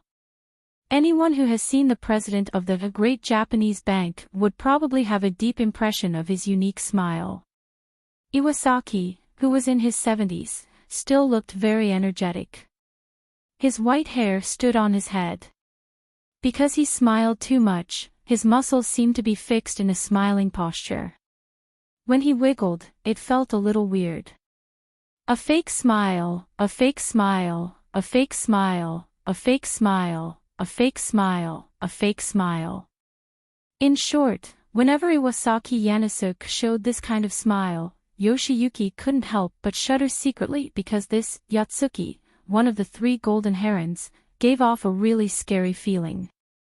It was as if he was dealing with an old monster with a strange smile mask. Therefore, when he was praised by Iwasaki-sama, Yoshiyuki hurriedly bowed and said, "No, no, no. This time, my son, filial piety, can marry Iwasaki-sama's daughter. This is a great blessing for Kamiyoshi. This is a small matter, a small matter, a small matter. Marriage." From Yoshiyuki's words, the one who would be engaged to Iwasaki Yanasuke's daughter in the engagement banquet 3 days later was actually Kamishiro Yoshiyuki's son, filial piety Kanzaki. But so far, only Iwasaki and Yoshiyuki knew about this top-secret information. Even their children didn't know anything about it. But Ruehue Kanzaki claimed to be sick and didn't come. Is her health really that bad? That should be right. The women of the Kanzaki family are all in poor health. Almost all of the previous generations have died around this age. That woman's condition has been very poor recently. She has been resting in bed for a long time. When talking about Ruehue's health, Yoshiyuki didn't sound like an older brother talking about his younger sister at all. Instead, he sounded like he was talking about an enemy. But in fact, that was indeed the case. In an environment like the Kamiyoshi that obviously favored females over males, plus he had such an excellent younger sister like Ruehue, Yoshiyuki had been living in the shadows since he was young. That was how he developed his dark personality. That's good. Hearing this, the corners of Iwasaki's mouth curled up slightly. Of the current generation of Yatsuki, although Iwasaki was the highest-level golden heron, there was someone in the middle-level dark crows that Iwasaki had to be on guard against, and that was Kanzaki Rui. Ruehue Kanzaki was a very special woman. Her ability was far above the other dark crows. It could even be said that the other 11 dark crows couldn't be compared to her at all. Logically speaking, such a woman would be the best golden heron candidate for the Yatsuki in the future.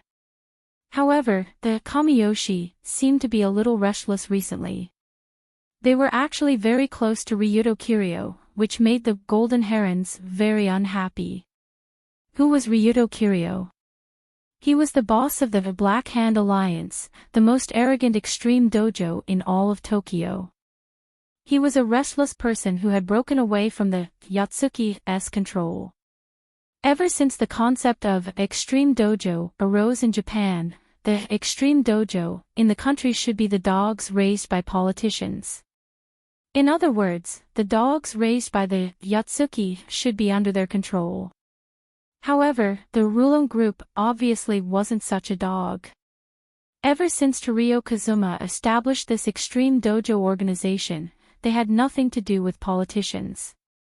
When his son, Ryuto, took over the organization, they became even more extreme. They even absorbed a large number of other extreme dojo and formed the Black Hand Alliance, a huge extreme dojo organization. Now, the Black Hand Alliance had grown to the point where even the Yatsuki didn't dare to act rashly. They had become a huge hidden danger. And Iwasaki suspected that Ruehue Kanzaki was behind all these drastic changes. What exactly was the Kamiyoshi doing? Or rather, what exactly was Ruehue Kanzaki trying to do? Iwasaki and the other two, Golden Herons, couldn't guess. However, everyone knew that this situation couldn't continue. Otherwise, Ruehue Kanzaki would use her identity as a Dark Crow to obtain power that surpassed the Golden Herons. They had to be serious about the Kamiyoshi. This was what the three Golden Herons thought, which was why this banquet was held. Yoshiyuki, Kuin. Ah. Yes, what are your orders, Yawasaki-sama? Just as we previously discussed, at the banquet 3 days from now, I will announce the dirty relationship between Kanzaki Colored Glaze and Ryuto Kiryu. I will then request that Ruehue Kanzaki be removed from her position as the leader. At that time, you will be the leader of the Kamiyoshi. You must do your best, understand? After repeating his plan, Iwasaki's eyes flashed with a sharp light. Just as Colored Glaze had predicted, this banquet was indeed targeted at the Kamiyoshi. Not only that, the goal was to remove Ruehue Kanzaki from her position as the leader of the Kamiyoshi Kagura. Of course, although Iwasaki was a Golden Heron, removing Ruehue Kanzaki from her position as the leader of the Kamiyoshi Kagura wouldn't be so simple. He could indeed make such a proposal, but it would require the votes of all the Dark Crows. At that time, as long as more than 2/3 of the 11 Dark Crows voted in favor of the proposal would be carried out. 2/3, which meant that more than 8 Dark Crows would need to agree. Iwasaki was quite confident about this. After all, the status of the Golden Herons was higher than the Dark Crows. This time, dealing with the Kamiyoshi tribe was the idea of the 3 great Golden Herons. The Dark Crows below them had no reason to object. Furthermore, at the banquet 3 days from now, Ruehue Kanzaki wouldn't be able to personally attend due to her illness. That made things even simpler. If Ruehue was present, the other Dark Crows might hesitate due to her abilities and feelings. However, if it was only Ruehue's daughter who came, then there was no need to even think about it. This proposal would definitely pass. After dealing with Ruehue, I'll marry Kanzaki Yoshihide, and I'll be able to take over the entire Kanzaki family. At that time, I'll be the leader of the Golden Herons, and even those 2 old fogies will have to look up to me. Thinking up to this point, Iwasaki's voice was filled with joy. It was as if he could already see the Kamiyoshi tribe bowing down to him. Yoshiyuki's expression also lit up when he heard this. He immediately bowed and said, "Yes. I will definitely not disappoint Lord Iwasaki. From now on, the Kamiyoshi tribe will definitely stand firmly before Lord Iwasaki. We will serve Lord Iwasaki with all our might." Very good. You may leave. Yes. After Kamishiro Yoshiyuki left, Iwasaki Yanasuke was the only one left in the tea room. 3 days from now. I'm looking forward to that day. Looking up at the ceiling of the tea room, Iwasaki slowly raised his cup and toasted to the sky. At the same time, the mask-like smile on his face became even stranger. 3 days. 3 days. It was not a long time, but it was not a short time either. While many people were making all kinds of plans, thinking all kinds of thoughts, and strategizing under the dark tide, 3 days had passed quickly, and the engagement party of the daughter of the president of the Great Japanese Bank also arrived as scheduled. The location of the engagement banquet was in Iwasaki Yanasuke's main residence. At about 5:00 o'clock in the afternoon, both sides of the passageway outside the residence were already crowded with reporters. However, they were unable to enter. They could only watch as expensive cars drove into the residence. At the gate not far away, attendants who had obviously undergone special training courteously led the guests who got off the cars to the direction of the main hall. If a reporter could enter this place, just by taking a few photos, he would probably be able to earn a handsome reward. That was because the people who came to attend the banquet today were all rich and powerful. All kinds of big bosses and big politicians flocked here. Everyone who came and went were all nobles. Is that car? But just as a guest with a female family member was about to walk inside, he suddenly saw a special car driving in from the entrance not far away. He quickly stopped and looked in that direction. Not only him, when the black car with the golden dragon swirls in the sky, engraved on the hood slowly drove in, almost all the guests around him subconsciously looked in that direction. To be able to attract so much attention from this group of real nobles, it was obvious that the person sitting in the car was not an ordinary person. In fact, when the girl sitting in the back seat appeared in front of everyone, almost everyone couldn't help but exclaim secretly. It was a girl, a very beautiful girl. Because she was attending a formal banquet, she was wearing a black satin dress. Her long black hair was coiled up elegantly, making her look dignified and elegant. Moreover, it accentuated her slender, white, swan-like neck. When such a beautiful girl stepped out of the dark car with her slender jade feet in high heels, it was enough to attract attention. What's more, the person who helped the girl out of the car was a young and handsome man who was more conspicuous than her. Iwasaki Yanasuke. We're here. When Colored Glaze got out of the car, Ryuto, who was wearing a white suit with dark golden dragon embroidery, reached out and let Colored Glaze hug him. He stood in front of the door of Iwasaki Biya and showed a brilliant but bloody smile.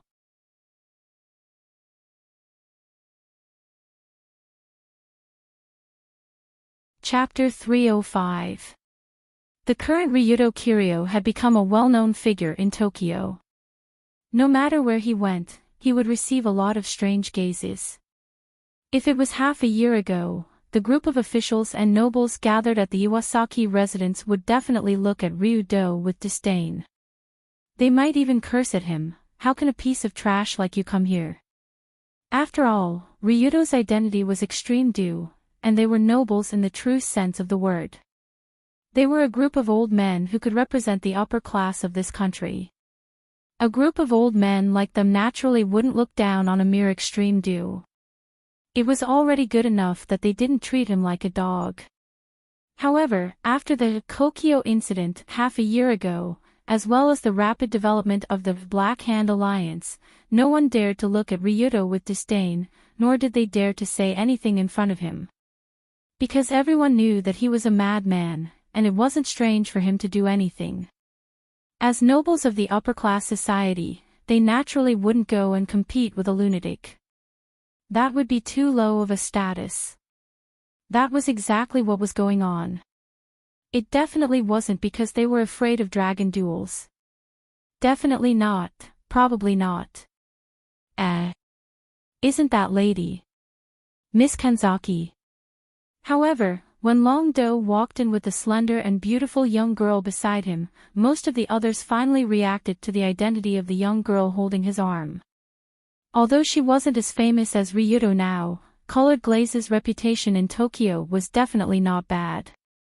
Basically, there wasn't anyone in the upper class who didn't know this Miss Kanzaki. But the question was, why would such a situation occur? Why would the dignified eldest daughter of the Kanzaki family come together with such a hooligan? Moreover, she was even holding his arm and walking intimately with him inside. It can't be, right? Could it be that Kanzaki Colored Glaze and him? Impossible, absolutely impossible. A few people who thought of this shook their heads. Obviously, they all knew the identity of Colored Glaze. As the next vegetarian king, it was impossible for Colored Glaze to associate with men, let alone with a scum like Ryudo, who was not tolerated by the upper class. Are you sure? They seem to be looking at you with very surprised eyes. Ryudo said softly to Colored Glaze as the two of them walked towards the grand and elegant main entrance of the mansion under the gazes of many pairs of eyes. Naturally, Luli knew very well what kind of commotion the two of them would cause when they arrived at the scene so intimately. Even so, she still did it without hesitation. The way she held Ryudo's arm and walked in Iwasaki Yanasuke's courtyard with her head held high seemed to be a provocation to someone. You bunch of trash, you all treat me, Colored Glaze Kanzaki, as a mascot, a decoration, right? You even need to complain about whether I have a boyfriend or not. I'm going to be intimate with a man right now, what do you think? You don't like it? Even if you don't like it, you better hold it in.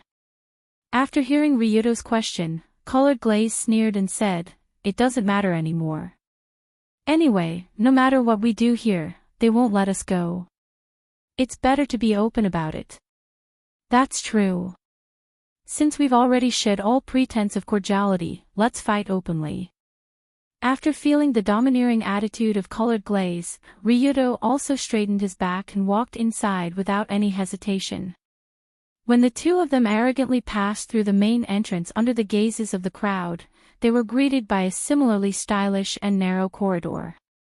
Both sides of the corridor were decorated with strange-looking oil paintings, and each painting depicted a different scene.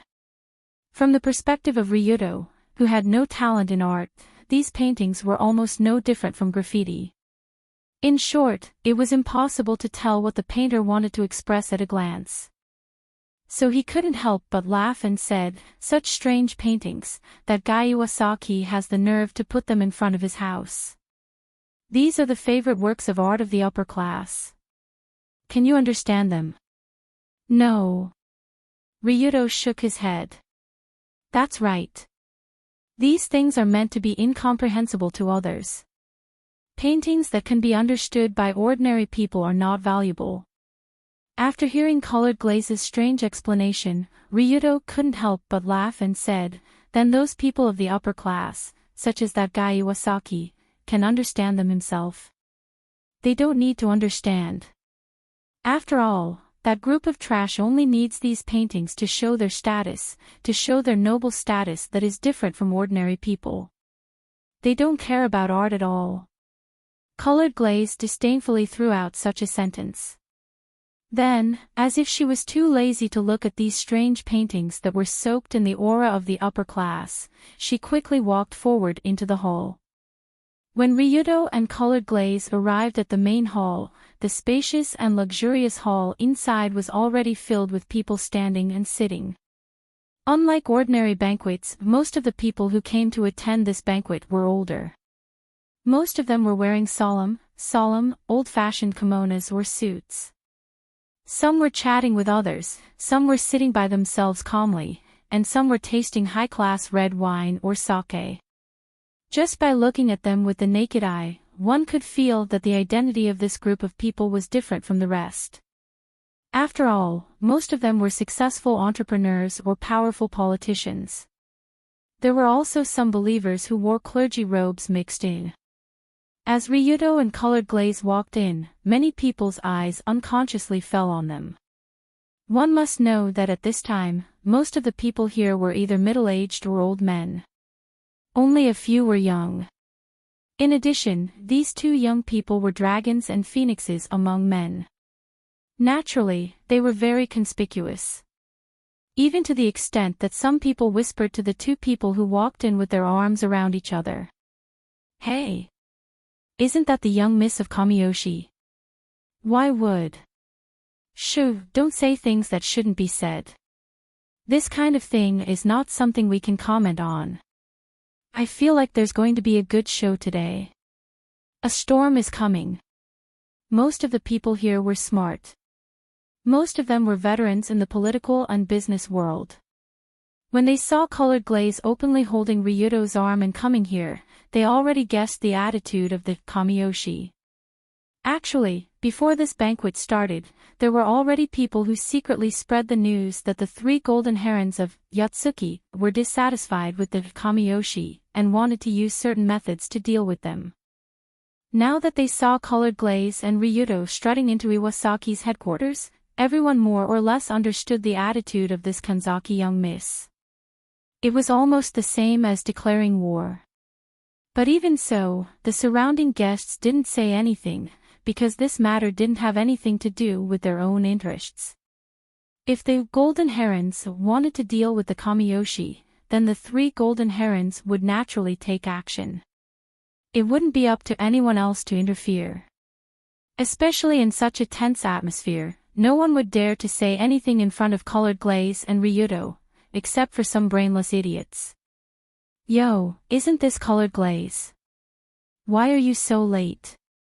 Just as Ryuto and Colored Glaze were about to find an empty table to sit down, a very annoying voice came from an elegant 4-seater table nearby.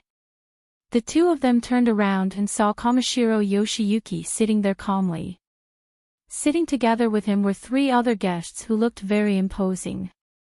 They were probably Yoshiyuki's friends. Perhaps it was because he was on Iwasaki Yanasuke's side, or perhaps it was because he knew that Ruehui and Colored Glaze were about to be finished. In short, when Yoshiyuki saw this niece of his who gave him a lot of headaches in the early years, he unconsciously used the attitude of an elder. After hearing him speak as if he was the winner, Colored Glaze walked over with a smile and replied, "I'm a little late." "I'm very sorry, Uncle Yoshiyuki." "Oh. Why is this guy acting so submissive towards me? Could it be that he already knows that the Kamiyoshi clan will be under my control in the future?"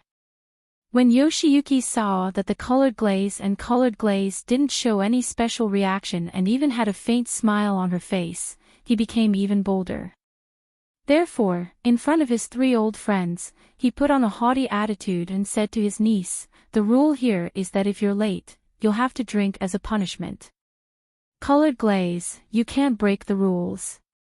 "Yes, she'll drink as a punishment. She'll drink 3 glasses as a punishment." "Ha ha ha. Don't be so mean. She's a young lady after all. Just drink 1 glass as a punishment. But this wine has 40 to 50 degrees. 1 glass is enough to choke you." At this moment, Yoshiyuki's 3 old friends who were sitting beside him also started laughing and talking as if they were bullying a newcomer. However, when Luli heard this, she smiled and said, 3 cups, right?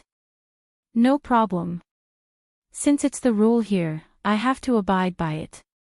Ha ha ha, you're really becoming more and more sensible. Come, Uncle will help you fill the glass. When he found out that Colored Glaze was actually prepared to drink, Yoshiyuki suddenly smiled from ear to ear. He quickly picked up the glass and poured 3 full glasses of brandy. Then, he sat on the chair with a smile and prepared to watch Colored Glaze make a fool of herself. As her biological uncle, Yoshiyuki naturally knew that Colored Glaze couldn't drink. If she drank 3 glasses of such a high alcohol content wine, even a grown man would inevitably get drunk, let alone a little girl like her. Therefore, Yoshiyuki was also prepared to generously nod his head when Colored Glaze cried that she couldn't drink.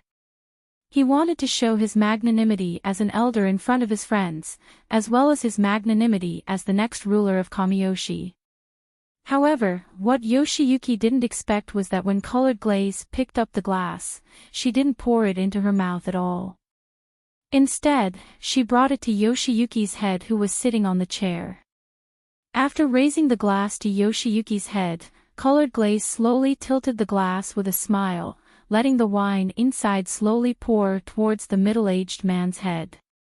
It was like watering a flower.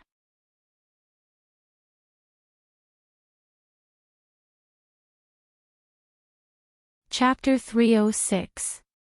For a moment, almost everyone in the hall was stunned. Colored Glaze and Ryuto were the focus of many people's attention.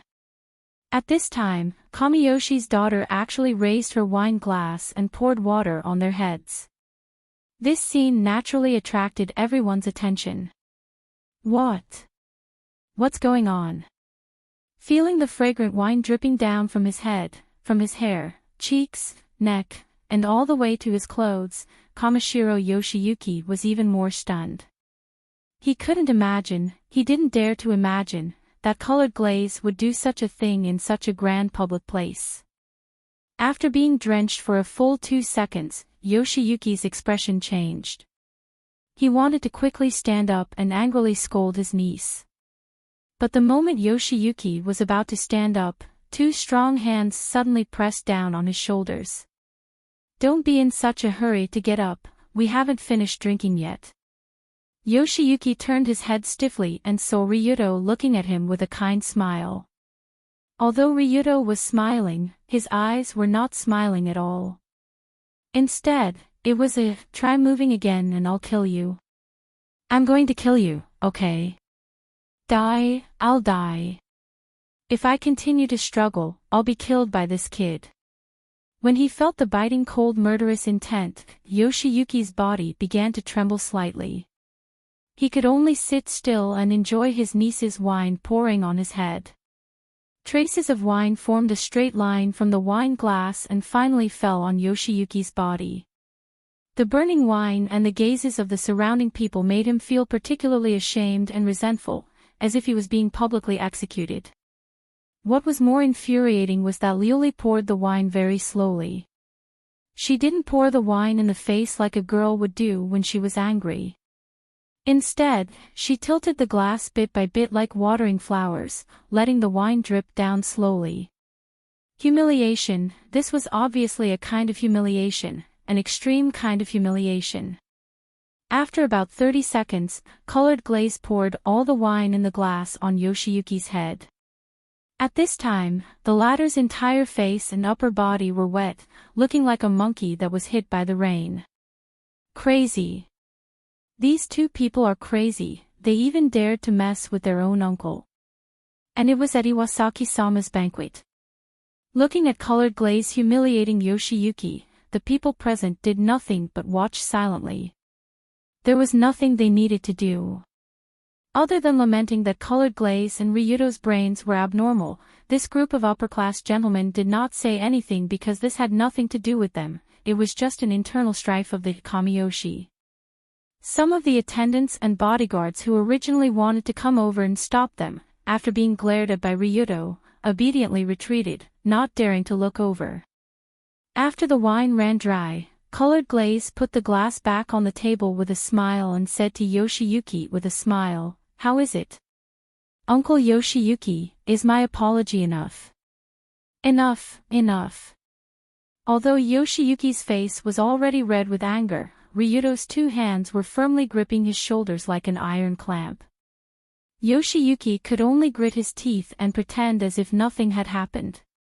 However, colored glaze continued to smile and said, "But uncle just poured 3 glasses of wine, how should we deal with the other 2 glasses?" This. Looking at the 2 glasses of brandy still on the table, Yoshiyuki swallowed a mouthful of saliva and seemed to understand colored glaze's meaning. Drink. Of course, I, as your uncle, will drink on your behalf. Before his voice fell, Yoshiyuki quickly picked up the glasses from the table and poured the 2 glasses of wine into his throat. Ugh! When he drank the brandy that was more than 40 degrees, Yoshiyuki only felt a burning sensation in his throat and stomach. This made him quickly cover his mouth to prevent himself from spitting out the wine on the spot. But even so, it was much better than continuing to be drenched in 2 glasses of wine in public. Yoshiyuki really didn't want to experience the extreme shame of being publicly executed a second time. Otherwise, how could he face people in the future? Seeing Yoshiyuki being humiliated by Ryuto and colored glaze to the point where he couldn't even lift his head, the 3 friends at the table had their mouths wide open. It was as if they couldn't imagine that these 2 people would dare to do such a hooligan act here. "Hey, you 3. At this time, Ryuto looked at the 3 of them and asked in an amiable tone, "Do you want to drink too?" "Aw. We. No need, right?" Looking at Yoshiyuki, who was just drenched, the three upper-class people who didn't know what they were doing quickly shook their heads at Ryuto. Since you don't want to drink, then why are you still sitting here? Hurry up and find a place to rest. Although Ryuto's expression and tone were very amiable, the three of them understood the core meaning of his words. We want this table, get out of here. Although the leader of the Black Hand Alliance didn't say it out loud, the three of them immediately looked at each other and walked to another table with cold sweat dripping down their backs. Ryuto, on the other hand, pulled a chair with a relaxed expression and directly sat beside the trembling Yoshiyuki. He didn't say anything and just sat beside him. What are these two guys doing? It's not like there's no place to sit. Why do you have to steal my friend's table? When Colored Glaze also sat beside Ryuto, Yoshiyuki, who was forced to sit at the same table as these two crazy people, really regretted his previous actions. He originally wanted to show off in front of his friends, but he didn't expect to attract these two gods of plague. Obviously, there weren't any tables around to sit at. Of course not. The reason why Ryuto insisted on sitting beside Yoshiyuki and driving the three of them away was very simple, and that was killing the chicken to warn the monkey, knocking the mountain to warn the tiger. Not bad, nicely done. This kid is quite the character. At this moment, many of the smart people around had already understood Ryuto's intention. Most of them had already guessed that this extreme Dao leader was invited here because Lord Iwasaki wanted to deal with him. Perhaps he wanted to deal with the Kamiyoshi clan as well. After being invited here, Ryuto's tyrannical behavior expressed his attitude. You can play any tricks you want. Come, let's see who will be the unlucky one in the end. Also, don't think that I won't dare to do anything just because this is your territory. There's nothing in the world that I don't dare to do. Therefore, from a certain perspective, Ryuto did not slap Yoshiyuki's face just now, but the owner of this place, Iwasaki Yanosuke's face. In this situation, most of the people around were whispering and laughing while discussing what might happen in a while. They were basically in a state of silence. Clatter. But not long after, a burst of applause came from the high platform above the second-floor stairs in the deepest part of the hall. Under the expectant gaze of countless people, a very amiable old man with a smiling face appeared there. It's him, Lord Iwasaki Yanosuke is here. Seeing one of the three golden herons, the people present also applauded politely. Some of them even raised their wine glasses to Iwasaki as a sign of respect. Thank you very much for today's guests for giving me, Iwasaki Yanosuke, face and taking time out of your busy schedule to attend my daughter's engagement ceremony. Thank you. Having said that, Iwasaki, who was standing high on the second floor, lowered his head slightly and made a very standard 30-degree bow to thank the people below. That posture was really awesome. In the early years, Iwasaki Yanosuke was once known as the Master of Bowing. His 30-degree bow was indeed 30 degrees. Even if it was measured with a protractor, it would not be wrong. After bowing, Iwasaki smiled and pulled a young lady who was dressed in a gorgeous kimono. She had wide eyes, a flat nose, and thick lips. At first glance, she looked like a catfish. Not only that, but she also weighed at least 200 pounds. Iwasaki pulled her to his side. I'm sure everyone has met my daughter, Iwasaki Reiko. Because Reiko has been busy with her studies and career, she hasn't gotten married for many years. Today, she finally found someone she likes, so this old man organized this engagement ceremony for this beautiful couple. I'd like to introduce my future son-in-law to everyone. Filial piety, come here. At the end of his speech, Iwasaki gestured with his eyes. The young man standing behind, Filial piety Kanzaki, walked to Iwasaki Reiko's side with a smile on his face as if he was going to the execution ground. Ryuto had seen Filial piety Kanzaki before. This guy's face was pale and his body was thin and weak. At first glance, it was obvious that he was a womanizer. He was the type who would go overboard and lose out on himself. When such a thin and weak filial son stood next to his fiancée, Lizzie, who weighed more than 100 kilograms, it felt as if a loach was shivering beside a fat catfish. It felt as if the fat catfish could crush the loach into a dried loach if it were to press on him. Of course, filial piety Kanzaki found it hard to accept the fact that he suddenly had such a beautiful fiancée. Oh my God, what sin did I commit in my past life? Why is father doing this to me? When filial piety Kanzaki looked down from the second floor and saw his father, Yoshiyuki Kanzaki, who was sitting with colored glaze and Ryuto, his eyes flashed with obvious hatred. It had to be said that Yoshiyuki was really a loyal father. He sold his son to Iwasaki as a son-in-law without asking for his son's permission. Furthermore, he didn't even let filial piety see what his fiancée looked like. He had kept Riko's situation a secret until now. As a matter of fact, when he first saw his fiancée, Lizzie, who was described by his father as a national beauty, Xiao Xing was so angry that he almost fainted on the spot. How was she even human? She didn't even wear makeup when she acted as Zhu Beiji. Puff! Seeing the filial son filial piety glaring angrily at his father Yoshiyuki from afar, Ryuto couldn't help but laugh. However, even though he was laughing, he still wouldn't forget to do what he had to do. So he quietly took out his phone from his pants and sent a message to Sensible that said, "Ready, we can start at any time." Then he waited for the next show to begin.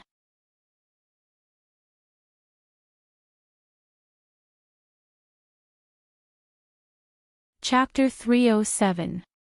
Colored Glaze and Ryuto only found out that filial piety Kanzaki was Iwasaki Reiko's fiancé when they arrived at the scene.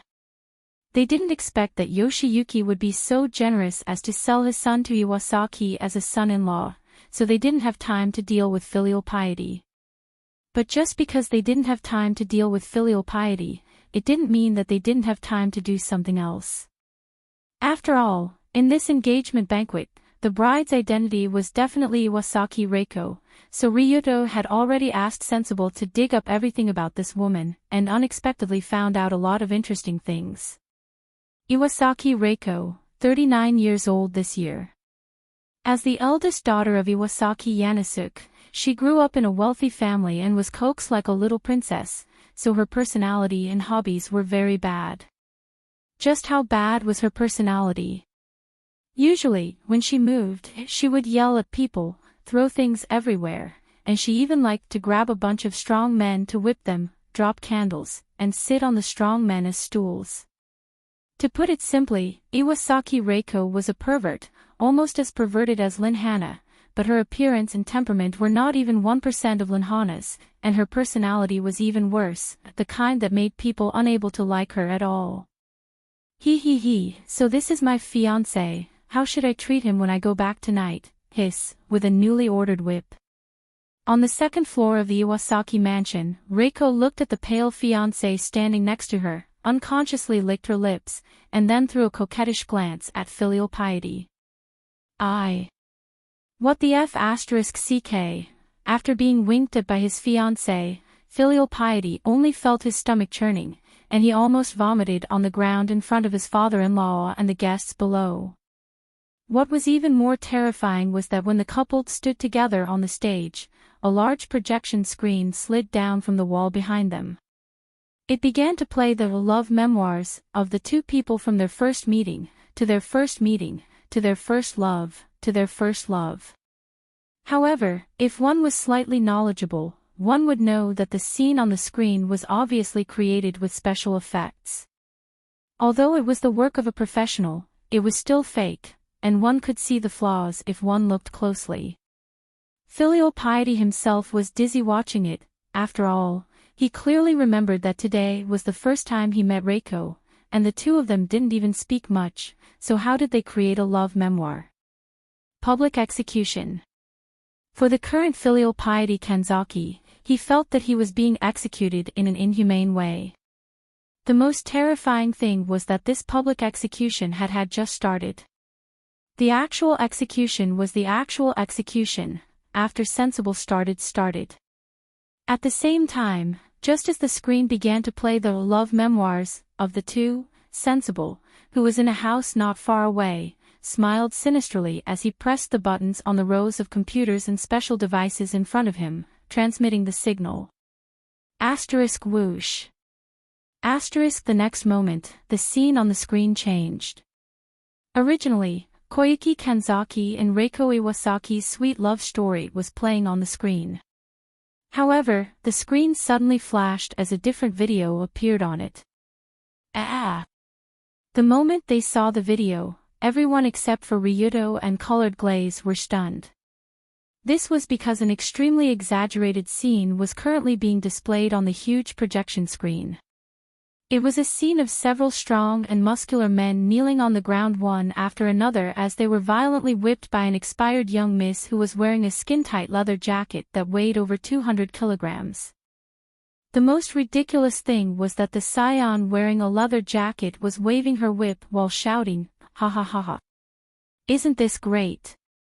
This is the favor that Reiko-sama has given you. Hurry up and shout." After hearing the words of Reiko-sama, the muscular men who were being whipped also shouted, "Long live Reiko-sama. Reiko-sama is awesome." Along with the majestic and orderly shouts, the unsightly scene on the screen continued to play. Iwasaki Yanasuke, who was standing on the second floor with his back facing the screen, noticed that something was wrong. When he turned around, his face instantly turned green. What a joke. Where is this? Who is standing there? This is the home of the president of the Great Nippon Bank, Golden Heron Iwasaki Yanasuke, and also his daughter's engagement ceremony. The people sitting in the hall below were all influential people in the country. But in such a solemn and grand ceremony, Iwasaki's daughter Reiko's, some of the more exciting videos. The moment Iwasaki saw the video, he couldn't help but take half a step back and almost fell to the ground. But he still hurriedly shouted at his subordinate, "Turn it off. Hurry up and turn it off." I'm sorry. I'm already turning it off. But I can't turn it off." When the subordinate in charge of controlling the screen heard the boss's words, he was sweating profusely as he typed on the keyboard in his hand.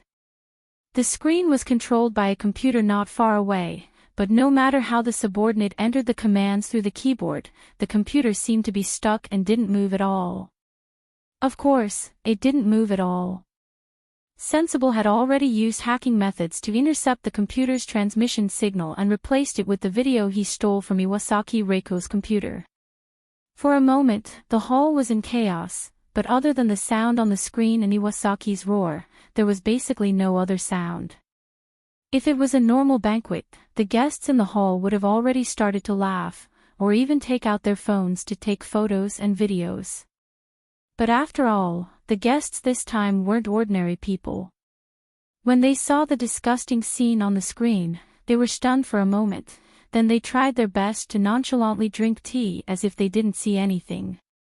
There was no doubt that Iwasaki had been tricked this time, and it was premeditated. He had been tricked ruthlessly. At this time, Reiko was trembling in fear on the second floor, her kimono was almost wet, and filial piety was lying on the ground next to her, being subjected to chest compressions as if he had just taken a trip to the gates of hell. Everyone knew that today's incident would become the biggest stain in Iwasaki Yaosuke's life, and it would become a big joke in the upper-class society. Almost 10 seconds later, another staff member reacted and said, "Pull out the power. Pull out the power. Yes. Yes. Power." Finally, the group of staff members who were so anxious that they were about to pee their pants hurriedly pulled out the wires of the screen, and the unsightly scene finally turned black. The next moment, the huge hall was silent. The guests looked at Iwasaki Yaosuke, who couldn't even maintain the smile on his face, and they didn't know what to do. However, at this moment, a burst of crisp applause came from a corner of the hall. The applause didn't sound loud, but it was especially ear-piercing in this deathly silent hall. Who is so bold? People looked in disbelief and saw a young man wearing a white shirt embroidered with a black dragon laughing and clapping, as if he didn't take Iwasaki seriously at all. And this young man who was so presumptuous that it left people speechless was naturally the biggest villain here, Tong Xingryu. Pfft. Ha ha ha ha. Wonderful, wonderful. It's so wonderful. Under the dumbfounded gazes of hundreds of people, Long Do clapped his hands and laughed. This guy did it, this guy must have done it. When they saw Ryuto's unscrupulous performance, most of the people present suddenly realized why there was such a big humiliation at the engagement of Iwasaki's daughter. Iwasaki's intention to deal with the Kamiyoshi was very obvious. Now, he even found a man from the Kamiyoshi to be his son-in-law. Anyone with a discerning eye knew what he wanted to do. It was nothing more than supporting a group of people and suppressing a group of people. Then, the Kamiyoshi would become his dog. And Ryuto Kiryu swaggered in with Kamiyoshi's daughter. It was obvious that he supported the current ruler of the Kamiyoshi, so the two sides were at odds. But even so, no one expected Ryuto's actions to be so despicable. Playing this kind of video at someone else's daughter's engagement party. How could the Iwasaki family face anyone in the future? For these business and political bosses, they generally didn't do things too ruthlessly. Who knew if there would be a time when they would turn around in the future? But Ryuto obviously didn't have this concept. If he said F*ck your family, then he meant it. Tong Xing. Ryuto. Seeing him laughing unscrupulously at his daughter's engagement party, and laughing because of this kid, Iwasaki Yanosuke couldn't hold it in anymore. He stood at the front of the stage on the second floor angrily, glared at Ryuto, and shouted, B*****. The rule of the underworld is not to implicate family members. How dare you cause trouble at my daughter's engagement party? After hearing Iwasaki's words, Ryuto laughed even more happily. He even turned to Colored Glaze and said with a smile, "Is this old guy stupid? His daughter is having an S&M convention outside. What does this have to do with me? Don't tell me I taught him." That's right. Azurite also smiled elegantly and said in front of so many people, "Old Master Iwasaki, instead of saying that someone is messing with you behind your back, it's better to say that you didn't teach your daughter well. Otherwise, how could someone fabricate this video out of thin air? Oh. This B*****starred woman. A mere daughter of Ruehue dares to talk to me like this." After being rebuked by Azurite, Iwasaki's face couldn't help but turn red. It was clear that he could accept the provocation of an extreme boss like Ryuto, but he couldn't accept Kanzaki Azurite's provocation even more. After all, Colored Glaze was Ruehue's daughter, and Ruehue was Iwasaki's subordinate. How could a subordinate's daughter dare to provoke her superior? How could this be? It's fake. That video just now was fake. But Iwasaki was someone who had been through a lot, and he quickly found a way to counterattack. He hurriedly shouted to the guests that video just now was a fake video made by someone with a mind of their own using some technical means. I, Iwasaki Yanosuke, swear that I will definitely find the culprit who made this fake video. I will bring him to justice. Originally, with Iwasaki's identity as Golden Heron, if he said that the video was fake, apart from Ryuto and Colored Glaze, everyone else would only agree, and this matter could be considered to have come to an end. After all, it wasn't difficult to make fake pictures and videos in this day and age. As long as one didn't look too deeply into it, many of them would look quite similar. However, at this moment, Ryuto raised his phone and laughed. "Don't worry, Mr. Iwasaki. I just recorded that scene and posted it online. You don't have to look for the culprit. The netizens will help you find him, ah ha ha ha ha." Damn it, Ryuto Kiryu, aren't you too despicable? The moment they heard this, almost everyone had the same thought in their minds.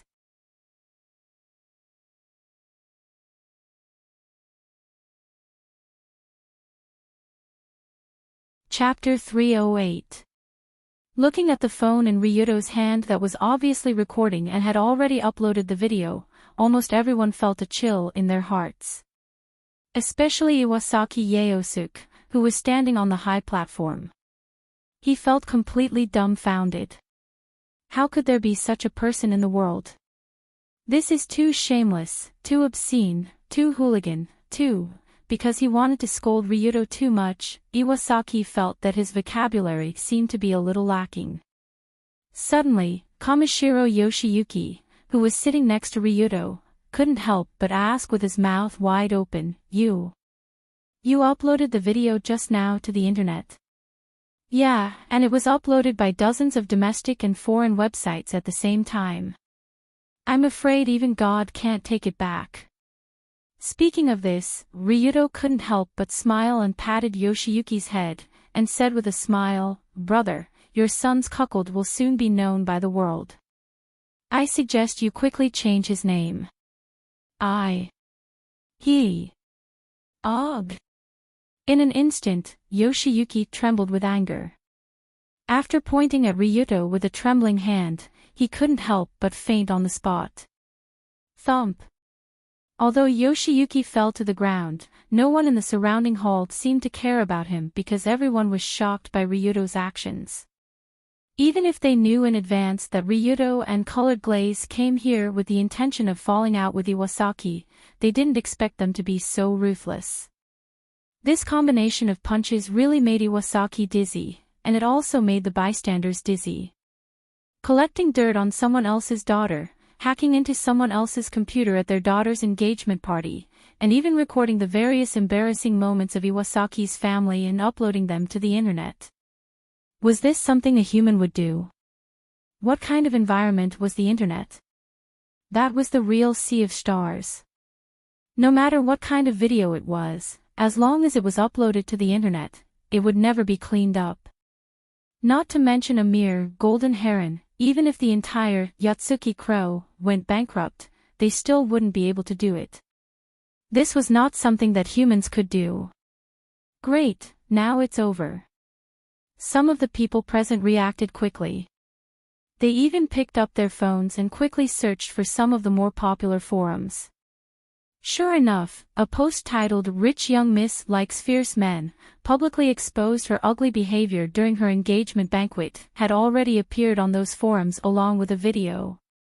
Moreover, many netizens began to comment crazily after reading it. What kind of rich young lady is this? You look like a pig, but you like to play with whips. What a strong taste. Ha ha ha. But it's too tragic that it was broadcasted at the engagement ceremony. Her husband was so angry that he fell to the ground.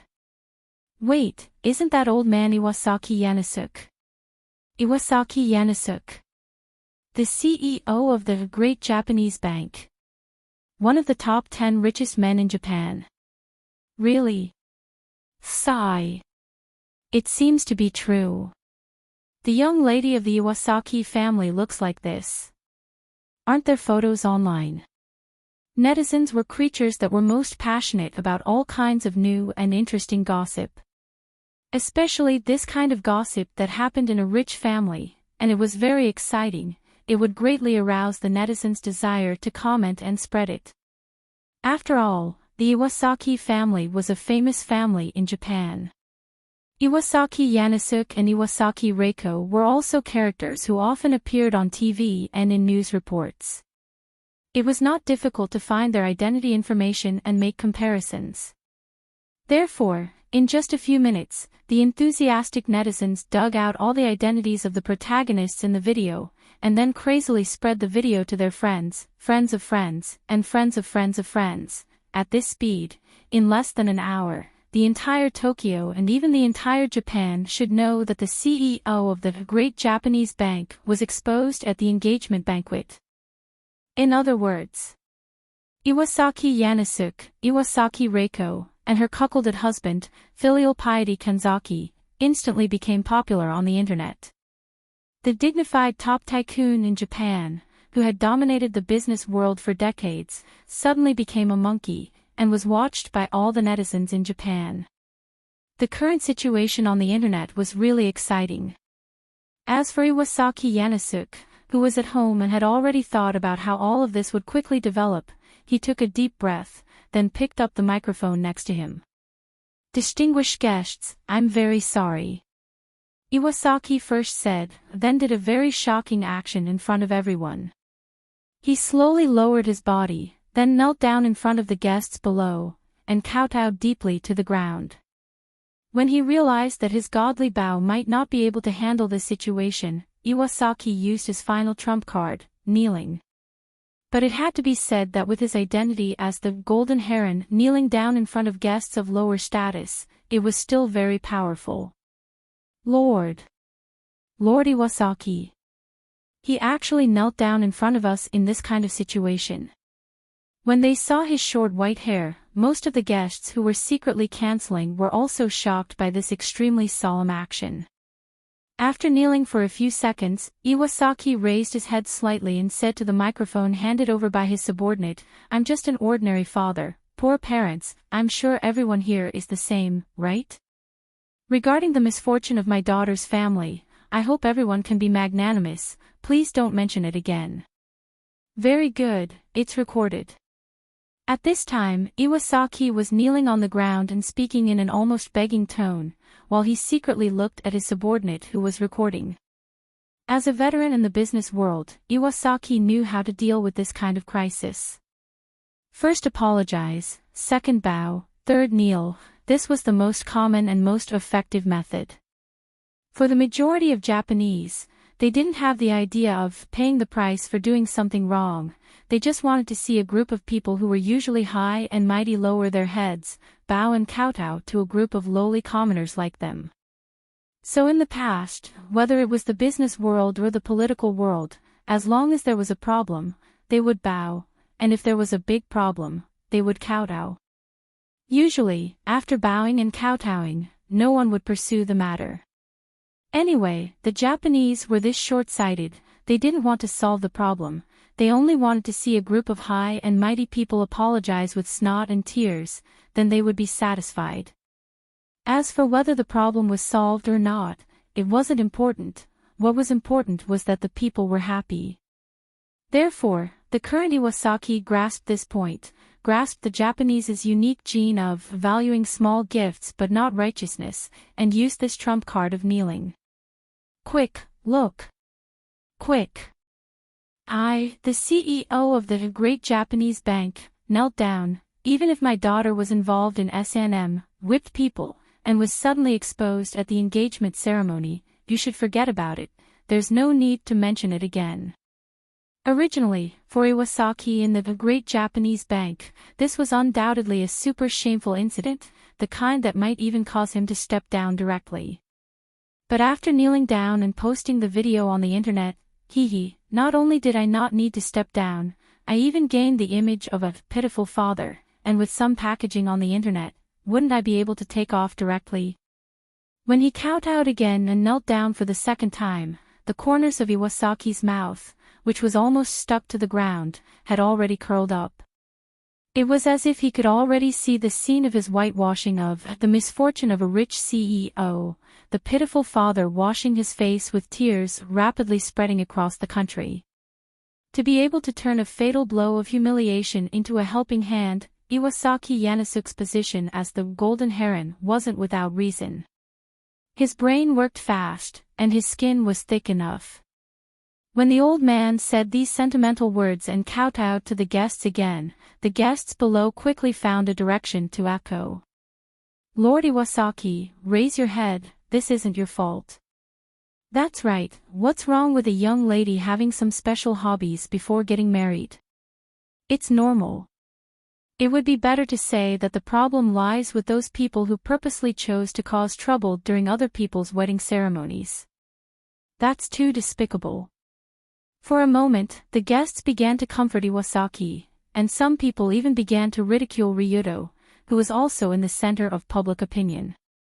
After hearing the gossip, Colored Glaze smiled and said, "Oh, isn't he quite capable? He turned the tables in an instant. Indeed.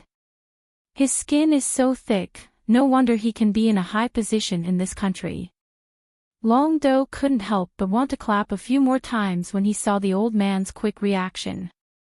He praised the old man's thick skin, which even internal force might not be able to penetrate. After all, the old man's skin had probably been tempered into steel. However, after Iwasaki's response, the momentum that was disadvantageous to him had dissipated by quite a bit. Many of the guests had also slowly left. Long Do and Azurite were also led by the attendants to the third floor of the mansion. There were 11 other men and women of different identities who came with them to the balcony on the third floor. From the looks of it, Ryudo's second father-in-law, Tsukujiri Kyoji, who was very familiar with him, this should be the current Dark Crow group. Originally, there were 12 people in the middle class of Yatsuki, but because Rue Hui said she was sick and didn't come, there were only 11 people left, including Kyoji. When he saw Ryudo, Kyoji obviously couldn't help but clench his teeth slightly. Obviously, he was still somewhat resentful of this future son-in-law. After realizing this, Colored Glaze couldn't help but laugh. "It seems that your future father-in-law doesn't like you, hee. It's okay, my future wife likes me, anyway, the one who wants to be with me is not him, but Yunyen." After being bitten by Ryudo like this, Colored Glaze couldn't help but groan, feeling like she was hit in the head with a stick. However, as the two of them chatted and laughed, it didn't take long for everyone to pass through a corridor with all kinds of infrared scanning, metal detection, facial recognition, and other security devices. Then, a particularly heavy door on the third floor of the Iwasaki mansion slowly opened, welcoming the group of Dark Crows inside. This also indicated that after the small skirmish just now, the real battle was about to begin.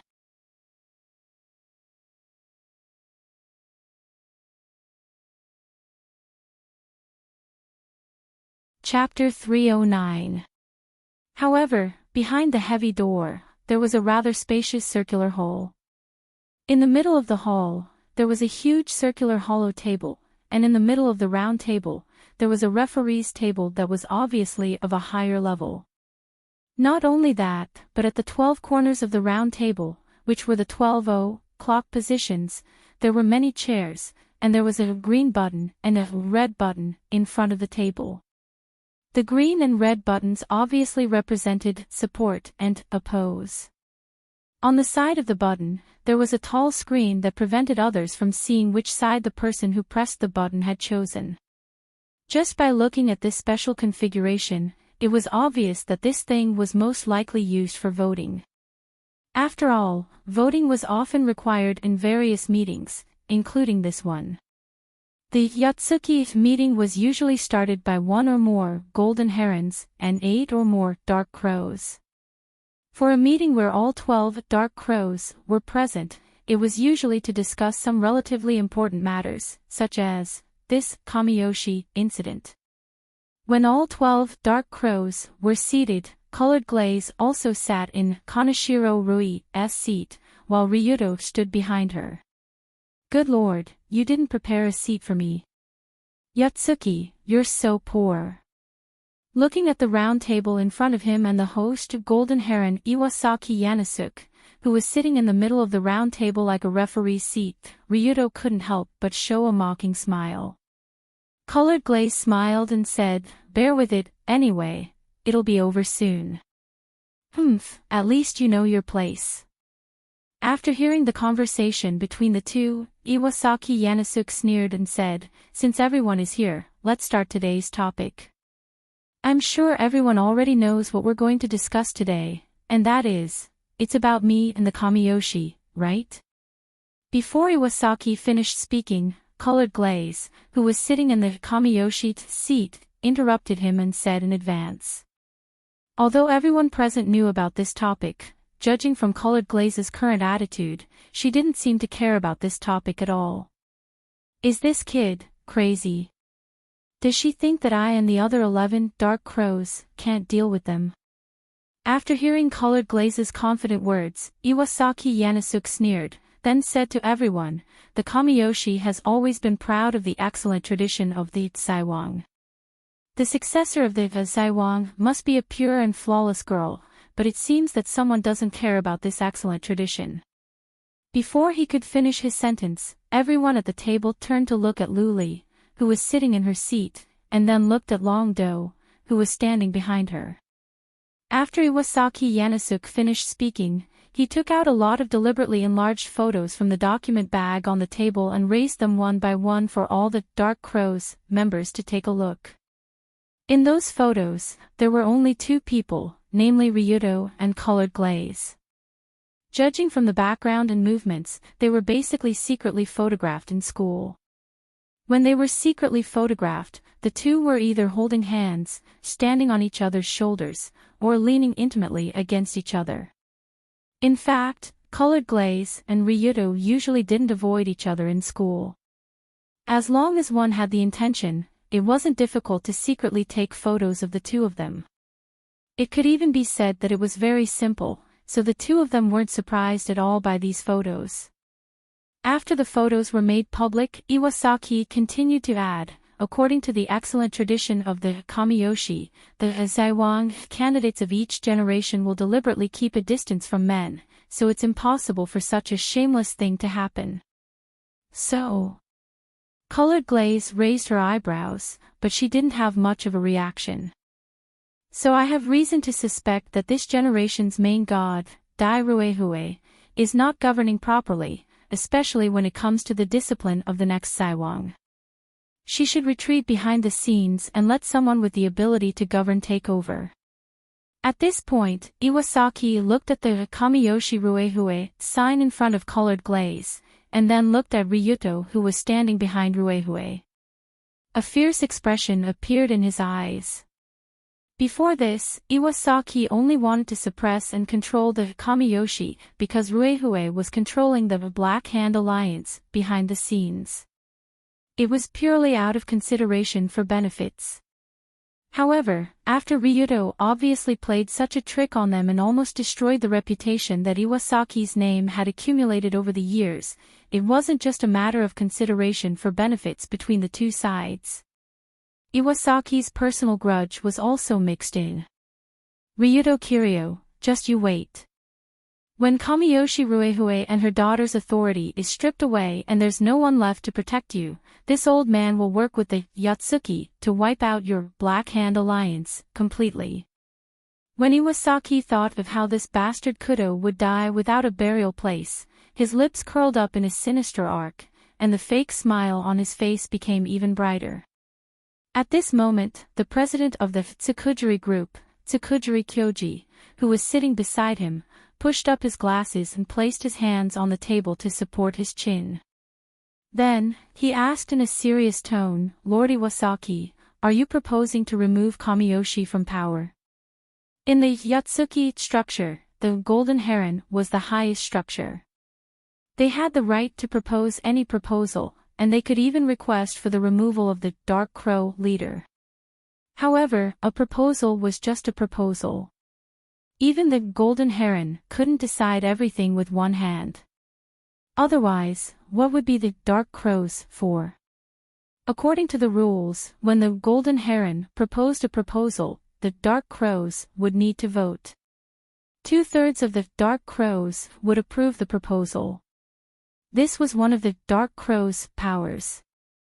That's right. After hearing Kyoji's words, Iwasaki Yanasuke slammed the table and said in a serious tone, Saiwang is one of the most important members of the Yatsuki. If something happens to Saiwang, it will severely affect the reputation of the Yatsuki. This is a serious matter. Pfft. Suddenly, Ryuto couldn't help but laugh. Just say it. Just say that you don't like me and Lady Ruehue, and you want to kill us. You are indeed one of the main reasons. You're just an extreme hooligan, yet you actually want to use the Kanzaki family as a springboard to enter the upper class.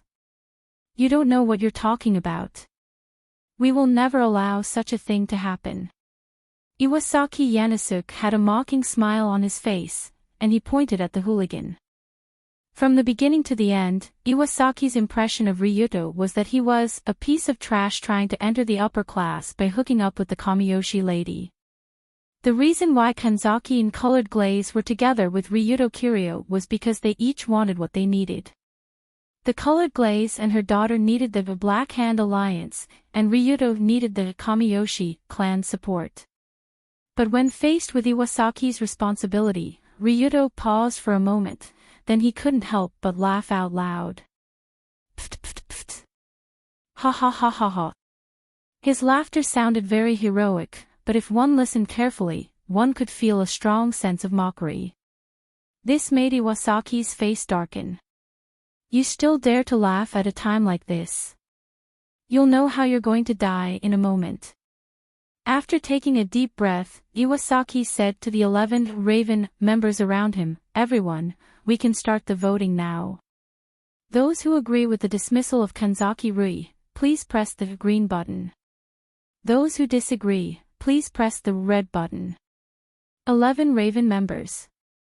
If more than 2/3 of them agreed, 8 of them would be in favor of the decision. Iwasaki was very confident in this vote.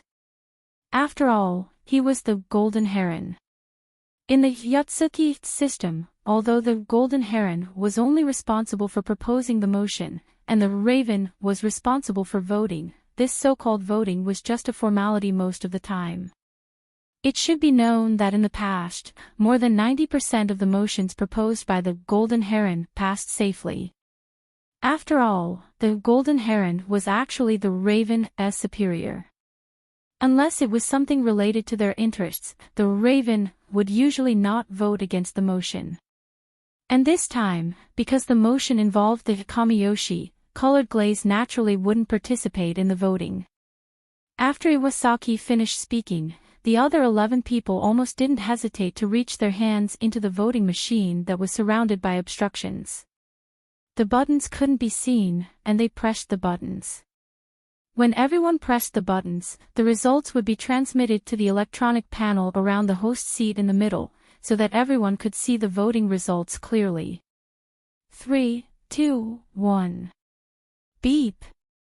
Finally, accompanied by a crisp electronic sound, the voting results that Iwasaki Yaosuke had been waiting for were displayed. According to Iwasaki's knowledge, the only person who could possibly vote against the motion was Tsukujiri Kyoji. This Tsukujiri Group CEO had a good relationship with Kanzaki Rui, and his wife seemed to be best friends with Kanzaki Rui. It wasn't strange for him to oppose the removal of Kanzaki Rui's power. However, the other 10 people only had some business dealings with the Kanzaki family. Some of them didn't even have any dealings with the Kanzaki family. It was basically impossible for them to take the risk of offending the Golden Heron by voting against the Kanzaki family. However, the results displayed on the electronic panel surprised Iwasaki a little. Because after the electronic screen flashed, the result displayed was 11 o'clock. 11 o'clock, which meant that all the 11 Ravens present chose to press the same button, including Tsukujiri Kyoji. Oh. I didn't expect that guy to be so sensible. He didn't risk condemnation and vote for Rui.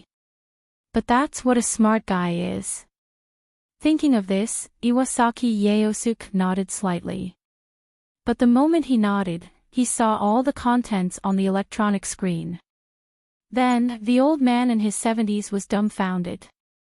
The votes were 11 o'clock, Iwasaki didn't see it wrong. But what he didn't see at first glance was that the 11 votes on the electronic screen were actually flashing red dots. In other words, the votes cast by the Ravens this time were all against Iwasaki Yaosuke's motion.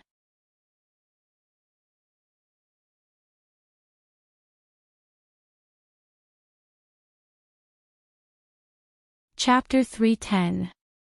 The moment he saw the final result, the smile on Iwasaki Yaosuke's face instantly collapsed, and his body trembled unconsciously. Yes, trembling. This old man who worked hard in the business world for his entire life and finally reached the highest position among businessmen, Yatsuki Kaneki, couldn't control his emotions for a moment.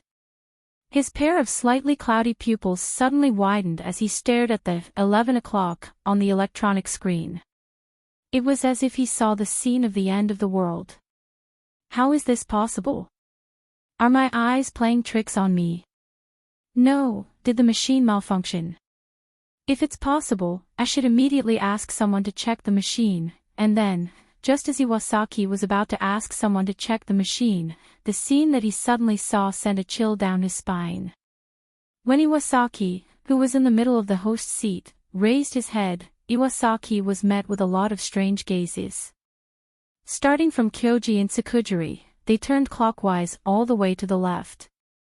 Some people's gazes became evasive, while the other half's gazes were somewhat cold. As for the most important people, Colored Glaze and Ryudo, one had a calm expression, while the other had a strange smile on his face. They didn't have a trace of surprise from such a large disparity in the score.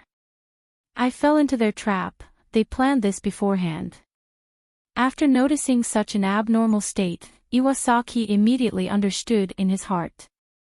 A score of 11 o'clock rarely appeared under normal circumstances, because it was rare for all 11 people to agree. After all, the members of Raven came from all walks of life, and they had different standpoints. Therefore, there was no requirement that the motion must be passed by all members. Instead, they chose a system where 2/3 of the members agreed. However, this time, when it came to the voting motion of the Kamiyoshi, everyone's attitude was the same. They all opposed the removal of Kaneki Ruehue from the position of the leader. In other words, they all stood on the opposite side of Iwasaki, who proposed the motion. There was only one reason for this situation, and that was that the Kamiyoshi and the Black Hand Alliance, these two huge forces, did something behind the scenes. A mistake, a huge mistake. The moment he thought of this, Iwasaki suddenly realized where he made a mistake. On one hand, he underestimated the abilities of Ruehue, Colored Glaze, and Ryudo. On the other hand, he shouldn't have given them 3 days to prepare. That's right, these 3 days were crucial. If it wasn't for these 3 days, this vote wouldn't have such a shocking result. Just as Iwasaki thought, in these 3 days, Ruehue, Colored Glaze, and Ryudo used different methods to secretly establish relationships with the other Raven members, and had already predicted the result of this vote. Among the 12 Dark Crows, Ruehue had a good relationship with 2 other Dark Crows other than Kyoji. After some negotiations, she obtained 2 no votes at the cost of providing some help in the form of connections. Not to mention Kyoji himself, since his daughter Yunyen and Ryudo came back from Paris together, anyone who wasn't an idiot could see that the two had already had sex. Kyoji only had one daughter, so what else could he say? In desperation, Kyoji could only agree with Ryudo, this bastard son-in-law. Therefore, needless to say, he also used his connections to persuade another Raven member to help vote against the proposal. In addition to Kyoji, Ryudo's other father-in-law, Saito Takahiro, also helped a lot. Although Saito Dojo wasn't a member of the Yatsuki Crow organization, they had a lot of connections with the upper class. Therefore, with Takahiro's help, Saito Dojo also persuaded another Raven member to help vote against the proposal. That was a total of 5 votes. With these 5 votes, Iwasaki's proposal could be said to be completely useless, because it was impossible for him to gather 2/3 of the votes to pass the proposal. But it wasn't enough, it was far from enough. After obtaining 5 of the votes, Longdo and Lioli were still moving in the dark, in order to obtain the remaining 6 votes as well. To reject the proposal, there was no difference between 5 votes and 11 votes, but there was a big difference on a deeper level. If it was just 5 votes, it would show that Iwasaki's influence was still there, and there were still 6 ravens willing to follow his footsteps. This wasn't the result that Colored Glaze wanted. Ever since that Golden Heron was ready to attack the Kanzaki family, the only thing Liole wanted to achieve was to make Iwasaki Yanasuke disappear completely, making him disappear along with his huge influence. In order to completely destroy Iwasaki's influence, the process of obtaining the next 6 votes was more or less shady. 2 of the 6 votes were obtained with the help of Sensible and Gao Yuan. The 2 of them had targeted one of the Raven individuals and companies and obtained some criminal evidence of their individual or company. From there, they threatened them. If they voted against the Kamiyoshi in the next proposal, then they should wash their butts and prepare to go to jail. After obtaining the evidence, that was how Colored Glaze threatened them. As long as the evidence was made public, even Iwasaki and Yatsuki wouldn't be able to protect them. After all, under the influence of someone with ulterior motives, this kind of criminal evidence would spread like wildfire across the country, and it would be impossible to extinguish it. After this threat, 2 votes were naturally obtained.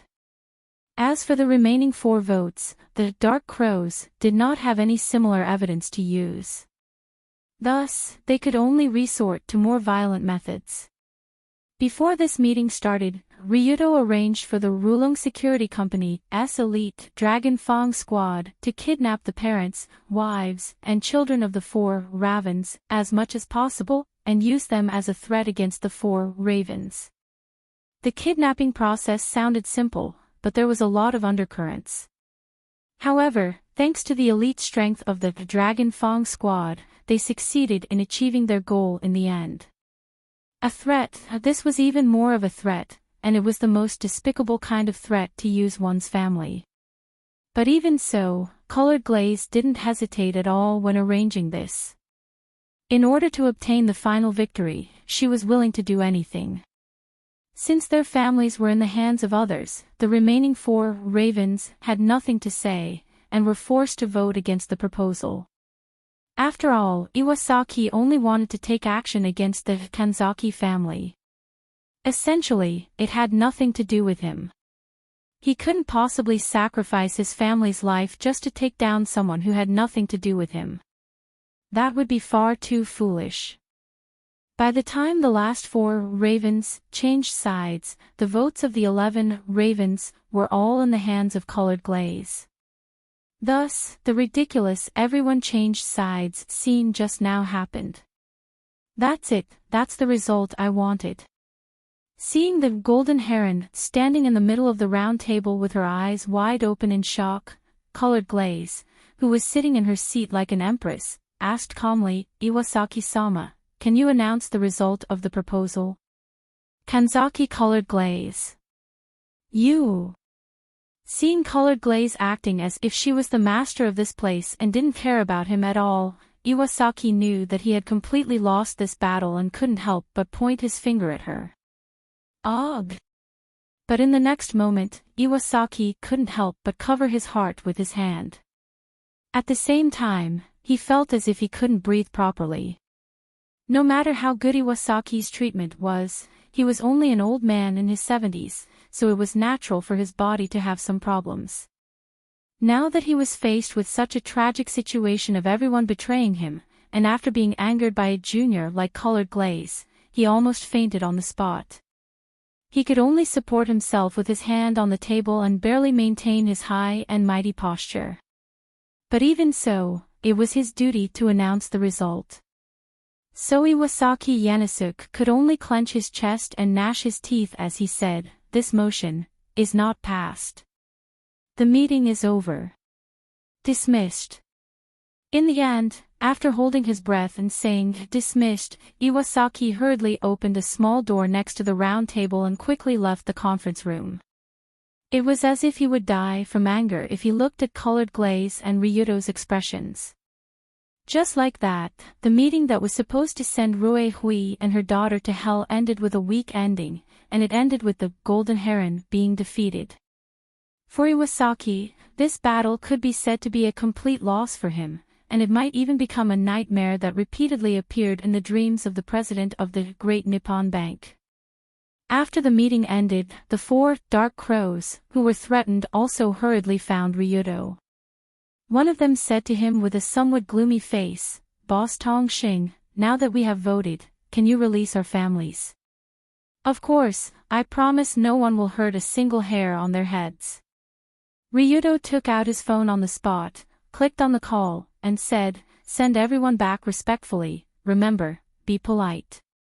After knowing that their families were fine, the 4 dark crows finally breathed a sigh of relief. They quickly followed Iwasaki's footsteps and left, as if they wanted to give some explanation to the golden heron. "Is this okay? Although you won this meeting, you also offended a lot of people."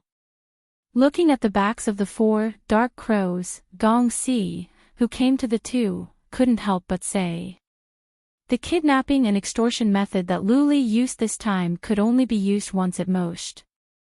If the next meeting was held, they would definitely not fall for it so easily. Moreover, the favor card that they had played previously might not be fully effective." In other words, as long as Iwasaki still held the position of Golden Heron, then he could make a comeback at any time and launch attacks on the Kamiyoshi from all directions. "No problem, Iwasaki won't be around for long. You should prepare yourself, the next Golden Heron, Sama." Ryudo reached out and patted his father-in-law's shoulder and gave him a handsome thumbs up.